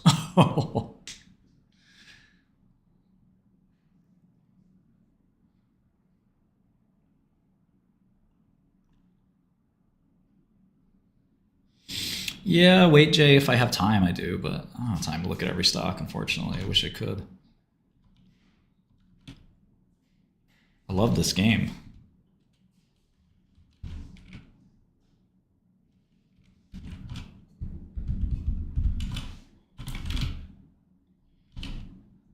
I'm gonna put all the rocket launches on TikTok and X, and it will be called XTalk.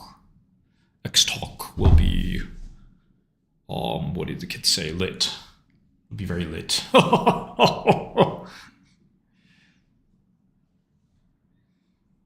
I'll play Diablo and Path of Exile on TikTok while impregnating yet another woman.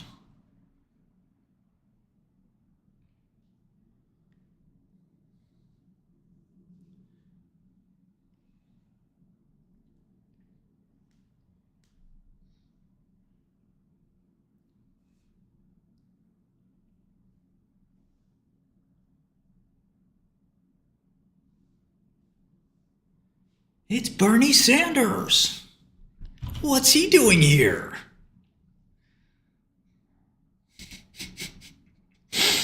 I could do impressions all day, but I gotta do some work here.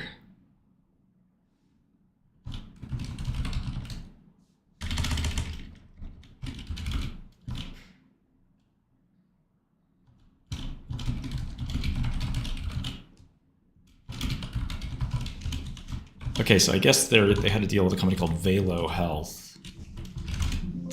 I don't have it on my privates list, so now we get to add it. Imagine having to look at every private drug company and every public drug company. What a pain in the ass. No, Peter Thiel sounds different. They don't sound too far apart. The South African's a little tough to get. Peter is like sharper. And he's a slightly higher pitched.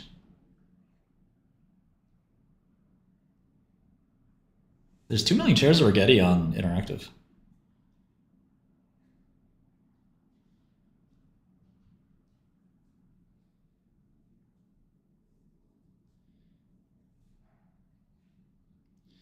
Yeah, listen, I mean, this account is meant to YOLO a bit. It's not necessarily meant to be the conservative account. But I do think in some ways quantum is a once in a bubble opportunity, and you want to take advantage.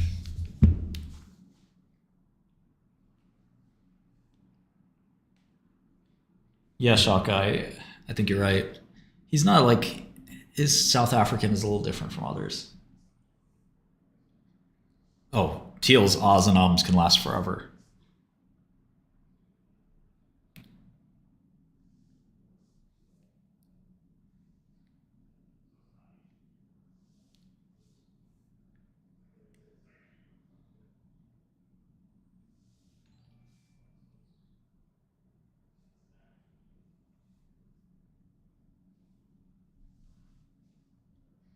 Collecting all the longs and taking them out back.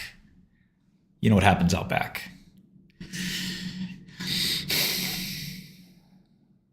That's when they say, Daddy, where did Sparky go? Sparky was a family dog. I think he ran away, son. He ran far, far away. Where'd he go? Is he coming back? I think Sparky went to heaven. I don't think we're going to see Sparky again. But we can get you a new dog. Yay. Rest in peace, Sparky. He's in heaven now.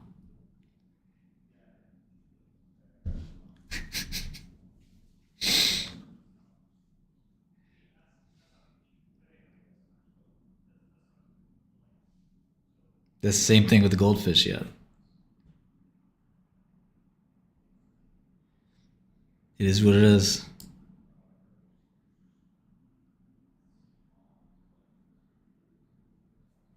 Oh, this is so cringe. It's a flagship company. Listen, you know, we got to get all the baggies in for one last pump. All the baggies in. Angel investing's hard. You need a lot of good deal flow. You need a lot of deals. Can't just get lucky.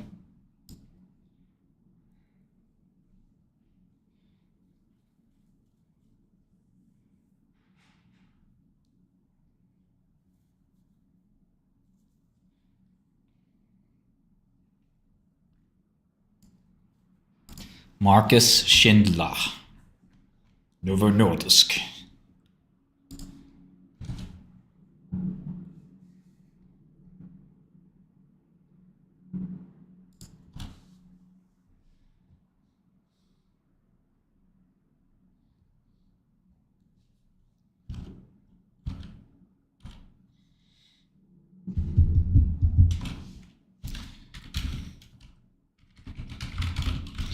I don't know, Nibbles. Nibbles. You got to be willing to go with the ups and downs here.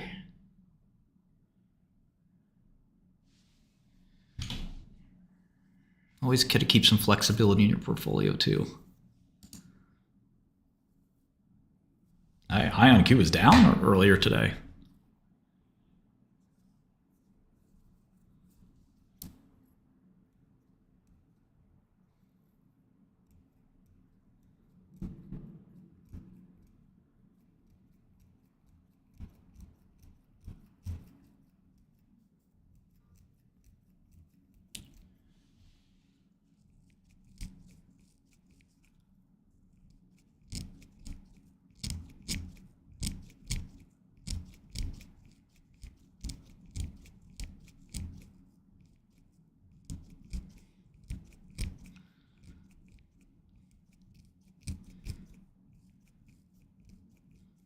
XRP can flip Bitcoin. Come on, dog.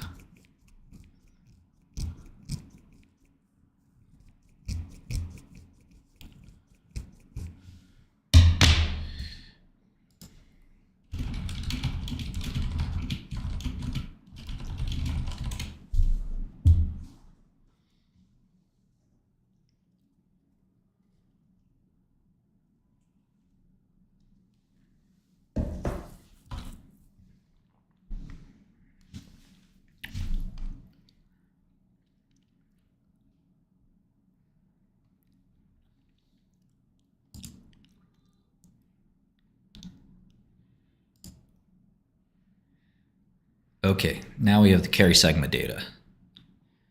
So this is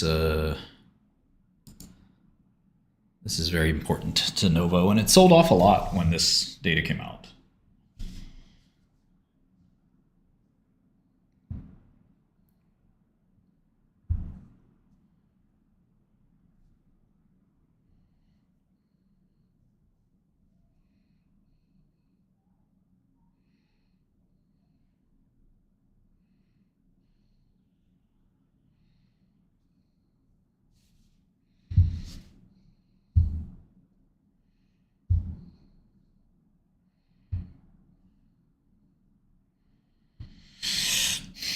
Oh, Joe Springer sent me an email.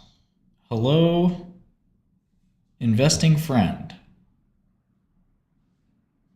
We are back in action making videos, and I just cranked 6 out. They are still private and just for you, so please keep to yourself. Okay, so I think we're going to get some videos from Springer about building a dividend growth portfolio.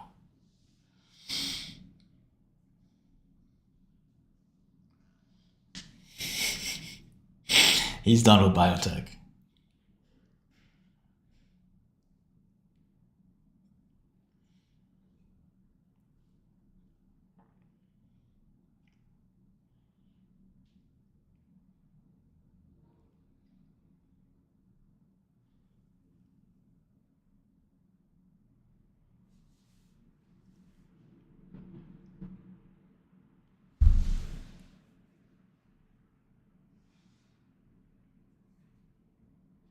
He did say he was the #1 rated analyst on tip ranks. I would not be saying that if I were him.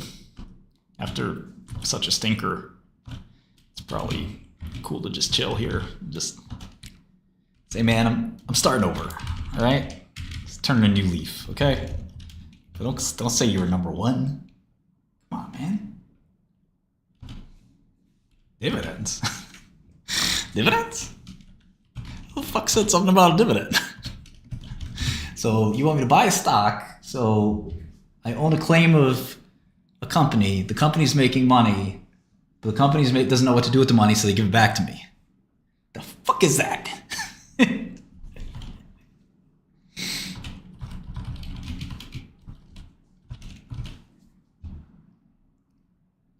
No, that's not Joe Springer, Kyle. That's Matt Nacktrab.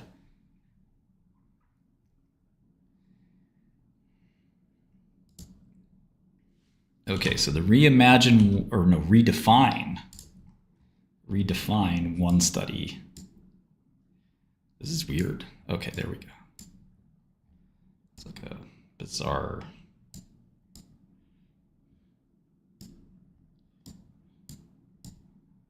This was the phase 2.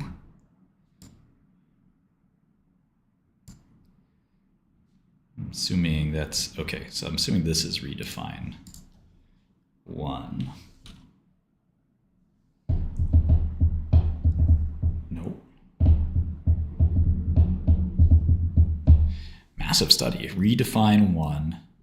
68 weeks.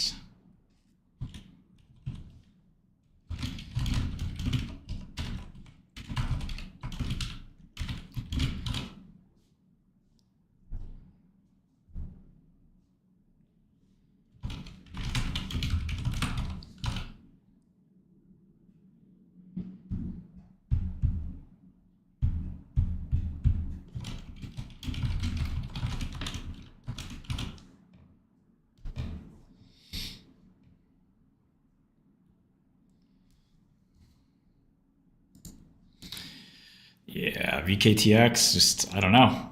People don't trust it or what exactly, but it's nothing I can do about it.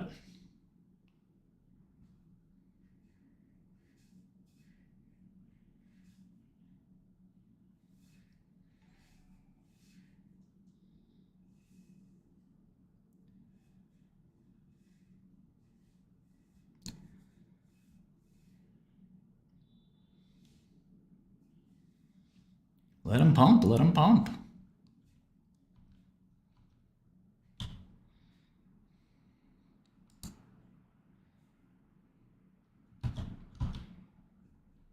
Pump it. Pump it up. Oh, that was a... Why do you think it's fraudulent? That's a strong word.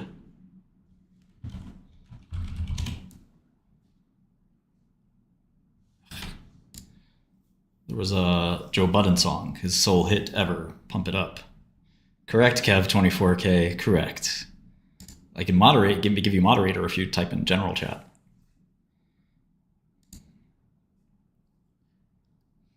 Just type in general chat with your name.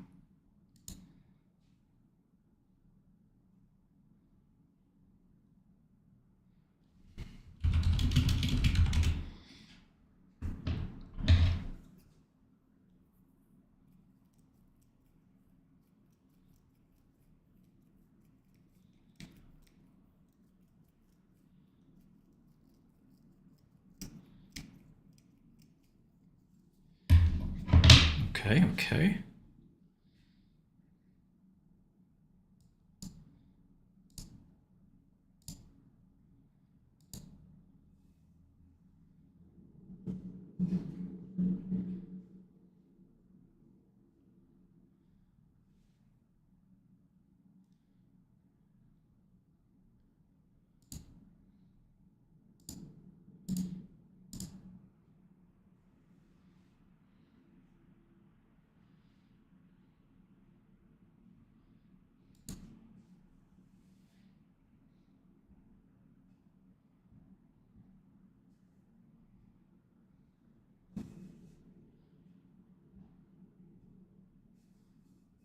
You got to type your YouTube username and then type something in YouTube too. Otherwise, I don't know. I can't moderate you if you didn't type. You don't type in. Okay, there we go. Well, you have to type your YouTube name in Godel. J Philly, your name is Jack. Okay. There you go.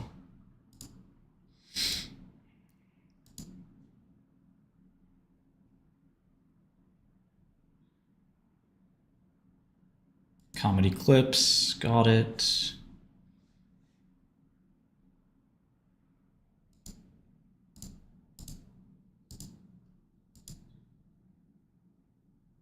Cheeky forever, got it. I appreciate your support.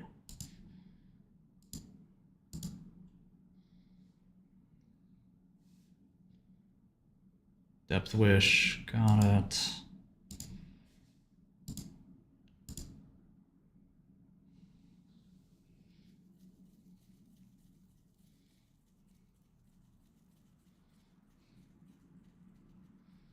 Got it.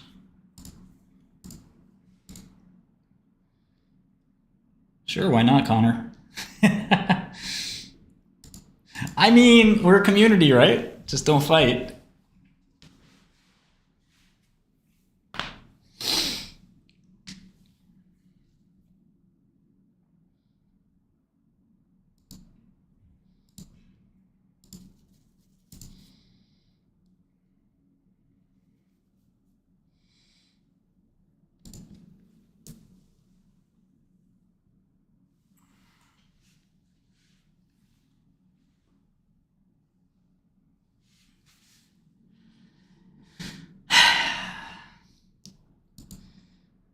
No Piker love, hell no.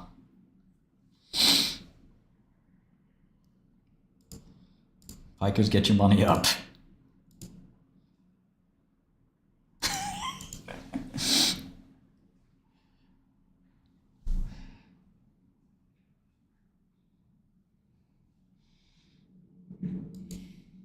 Your golf.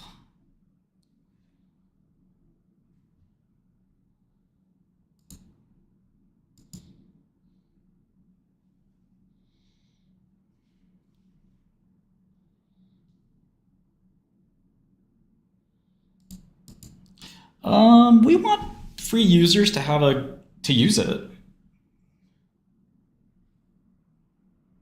And we're gonna give Pikers a little bit more functionality where maybe they could have a username, for example.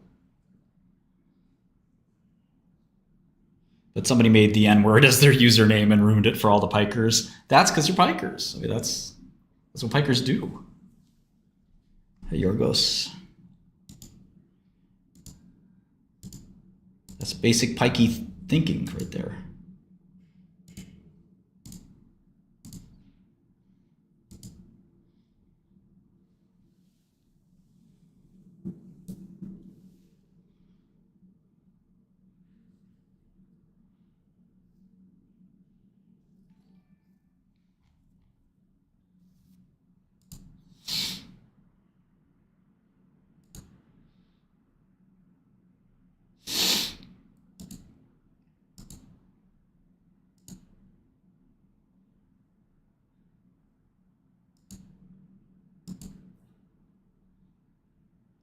People want to gamble. People want to gamble.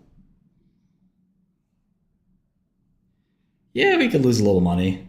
We want every user to. I mean, it doesn't cost us that much per user. But yeah, we do lose a little money on some of the data feeds. I think particularly options is fairly expensive per user, but I forgot. Yeah, community notes would be fun. Oh, I like that. Actually, you're a baggie. Actually, the user complaining is a baggie. I definitely want to do it so it's like public tracking of your picks. So either connect it to your broker, or you just make a immutable post that's like, I'm shorting this stock, here's why.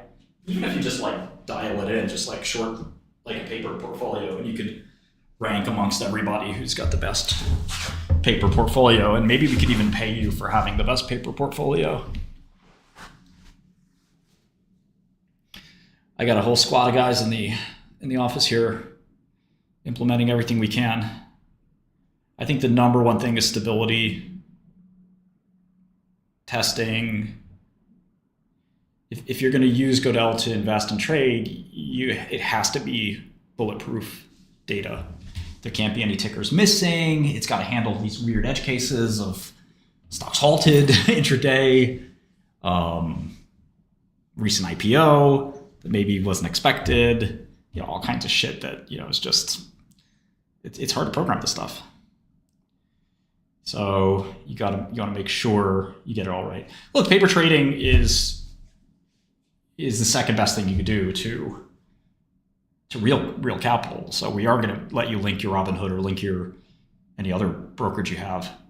But, if we have 1 million users all paper trading and there's somebody who's done 8,000 trades and the returns are really good, that kind of tells you that that's a reliable alpha signal potentially. But if they've done 8 trades and they've had great returns, that's probably not a reliable alpha signal.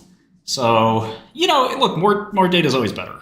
None of it's all, perfectly reliable, but Marshall Wace and Two Sigma both have done paper trading as a signal.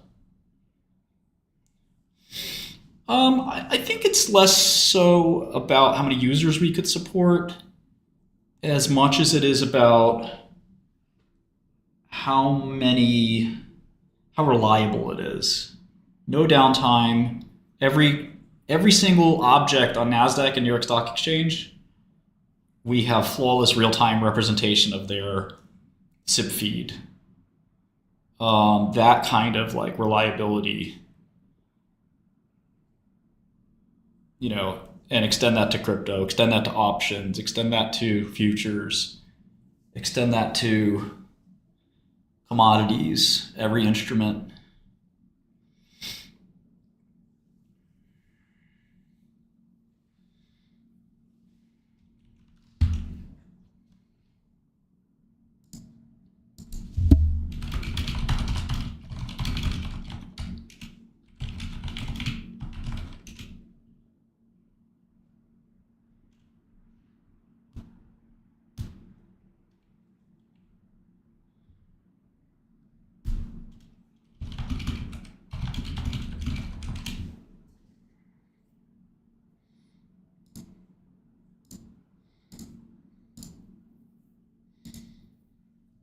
We use WebSockets. I don't even know what gRPC is.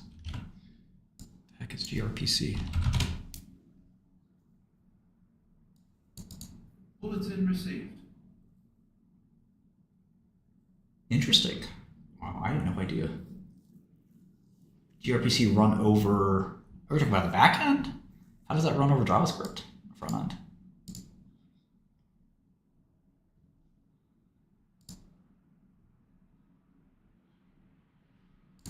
Let me just do this real quick and see what this is. Ah, MEXC is the Mexico exchange is down. Important bulletin.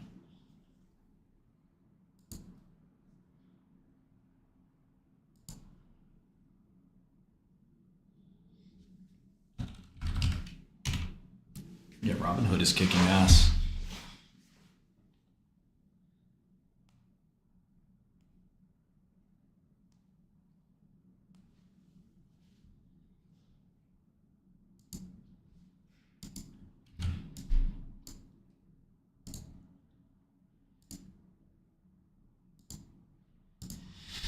You all know, you all know.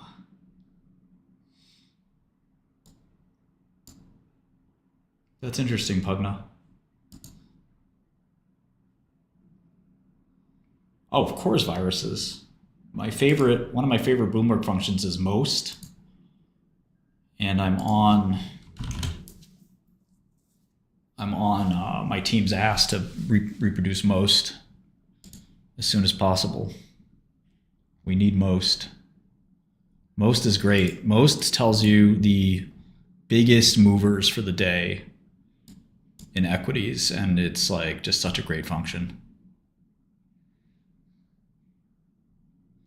Did I ever tell you guys how much I loved you? Don't know anything about Tom Lee.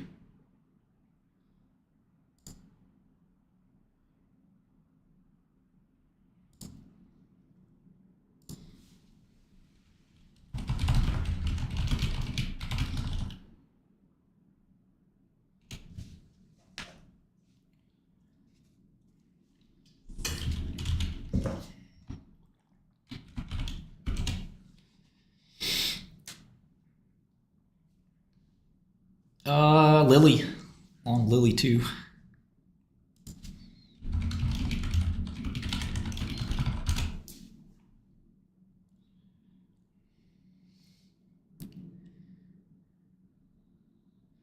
Yeah, I think she's pretty good, Jeremy. She's not perfect. Yeah, cap structure is important too. Market close on Monday? I don't follow CPI and all that stuff. I'm not a macro guy.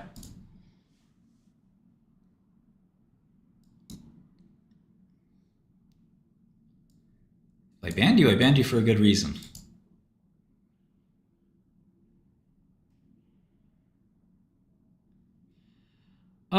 Anthony, there are some good books. There's an old book called The Money Masters, or Money Masters.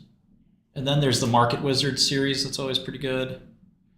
Then you can talk to short sellers. I mean, if you call around enough, you'll talk to some of the OG short sellers who have been through the ringer. They're all crazy. Every short seller is nuts. Being a short seller makes you fucking nuts. I'm not just a short seller, though. You know, I'm an entrepreneur. There's plenty of stocks I like. V, I would say like 5%. It's a great question.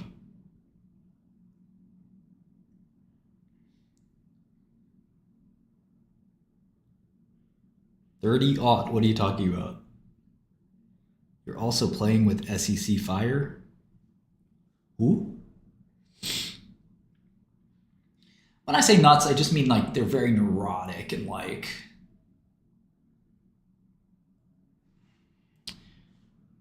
I don't know. You'll figure it out.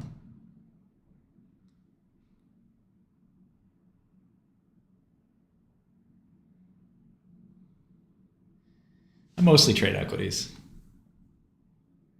Don't worry, you'll hear more about longs from me. I've just been on a because Sava took up so much time. It was like such a dedicated thing, and then quantum kind of came out of nowhere. It also took a lot of time and effort. But yeah, don't worry. You'll see plenty of logs. Okay, let's look at this obesity data.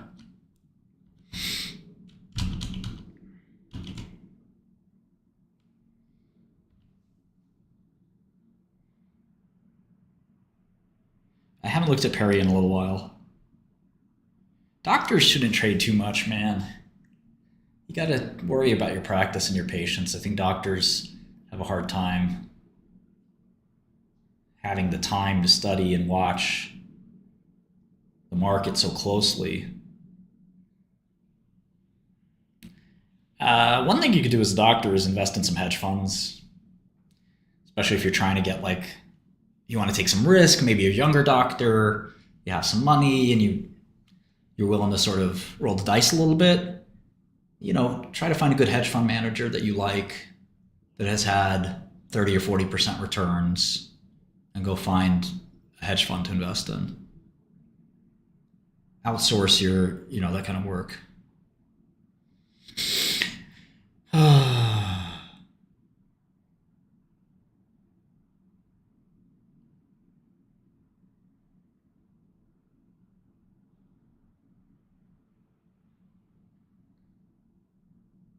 Well, we knew, Jeremy. We knew when the catalyst was for Sava. I don't think it's up 7% has gone parabolic. I think, this mismatch between Rigetti and IonQ, I'm,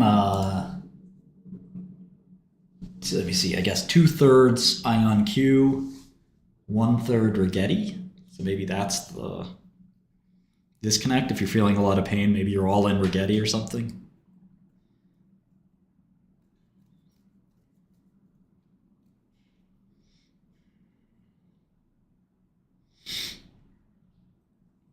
Yeah, if you've been lucky enough to be in NVIDIA, it's...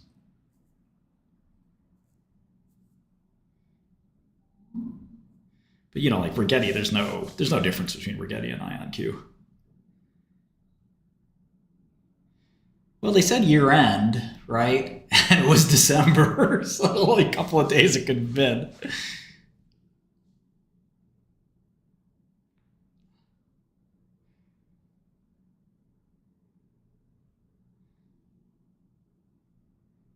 Don't know much about Biomia.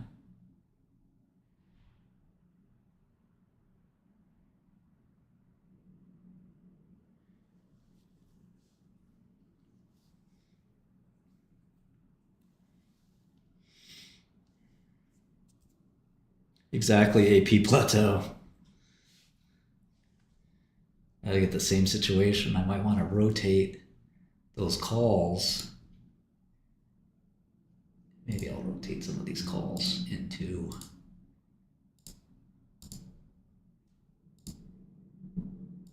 Order partially filled. Order filled. into deeper in the money calls or something.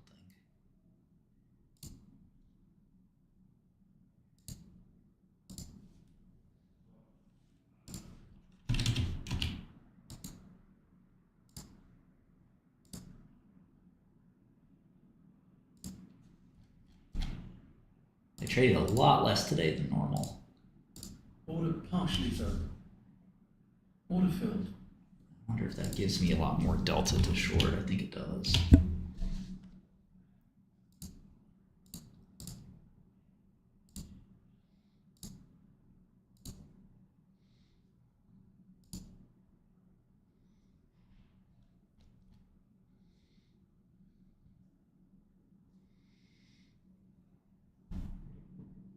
$1,000 a share? Let's go. Mansion, I think it's something everybody has to get a little experience with it. I don't like buying puts unless the vol is cheap. It's not too cold today. I might go ball out of control today. I might go balling.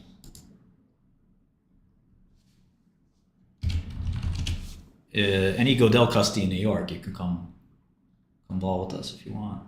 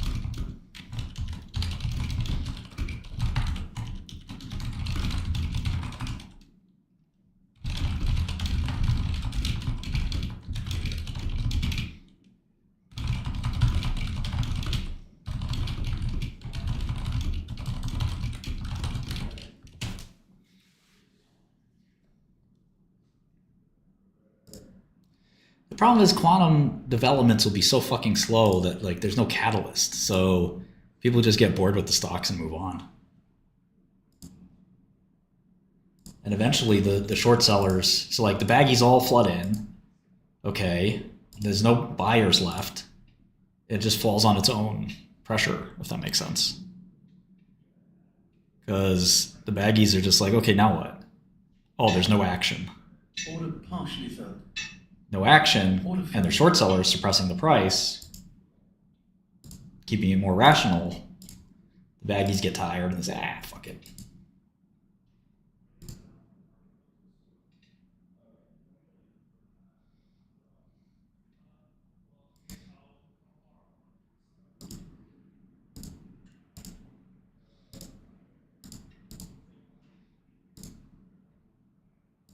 Order filled.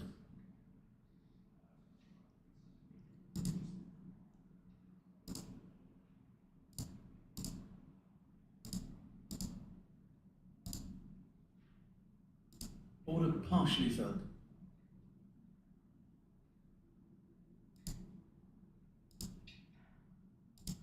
Order filled.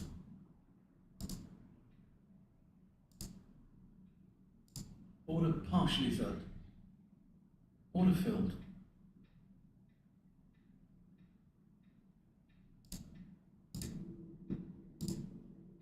I'm selling. Bought like 1,000 out of the money Rigetti calls, and they tripled.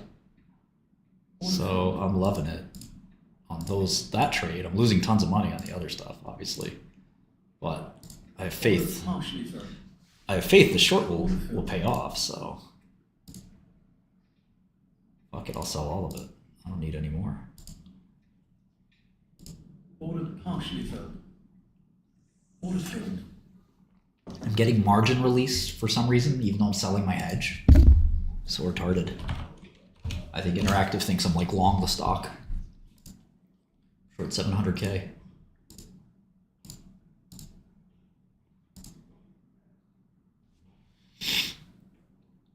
Order partially filled. Yeah. Order filled.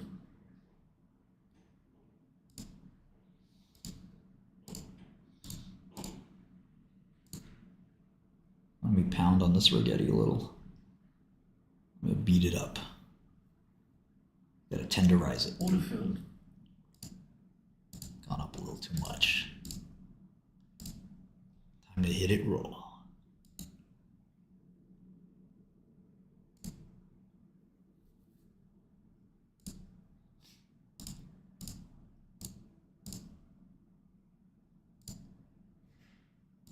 Order partially filled. Order filled.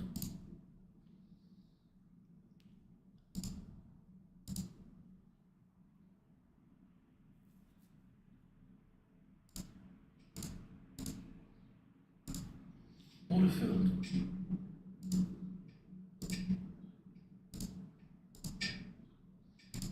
Order partially filled. Order filled. Order partially filled. Order filled.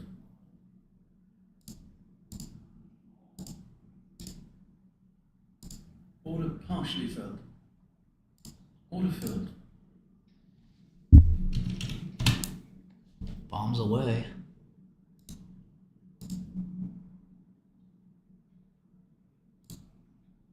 Now Interactive's pissed at me. Let's see. Let me sell.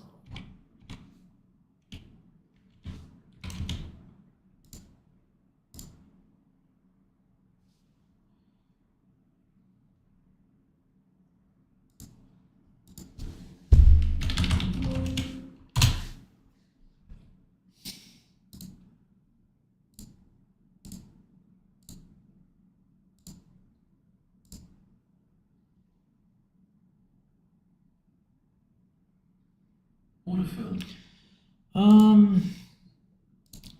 I think any options books are pretty good.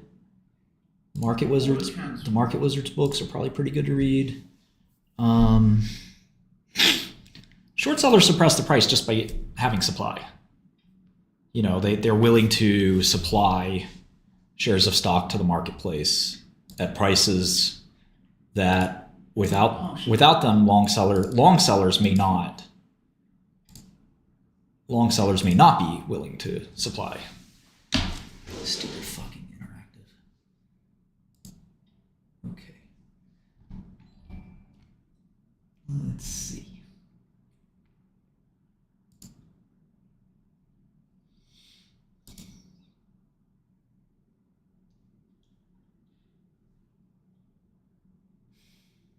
Okay, I'll buy those.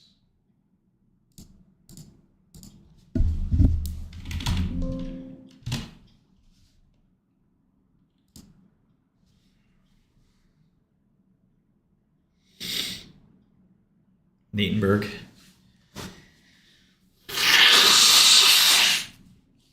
Well, that's the whole point of the hedge, yep.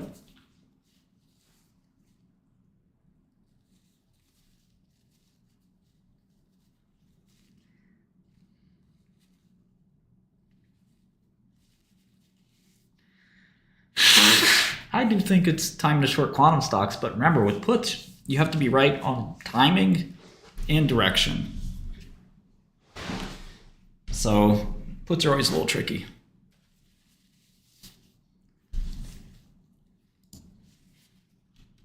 What is in receipt?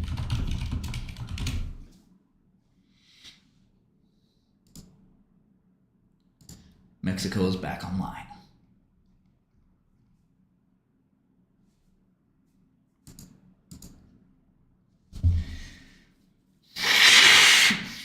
No, something different happened there, dummy.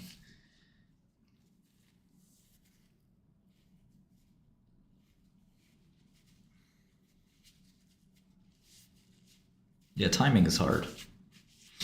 I just, I don't buy puts typically. I'll buy calls and then short more common. So I have a synthetic put. You do have to pay interest on shorts.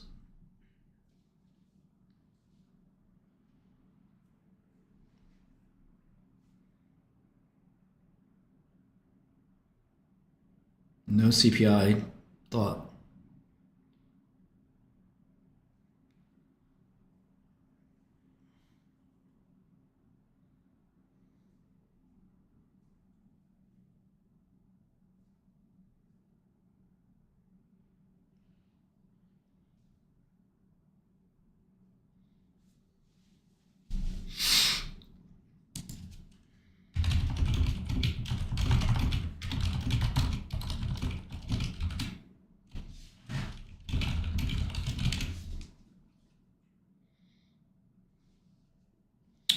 So, I mean, I think what generally you should have a 1-to-1 ratio of short stock to sold calls. But the delta mix is what matters a little bit. You know, are you in the money, at the money, or out of the money?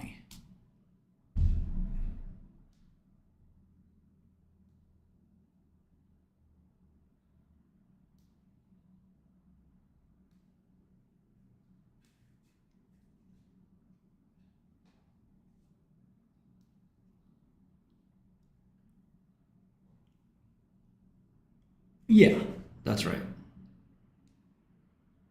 Long call, short stock, yes. Did I say backwards?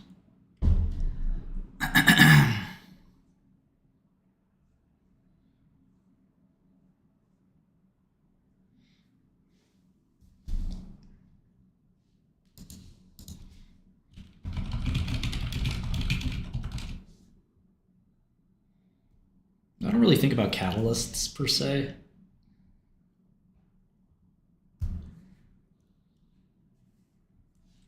Not all my shorts, but my big shorts, yes.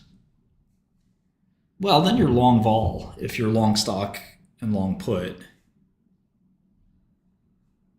And that's for if you're long a stock, that makes sense. You have a synthetic call. But if you're short a stock, you want to be short the common which has unlimited downside participation, and you're long the call, which only has limited upside participation. I don't know why Rigetti's up today specifically. If you look at IonQ, it's only up 8%. So there's nothing specific that happened to any one of these stocks. I think it's just a relief rally after some pretty bloody punishment. Yeah, Steven's got it. Those payoff diagrams help a lot in understanding them. I mean, beta is up to you. You know, if you want high beta, you can have it. If you want low beta, you can have that too. If you want negative beta, you can have that. I think a lot of that stuff is best learned by yourself, chickens, guys, just experimenting a little bit.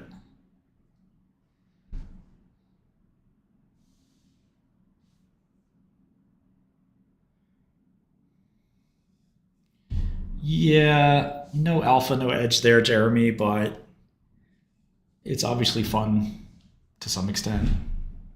It's still a gamble, you know.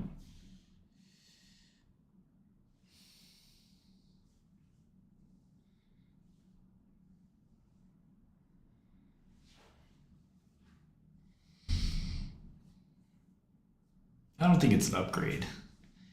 And Rigetti got very punished on the downside. Again, you can see here from this chart, I mean, this stock is still down a lot from its peak. This was the pump, and it's down a ton. And it had this, you know, here it was down a ton, had a relief rally. So, you know, it could go to 10 or 11. I mean, we don't know. You know, I doubt it. I think it'll go back down pretty quickly, but you know, the stock market is not predictable. In the long run, I think you can make some predictions, but this relief rally certainly a little surprising. I don't think that's a bad idea, Korean. I do look at it a little bit. Yeah, Black-Scholes works.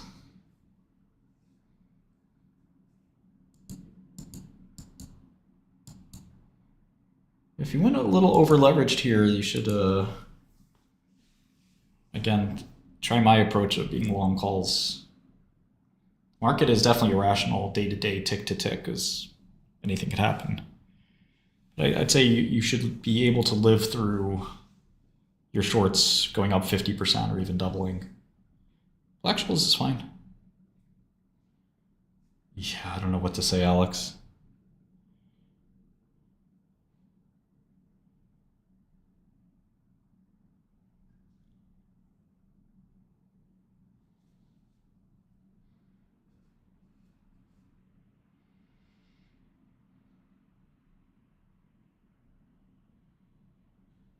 Yeah, everyone has their own formula.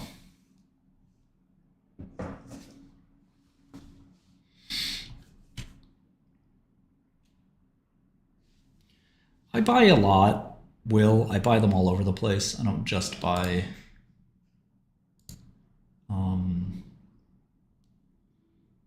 I buy 100 delta, 80 delta, 50 delta, 20 delta. Kind of whatever the brokerage lets me buy that reduces risk, if that makes sense.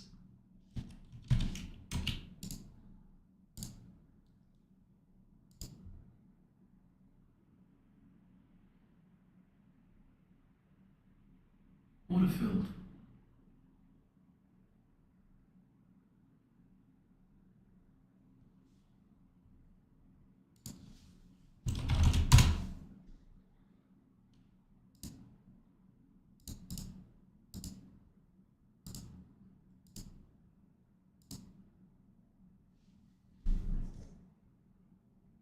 I don't know about insurance, man. Don't know Carvana too well.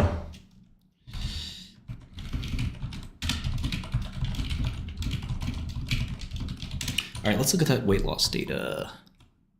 Redefine one. Let me put out some more Rigetti while I'm at it.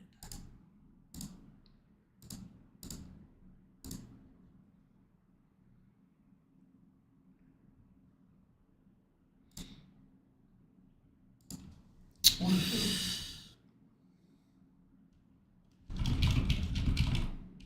going to take a 10-15 minute break, so don't go anywhere. I'll be right back.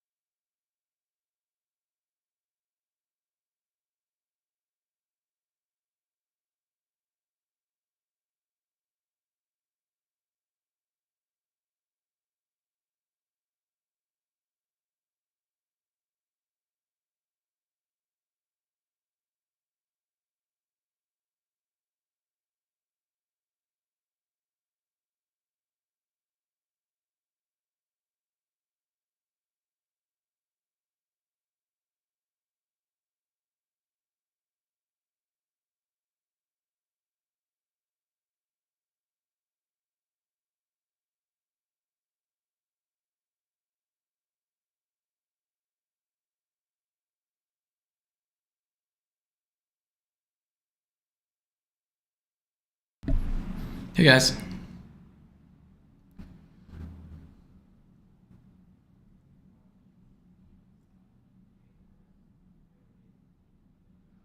Let's go. Let's go. Who are these weirdos? What are you? No, you're being banned, dude. You're done, James. Shoot this man. James Ariston. Sorry, buddy. It's over for you. You better have a Godel subscription. That's the only way to save yourself here. Who wants to take the shot? Any snipers? Any Pepe snipers?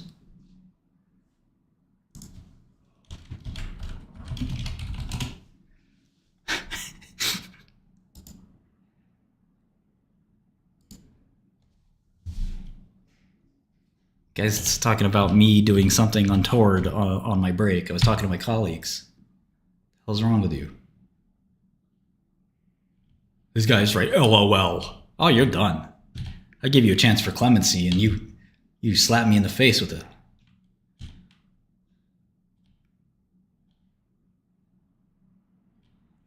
I gave you a chance for clemency. What's up, Biotech investor? You said there were some binaries. Are you the same dude? I think. Oh, Shaka Zulu got him. Sheba Sniper. That's a good name.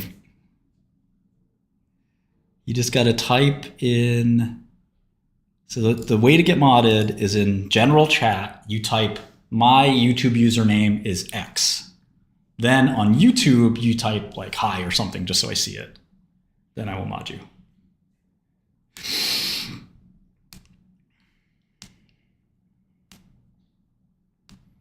Pepe.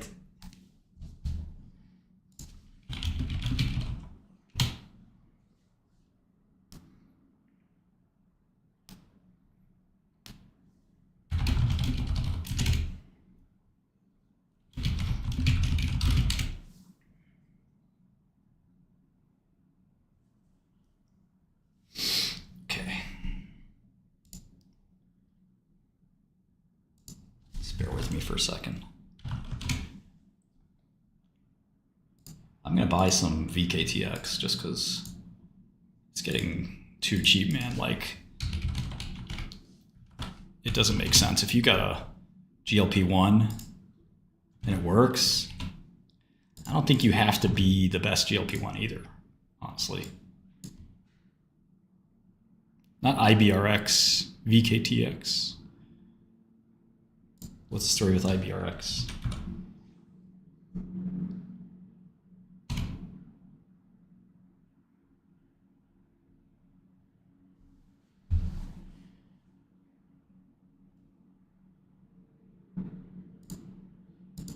Bulletin received.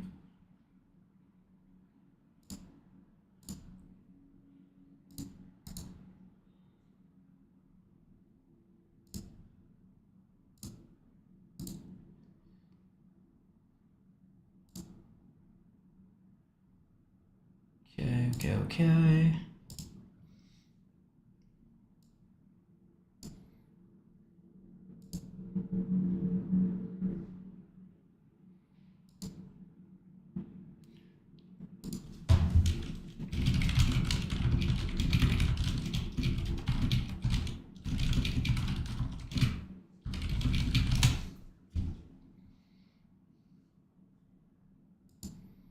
Biotech investor, did you say you had a list of binary events for us to look at? I think you did.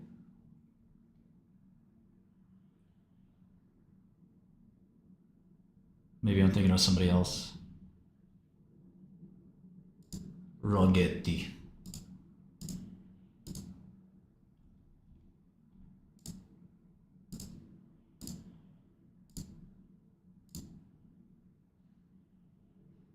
There's a long reason, Mr. Arabic name. Oh, I'm adding French Guelo. I'm adding as we speak. I've been adding. It's been going up a lot. You can't make your whole portfolio one damn stock. Order partially, sir. You do that, you're asking for it. You gotta live by the sword and die by the sword. You want the smoke? You gotta have it both ways. Ceasefire is bearish. Order filled. Yeah, somebody had the list of binaries. It was in requests in here.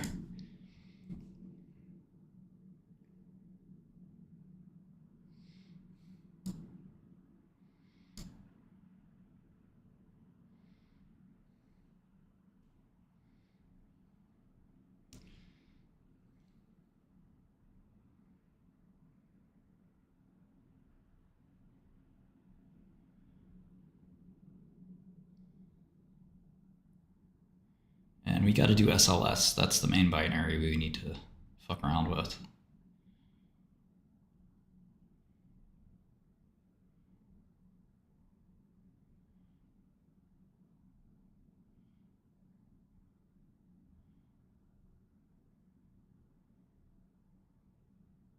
I wish I could search chat.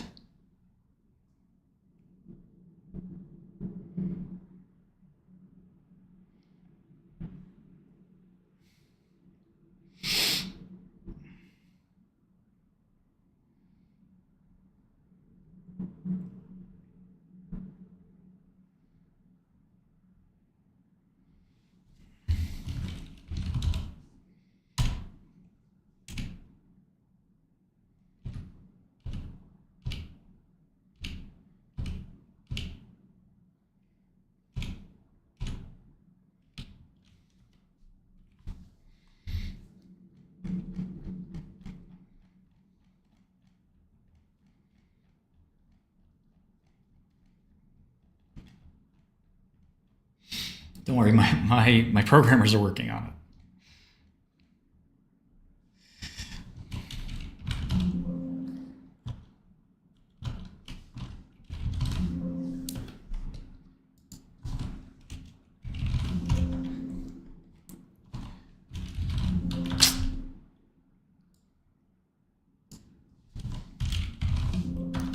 Come on.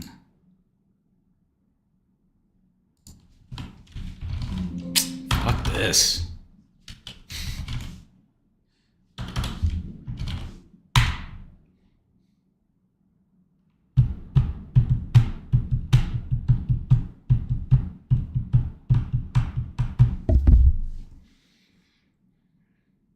It's not really that stupid.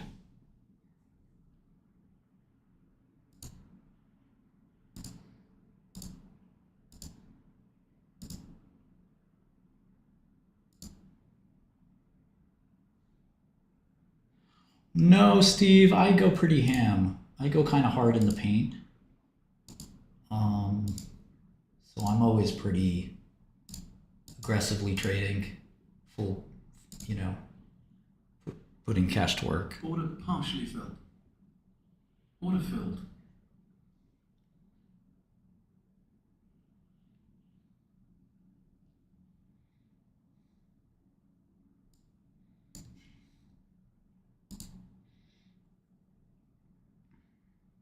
I don't think NWO is going to get NWBO Northwest. We don't have OTC on here yet, but I don't think they'll get approval. Yes, Huffman. Yes, Muffin Man. I don't want to go through those right now, Kev. But yeah, I always had some good stories with my dad. My cats have been mean to each other. So one of my family members is saying, no more bacon. She doesn't deserve bacon for Nibbles. And I wanted to tell my family member that actually Dad would have advocated heavily for Nibbles. He was a cat advocate.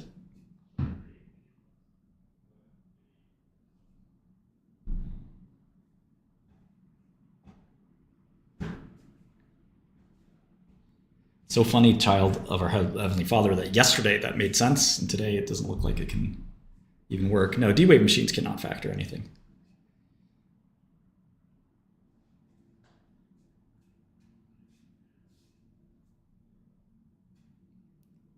Odell is my company. I'm looking at this right now, Novo Nordisk. It's good to look at the large caps because if you don't know the large caps, you really don't know the industry. 3,400 people in this study, amazing.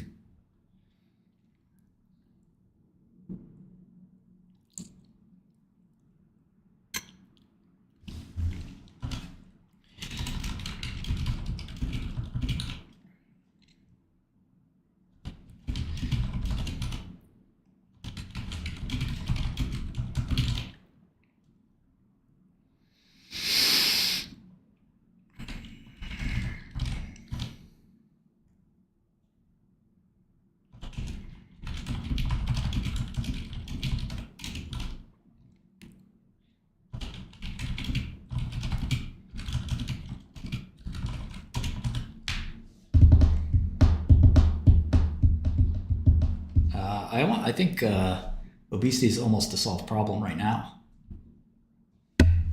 Is that Space Ghost my friend? There's this chick named Space Ghost who's a... Let's just say she's got a special website.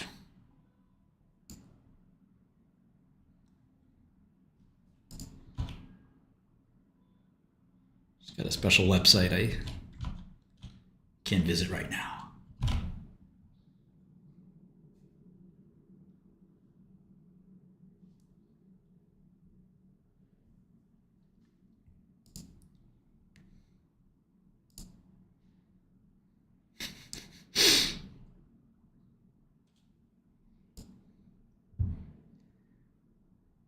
She sometimes goes by Space Ghost. All right, let's do an endocrinology tab. Just some dude. Boo. Boo.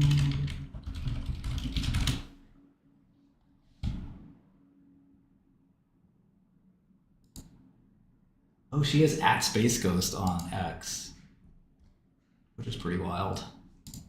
I'll give you.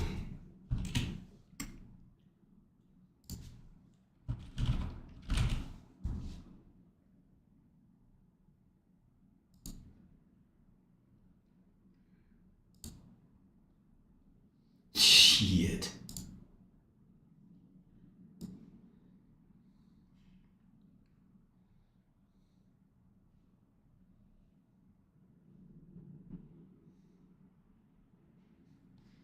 That is Space Ghost.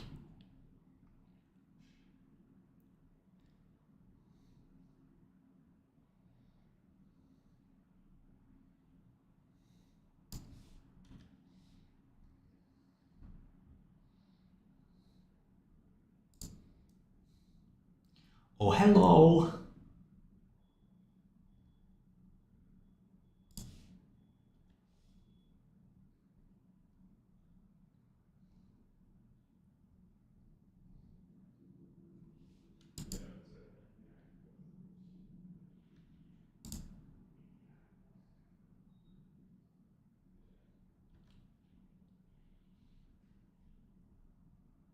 What the hell is this?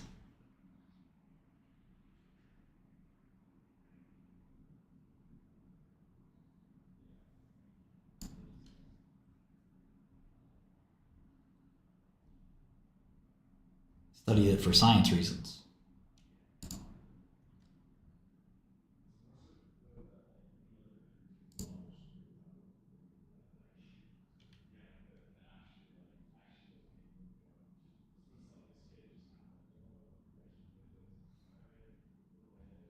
Who needs stock market?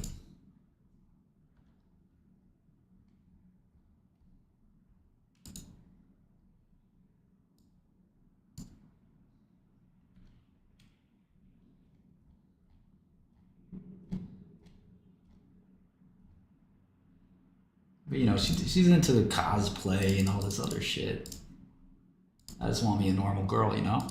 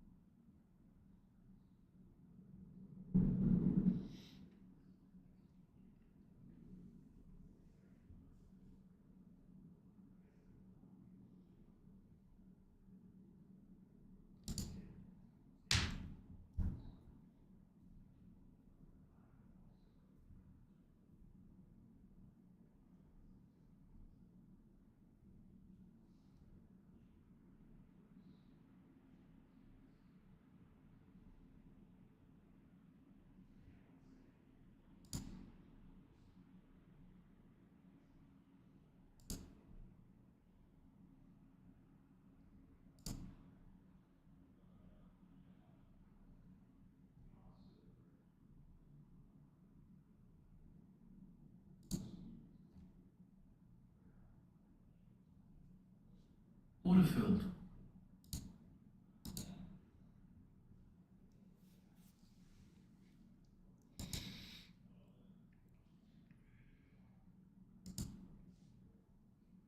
I do not live in Fidei.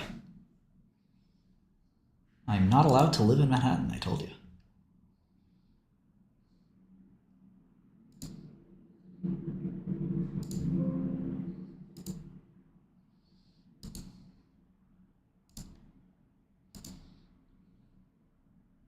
Order filled.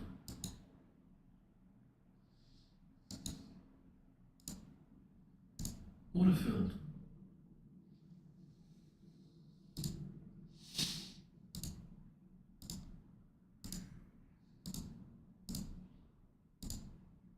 Order partially filled. Get another bite at the apple on Rigetti, man. I don't know how ham I should go.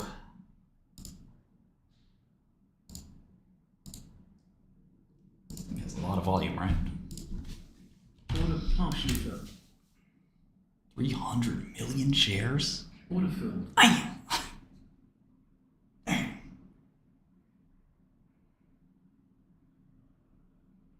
No, the fireside had nothing to do with it. Piezospine is right.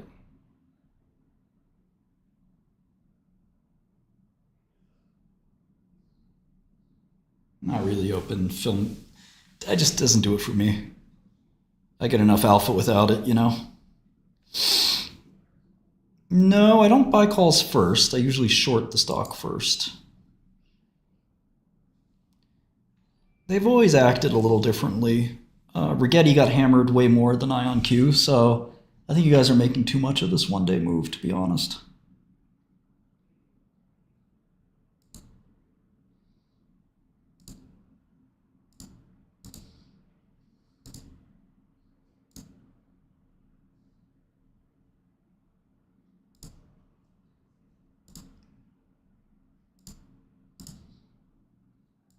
Order filled.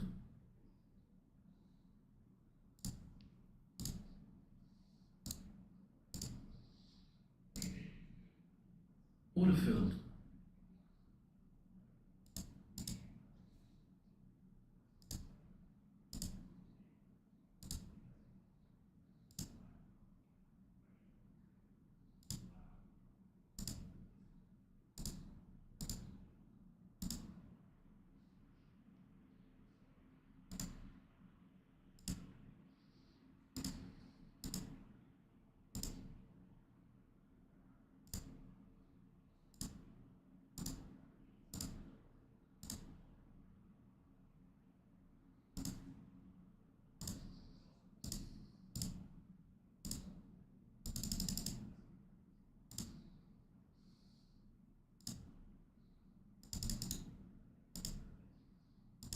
Order partially filled.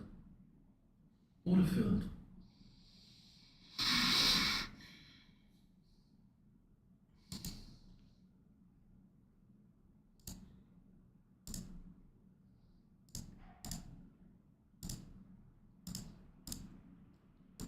Order partially filled. Order filled.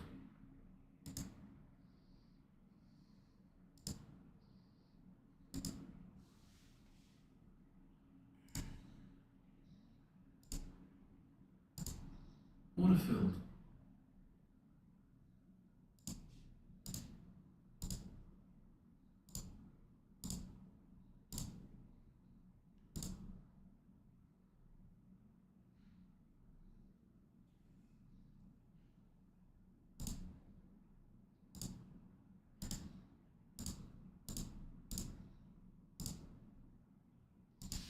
Okay, Order filled. so let's see if I can buy. Let's see, Rigetti 11 calls?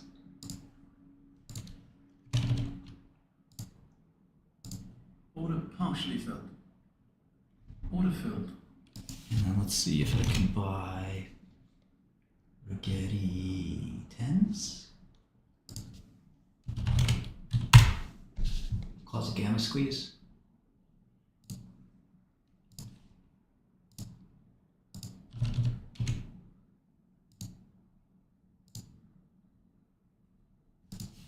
Let's see if they're 12s as well.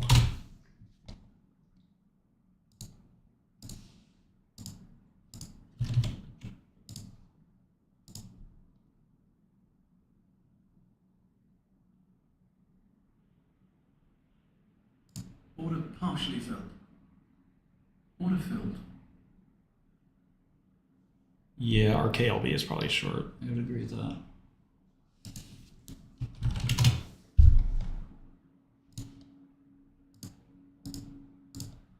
Order filled.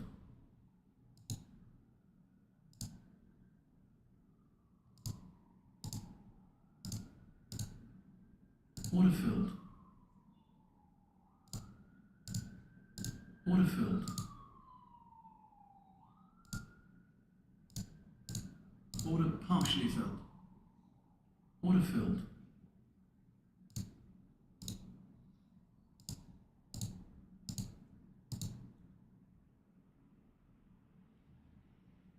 Dump it.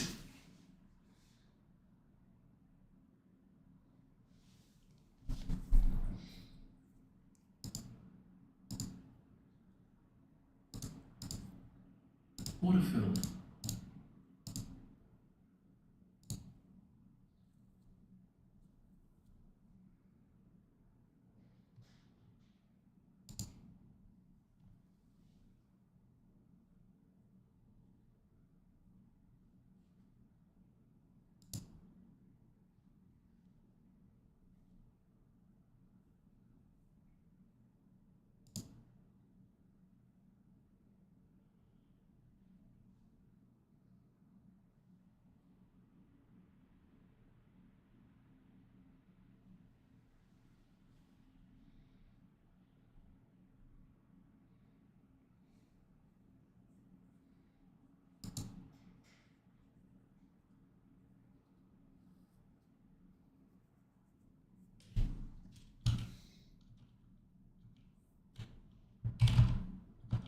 Oh yeah, where you have to make an endocrinology.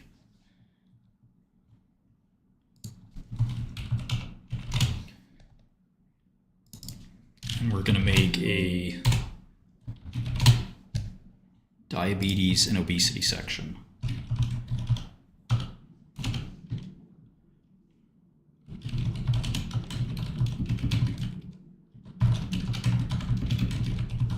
What are some other endocrinological disorders? Osteoporosis.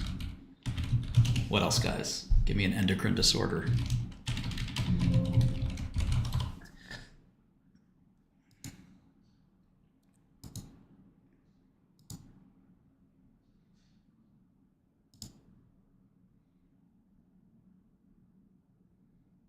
How about acromegaly?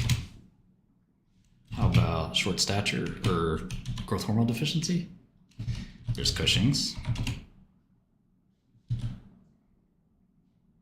IBS is, I wouldn't say is endocrinology. It's more GI. Menopause, I'd say, is like women's health. Vaginitis does not count. Crohn's is GI, autoimmune. Hyperthyroidism, correct.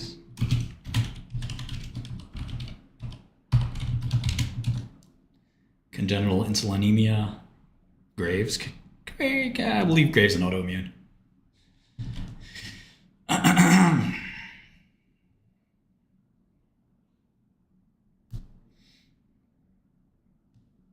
That's it? That's all you guys got? Come on.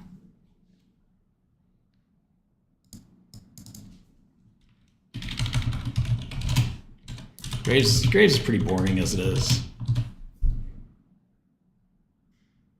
PCOS. There's a polycystic ovary syndrome? Something like that. No Alzheimer's, stop. What else? Hashimoto's thyroiditis. I'd say it's autoimmune. Cystic. I'd go with genetic pulmonology. Addison's. Very boring one.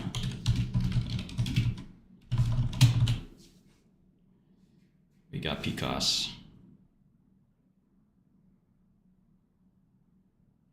Usually MPAP, that is a good idea. That's CKD is nephrology.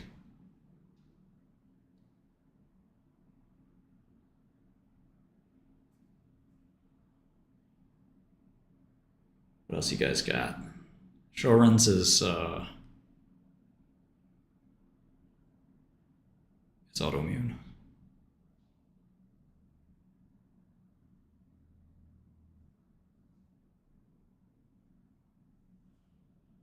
Okay, well, whatever. We'll just do that.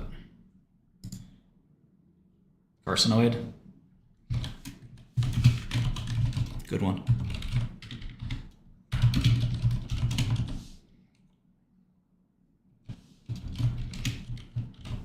Some of you want to get banned. I see. Some of you really don't like being here. I'm short quantum. Jesus Christ. Something's just spiked.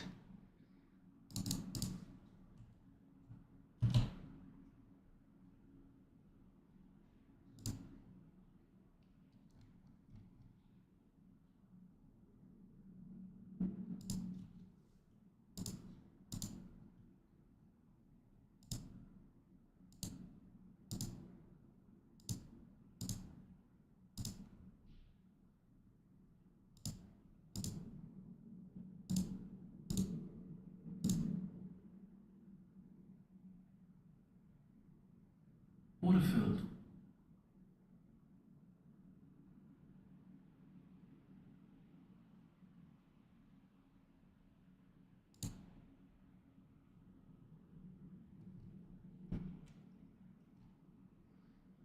Water partially filled. Water-filled.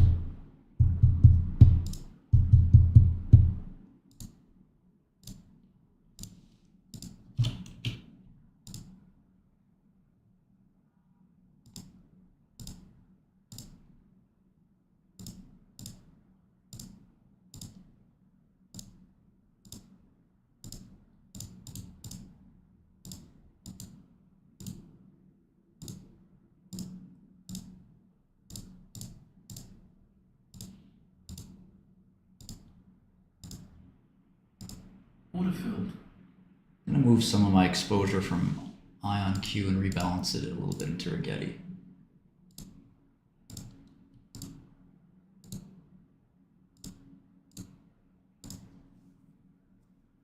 Water partially filled. Water-filled.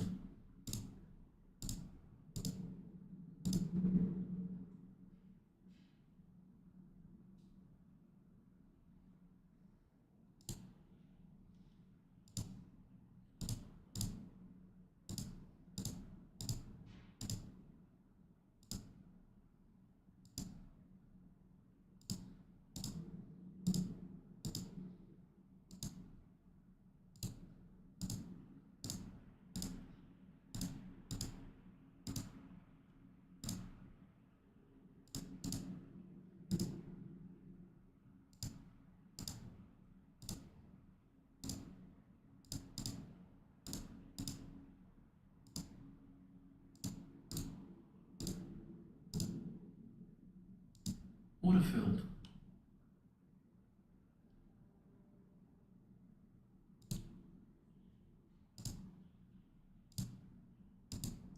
Closing in on 1 million shares short of Rigetti.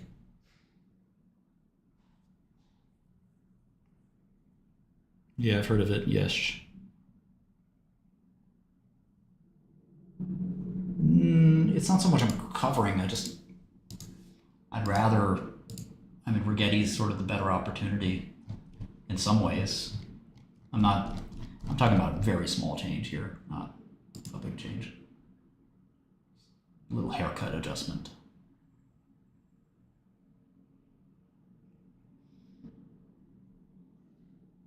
Beverly, you're asking too much there. Calm down. Beverly, do you look like Space Ghost?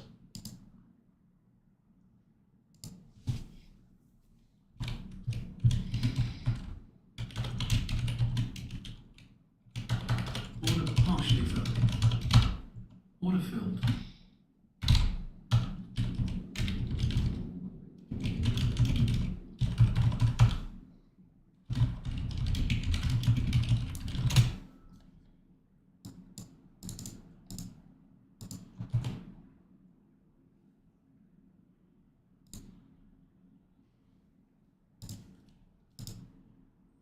Thankfully, I built up a nice cushion with the first big drawdown.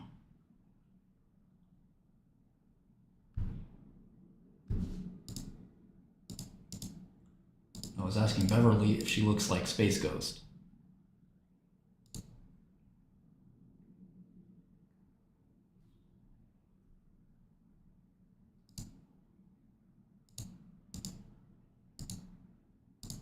Order filled.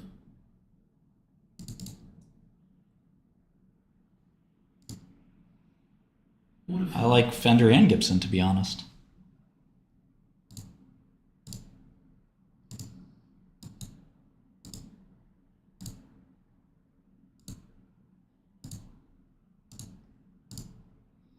I like Gibson for certain kind of playing and Fender for other types of playing.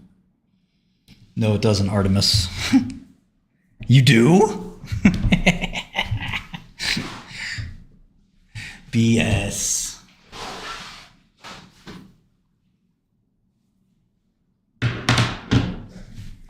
We don't believe you.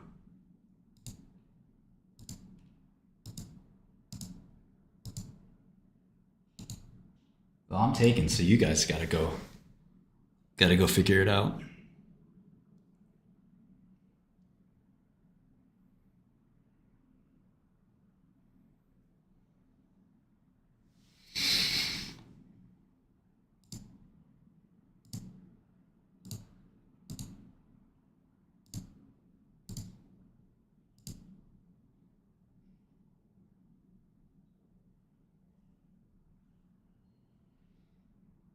Order filled. People talking about free rust. I forgot Beverly's a customer of mine. I gotta treat her with Order as filled. much respect as possible. Order partially filled. Order filled.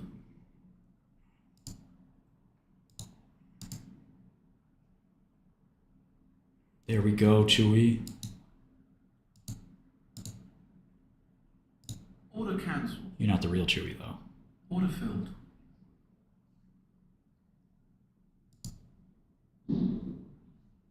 Beverly owns me, yes, I would agree.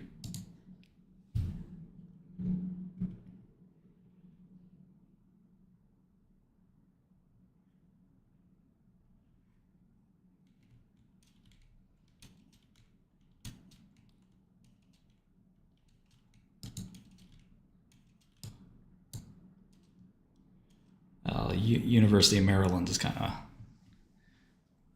spun out Ion Q, so. Where's this $1 billion coming from? Artist rendering.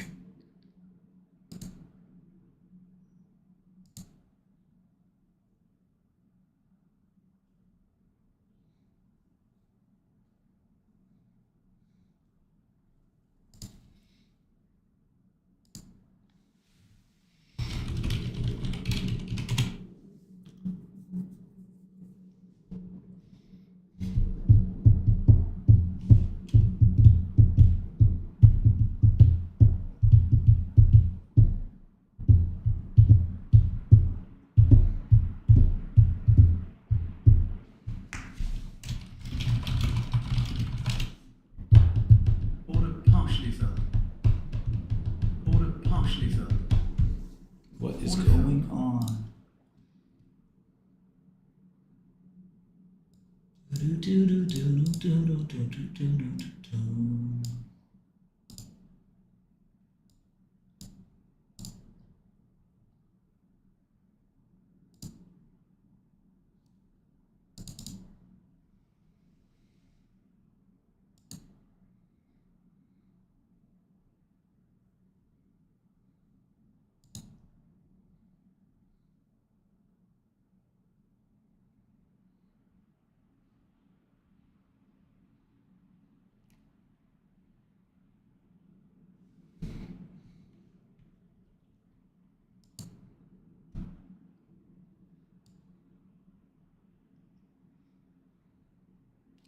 DJT. sold a bunch of DJT puts, which I'd like to.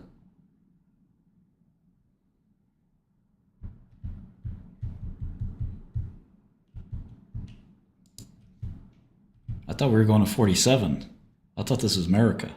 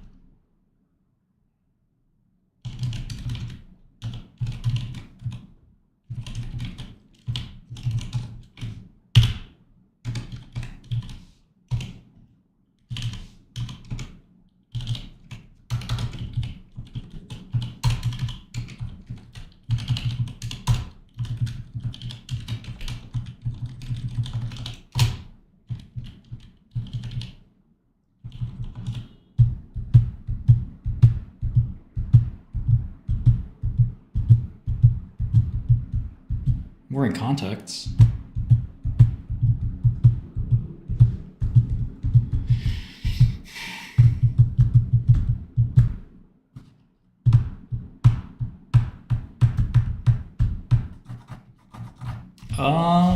Our guys use VS Code, man.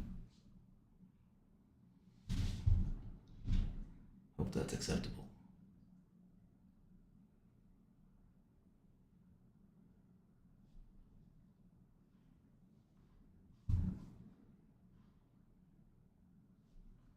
Yeah, there's the IonQ press release.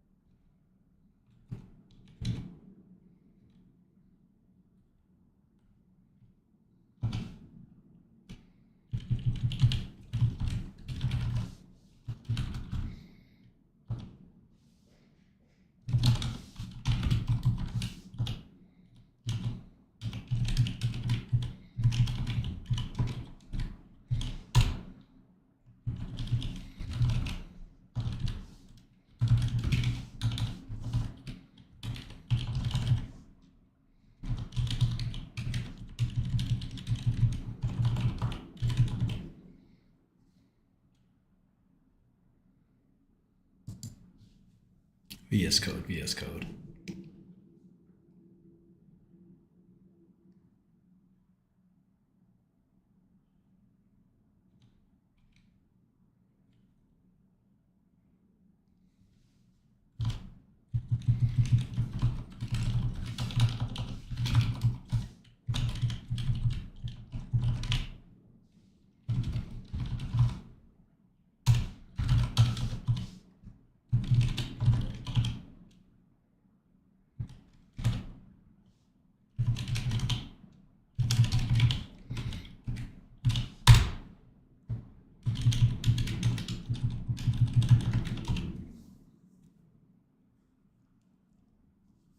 Don't know much about Spirit Airlines other than I'll never use it. I'll never be a customer.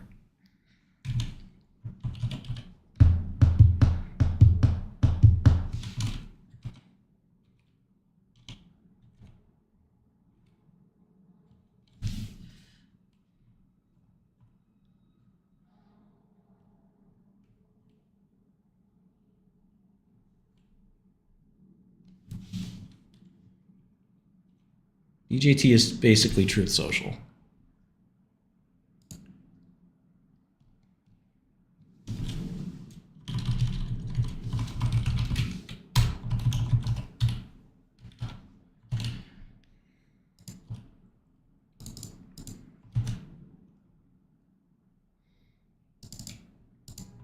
Gotta take the pain.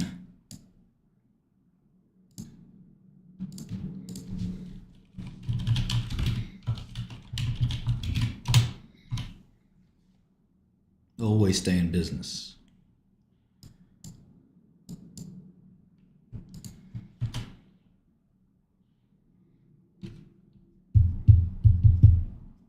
Oh, you're talking about Spirit. I barely know anything about Sana.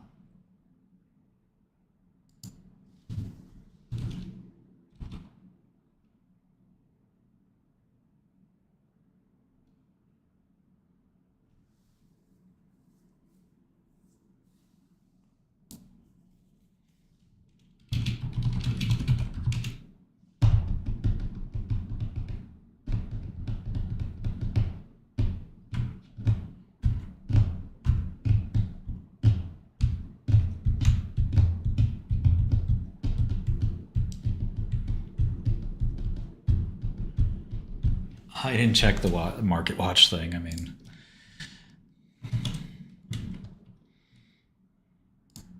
fuck what they have to say, you know? I'm a boss. I'm a fucking boss.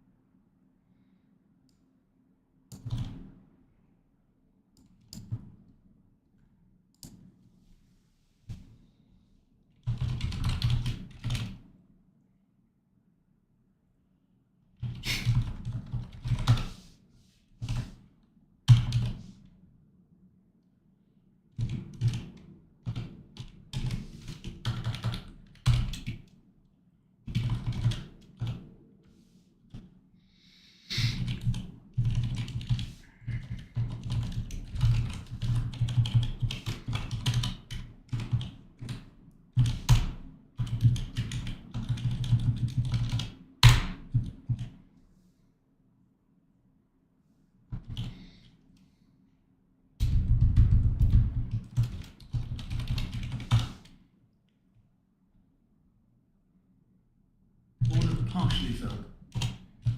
Order filled.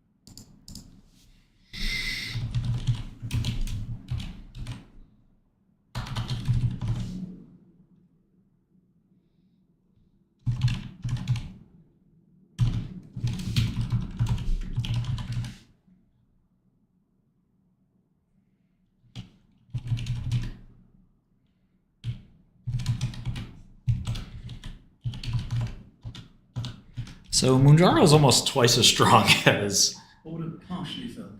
semaglutide.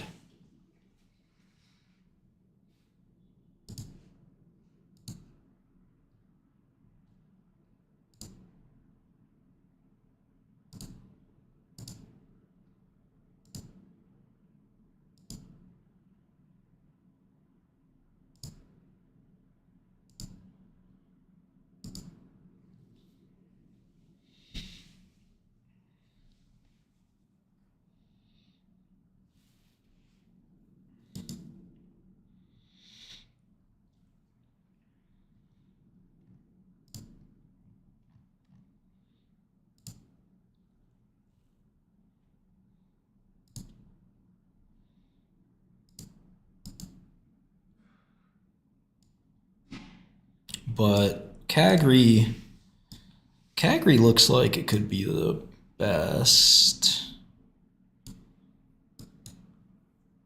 Then I got to look at the Amgen drug. It's hard to say, Jack. It's kind of all over the place. Sometimes I don't even freaking know, which is frustrating.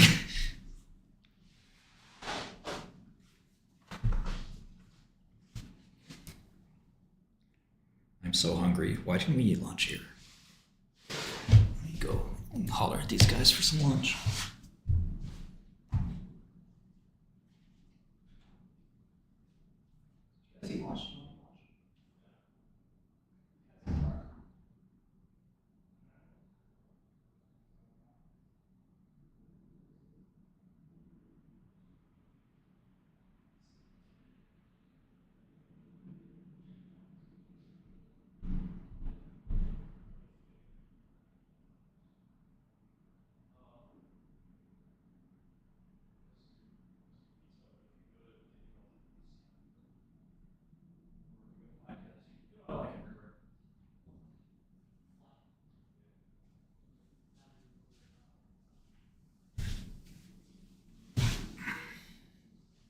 I'm so hungry.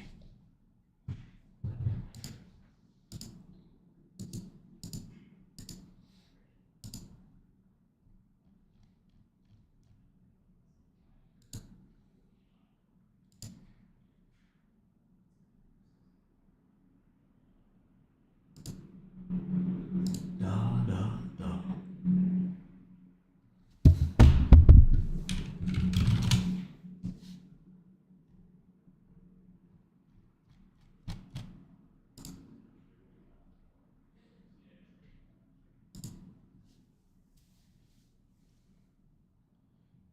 I guess Alicos.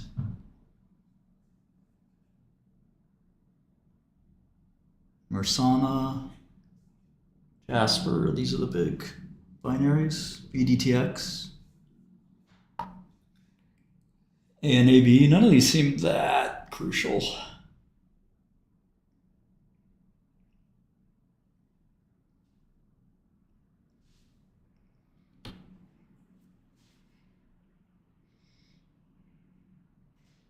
Definitely not vegan.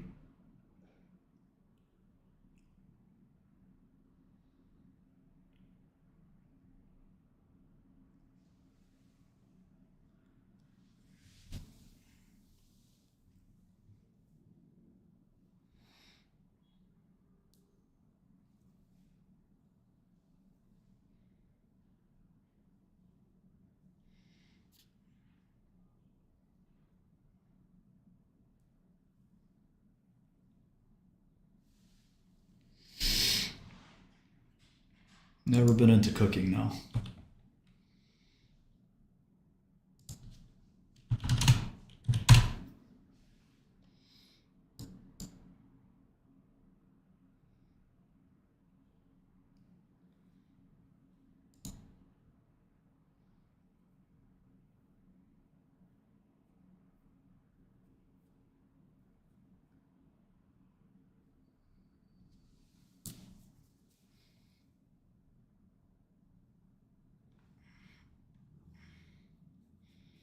It's not expensive.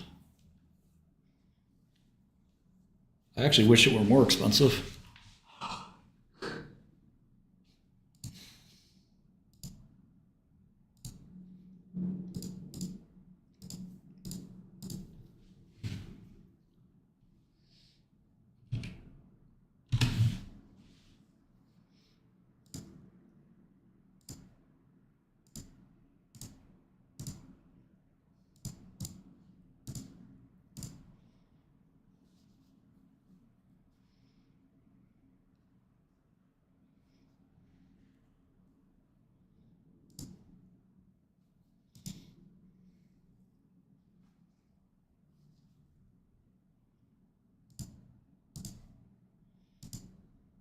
Order partially filled.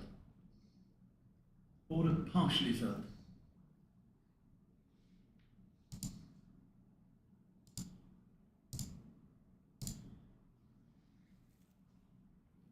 Order partially filled.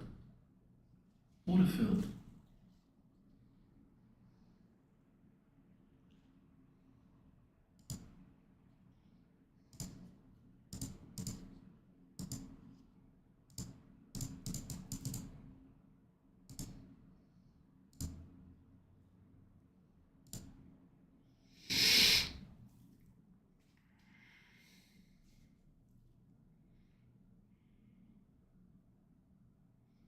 Yeah, we've been looking at Novo. I think it's been a long time, viruses. I think it's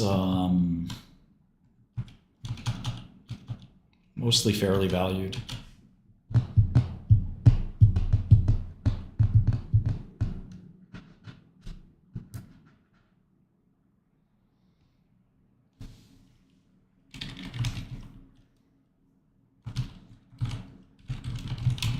Order partially filled. Order filled.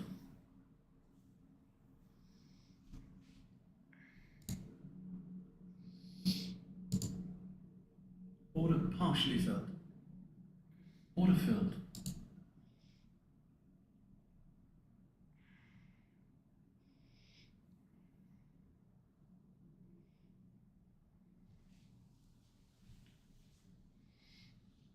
No, I think I get the whole idea of Novo pretty well. Of course, I remember that.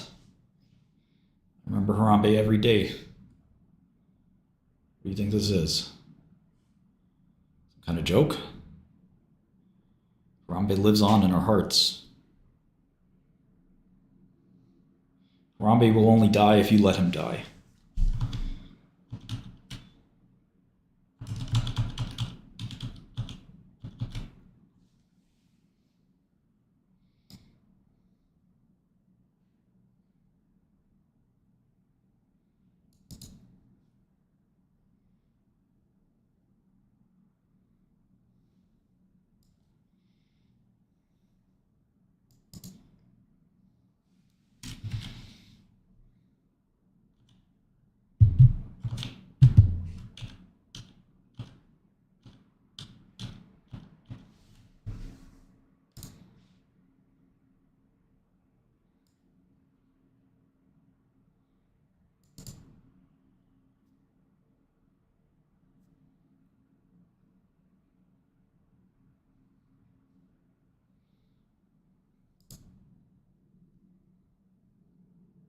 Can do, yeah, man. Why not? Let's rock and roll. Run it back. We made a lot of money shorting Rigetti before. Let's run it back. I could do this all day. It's like poker.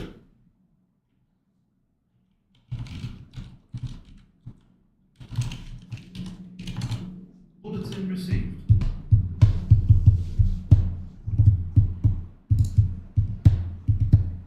Run it back, baby. Love to take the money again. I think either one would get you where you need to be, SZ.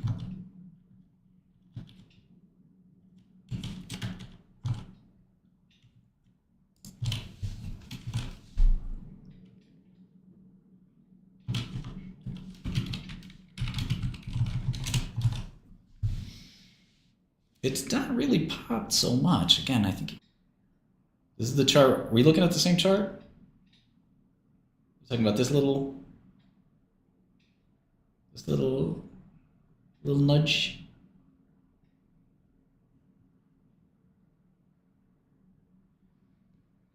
These baggies still got some bread. I need that. I need that. Been a naughty baggie.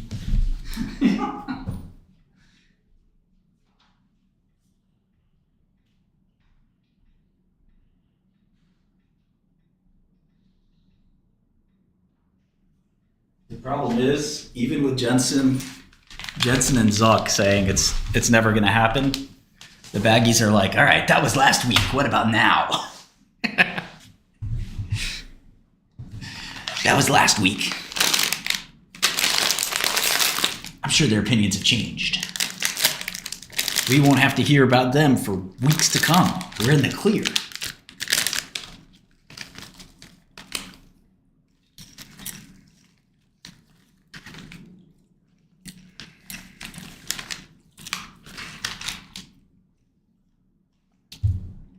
I could finally pay my girlfriend back. I told you, baby. You know I got you. Here's the 500 back. Yeah, I made some quantum investments. That's your boy.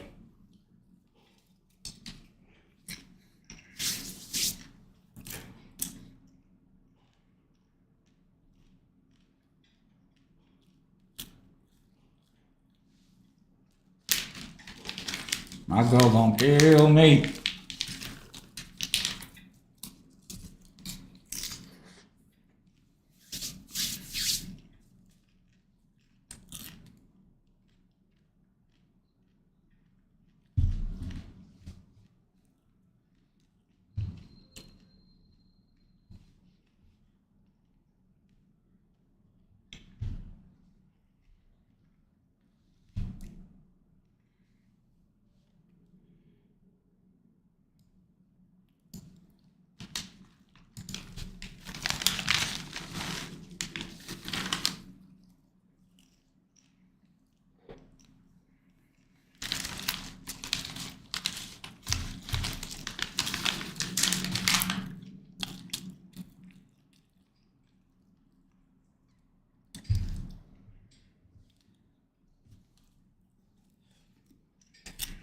How you doing today, Baggy? Pretty good. Oh yeah, why so good? I bought more of a goodie. Oh really? Didn't you lose most of your portfolio on that? Yeah. So why'd you buy more? I don't know.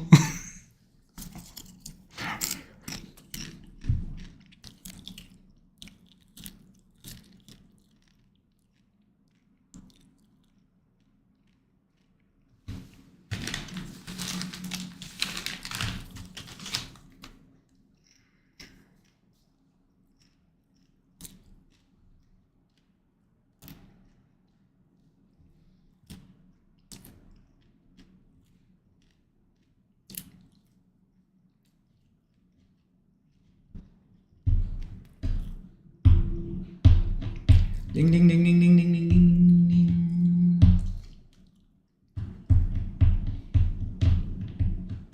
Order cancelled.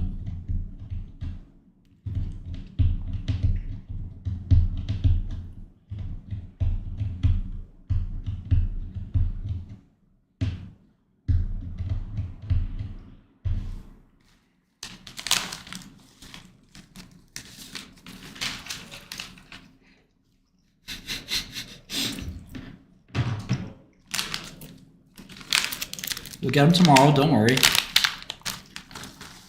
I'm not scared. Are you scared?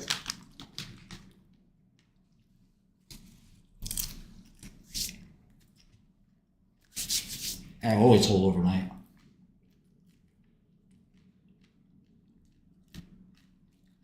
Yeesh, let's go.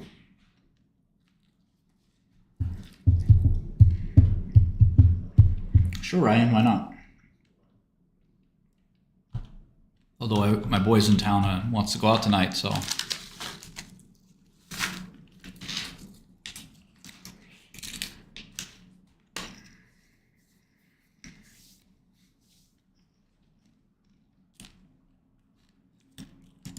I ain't never scared.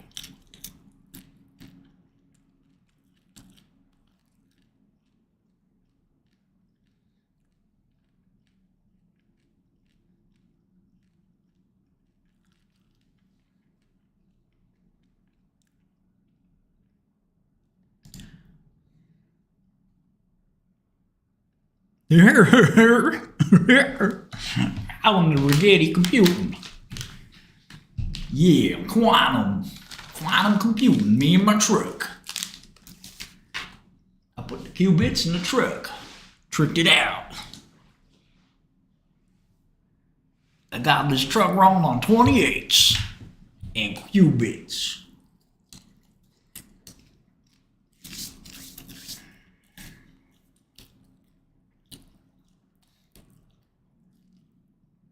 Me and the buddies, we're going down to IonQ's office and renting one of them quantums. Yeah. I'm thinking of factoring me some big numbers. Billy Bob over there wants to factor 13, but Billy Bob's so stupid he don't know that's a prime number. It's one of the prime numbers. We'll tell them it's going to factor it anyway. I'm going to do some quantum Fourier reverse transforms and some other optimization problems.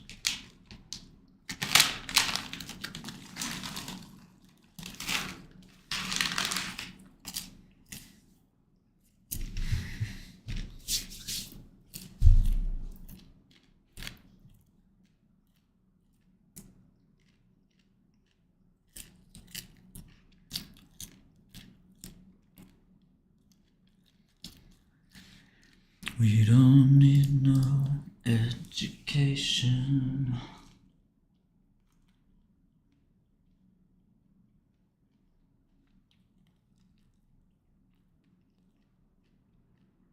Moonshine. Take a little mild licky and put that in a quantum computer, and it gets entangled faster.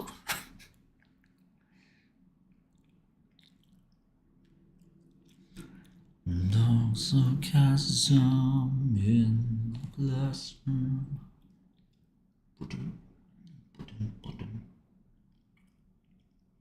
Teacher, leave those kids alone. Big O, of course.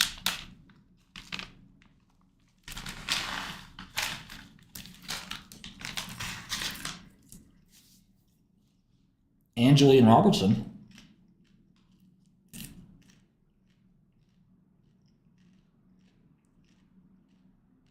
Let's go, Alex. Let's go. Rest in peace, Julian.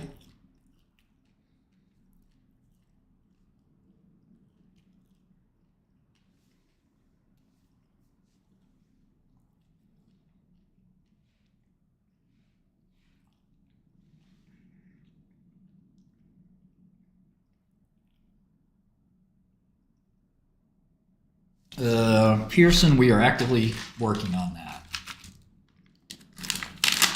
Which stock are you looking at, Pearson? The boys are doing surgery on options as we speak. Trying to figure out if we have a vendor problem or a internal problem.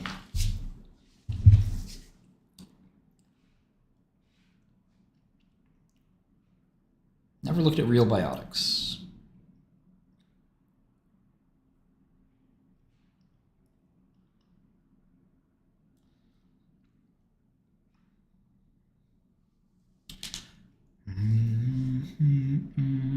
Kids alone.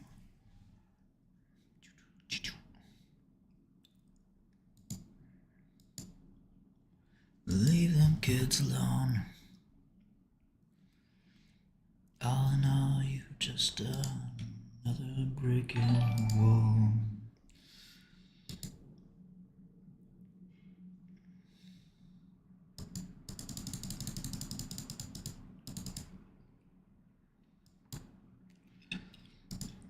All in all, you're just another brick in the wall.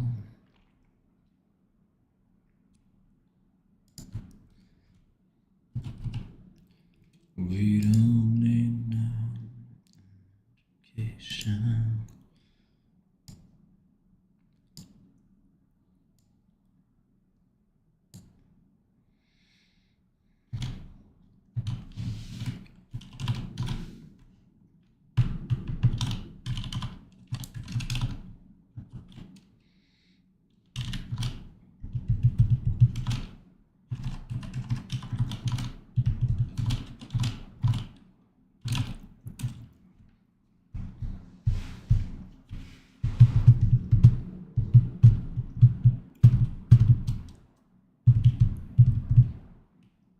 Big booms? What's a big boom?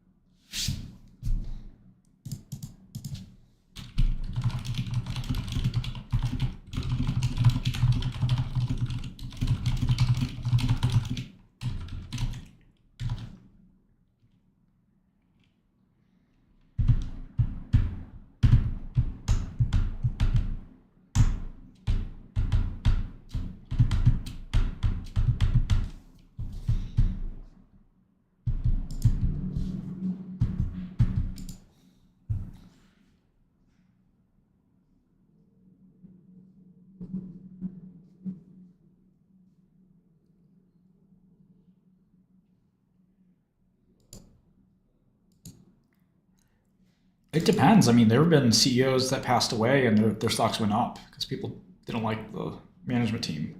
Musk is obviously the opposite situation.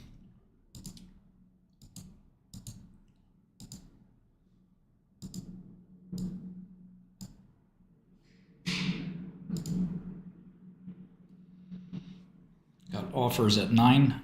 Let's see if I'm gonna get it filled.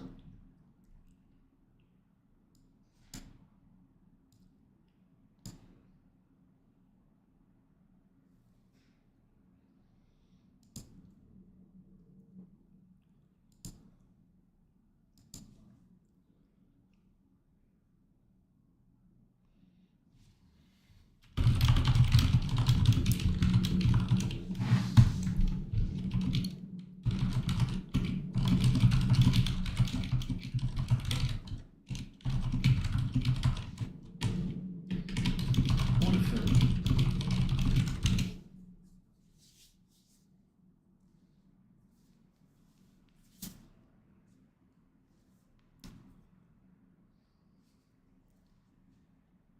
Next up, $9.05. I'm short 800,000 shares of this bullshit.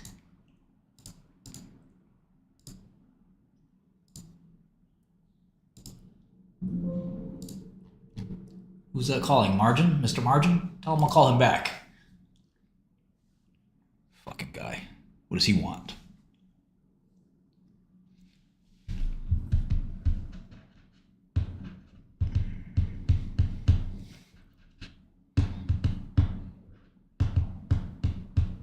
I don't think it'll drop 70%.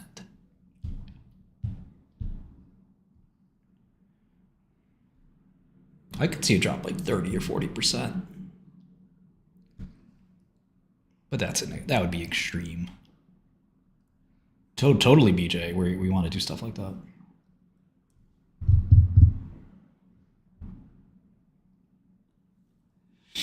We don't need no education.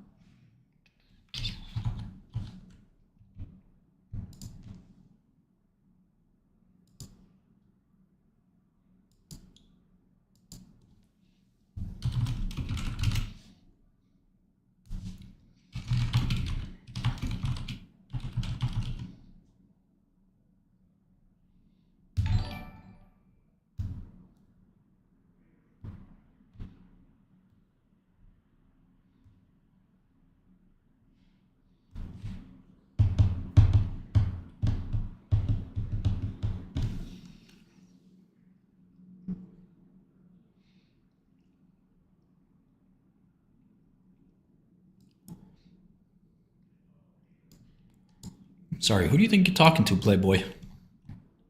I'm not the one. I'm not the fucking one, okay?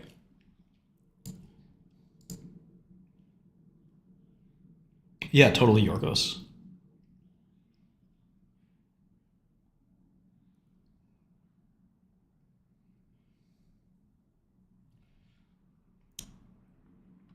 Keep running your fucking mouth.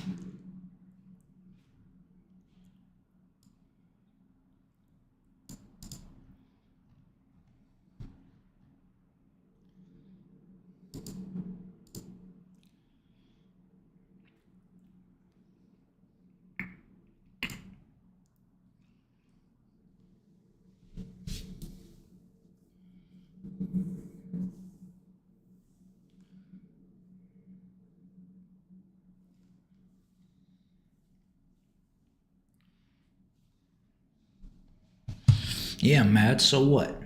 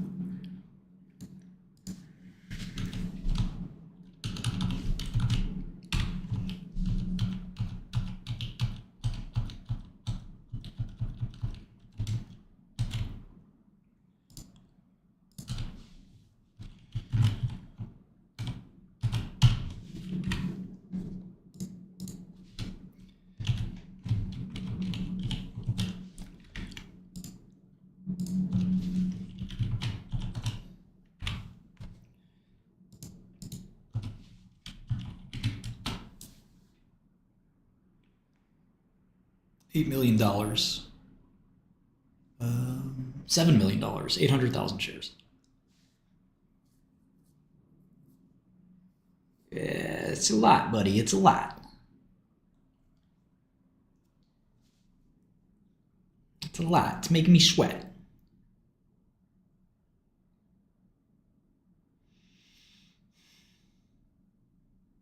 The fuck? What the fuck? Tell him what the fuck? Rigetti, what is this, Italian? What is this fucking guy Italian? Seal Q is the future. You're being ironic, right? You being for real? Talking about Seal Q?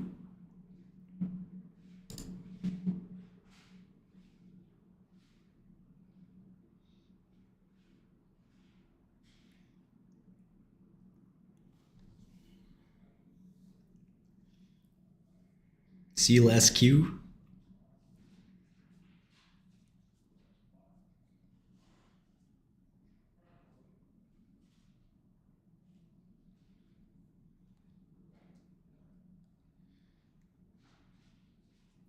As Rigetti goes up anymore, I'm gonna spurgetti out.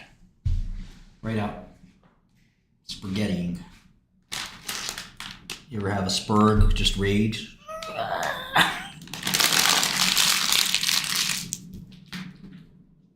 Something like that comedy. It depends.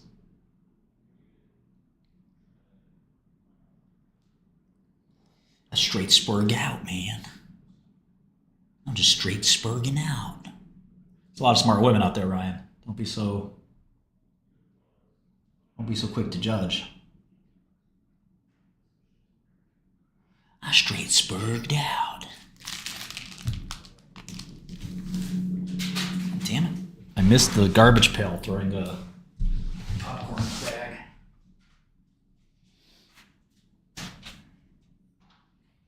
Oh, nice.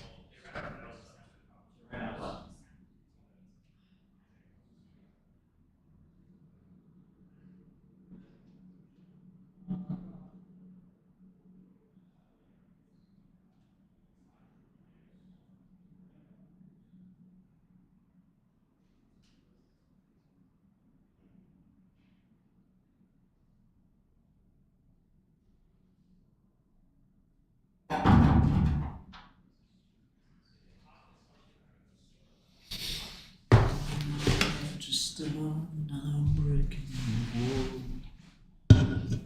Damn.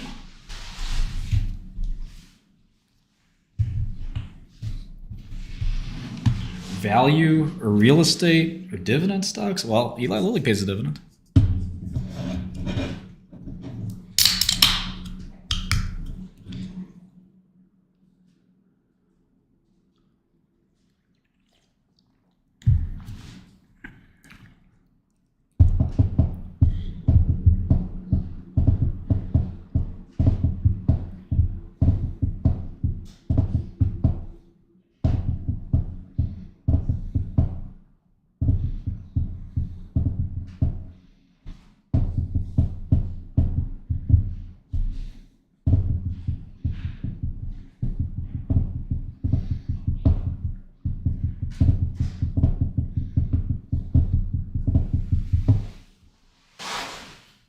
Fuck.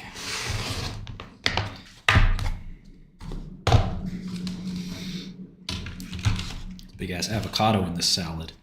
Salad without protein, what good is this shit? They ran out of salmon. Like, you couldn't got some chicken? Fucking Big Z, man. Big Z is straight retard.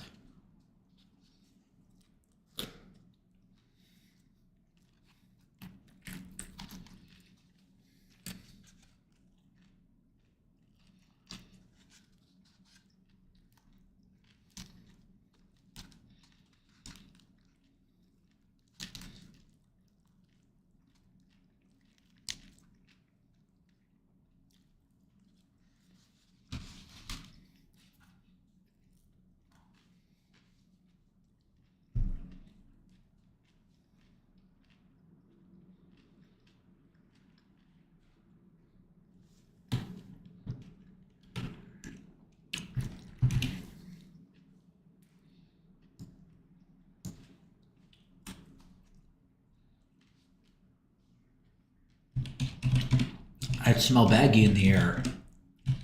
When you bag holders is bullish on the stock.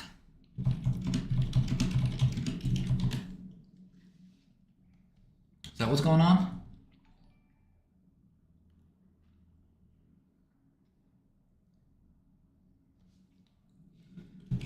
Oh, the little baggy's bullish.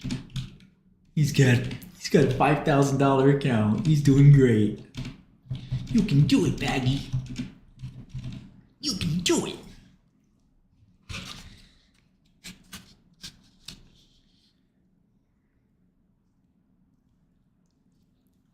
You're just like Warren Buffett.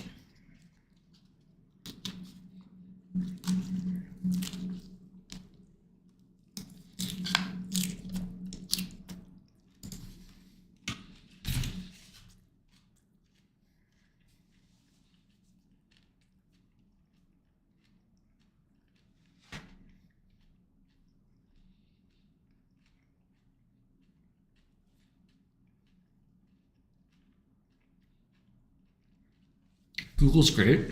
Great company.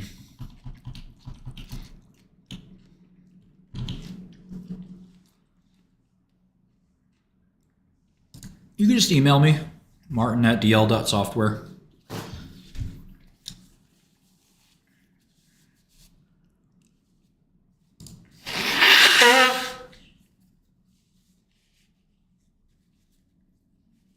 Rust sucked, man. What a waste of time, but it's fun. It's a fun way to waste time.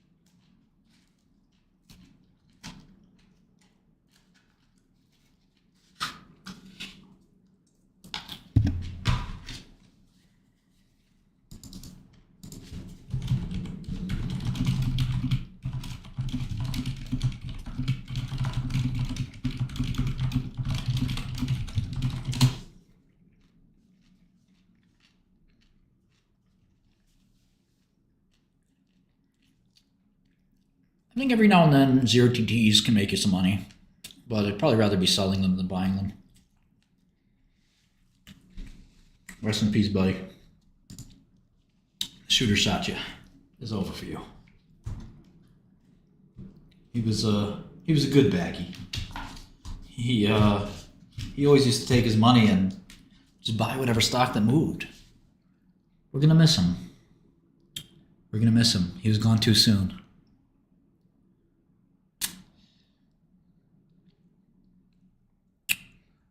Yeah, that's it.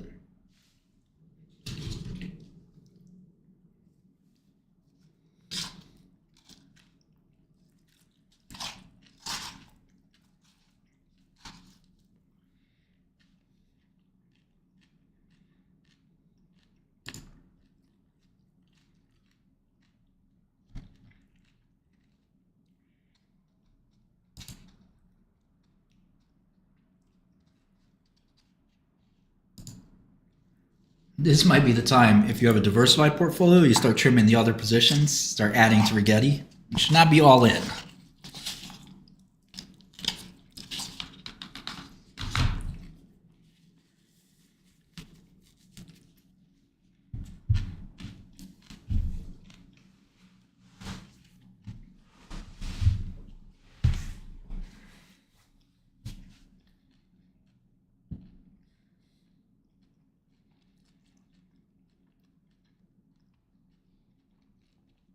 It's pretty typical to have a negative terminal value for these things.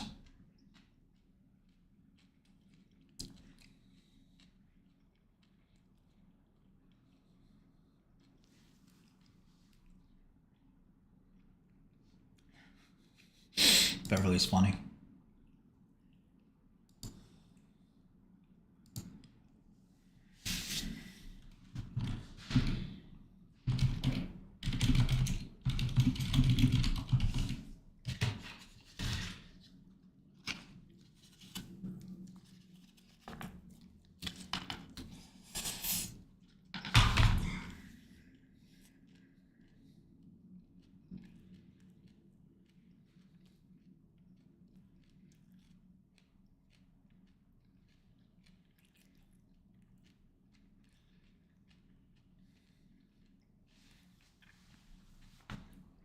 Pretty ugly day for me, but like I said, I can handle it.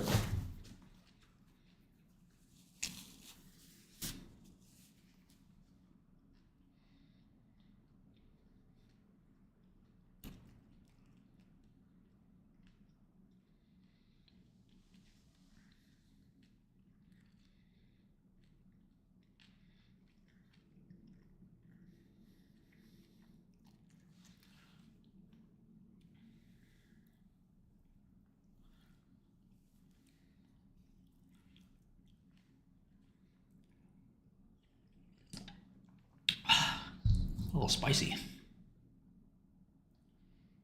Order cancelled.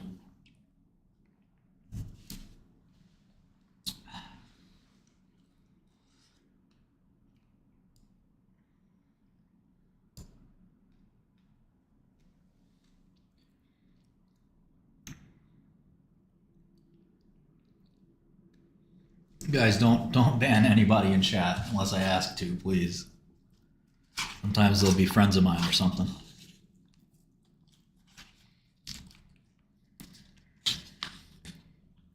Or if they're just spamming like crazy, you can.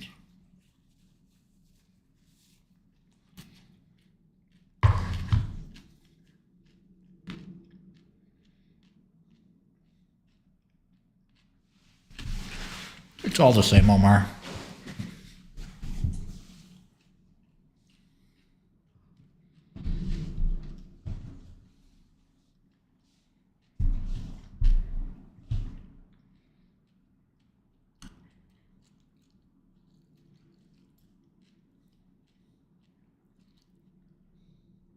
No, I mean,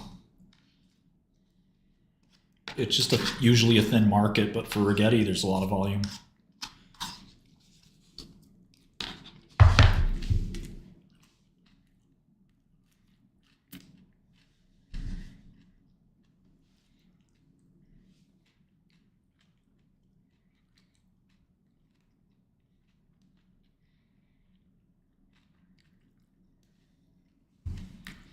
Rigetti is very high risk.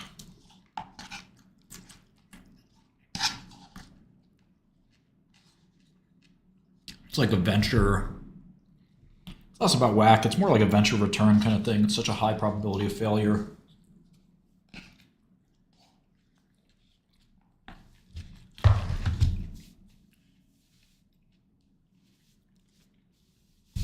Yeah, Omar, it depends if you want the big P&L or the quick P&L.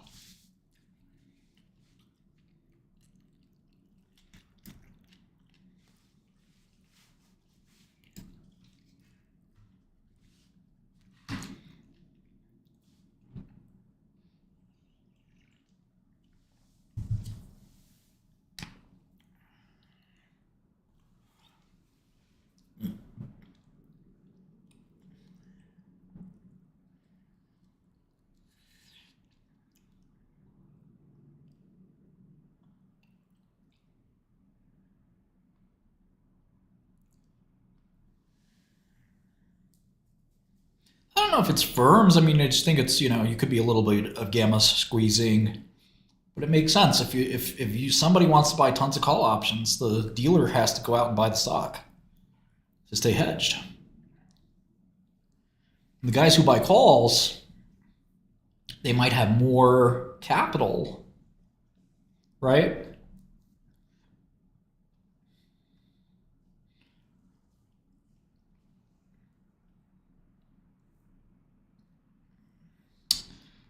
Down a similar amount, dummy. Oh, Dummy's back. What's up, Dummy?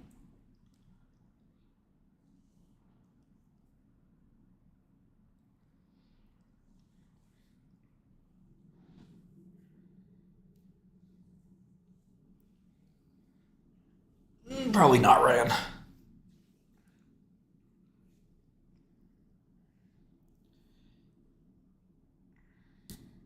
Let's not be like the baggies, right? The baggies sit there, blame Jane Street, blame Citadel.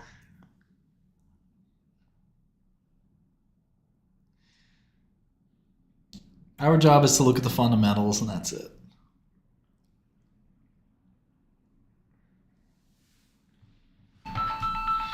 Who calls? Hold on.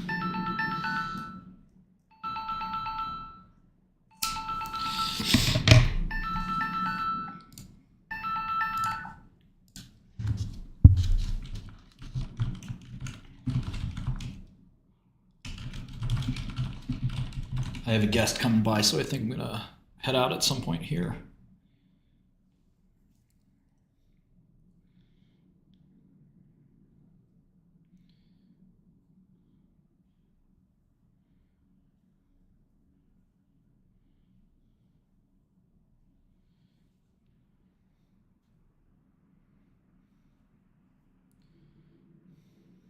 Order cancelled. 4:30. Yeah, I've tried those strategies, Frederick. Yeah.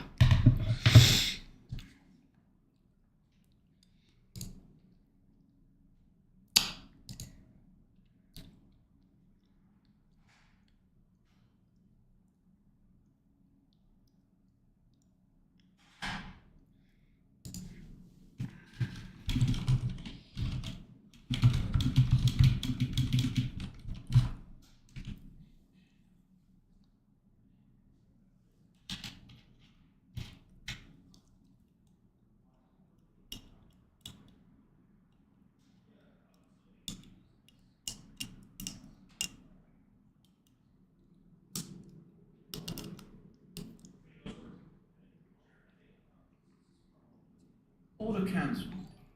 I will stream tomorrow, of course.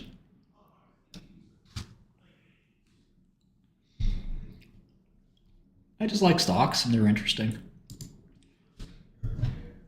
It's what I started with.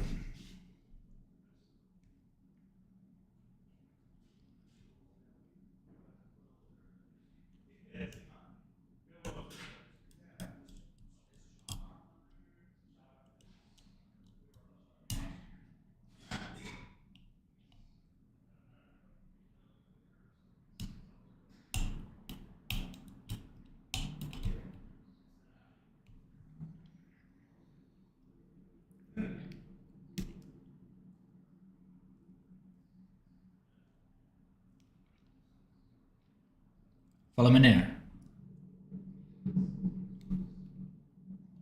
No, I haven't. Bailey Gifford versus Saba. What's the story there?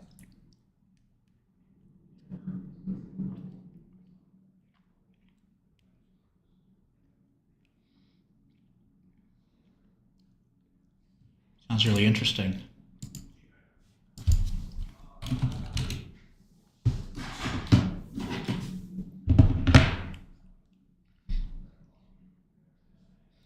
Yeah, look, you're gonna have gains and losses, up days, down days. That is all part of the game.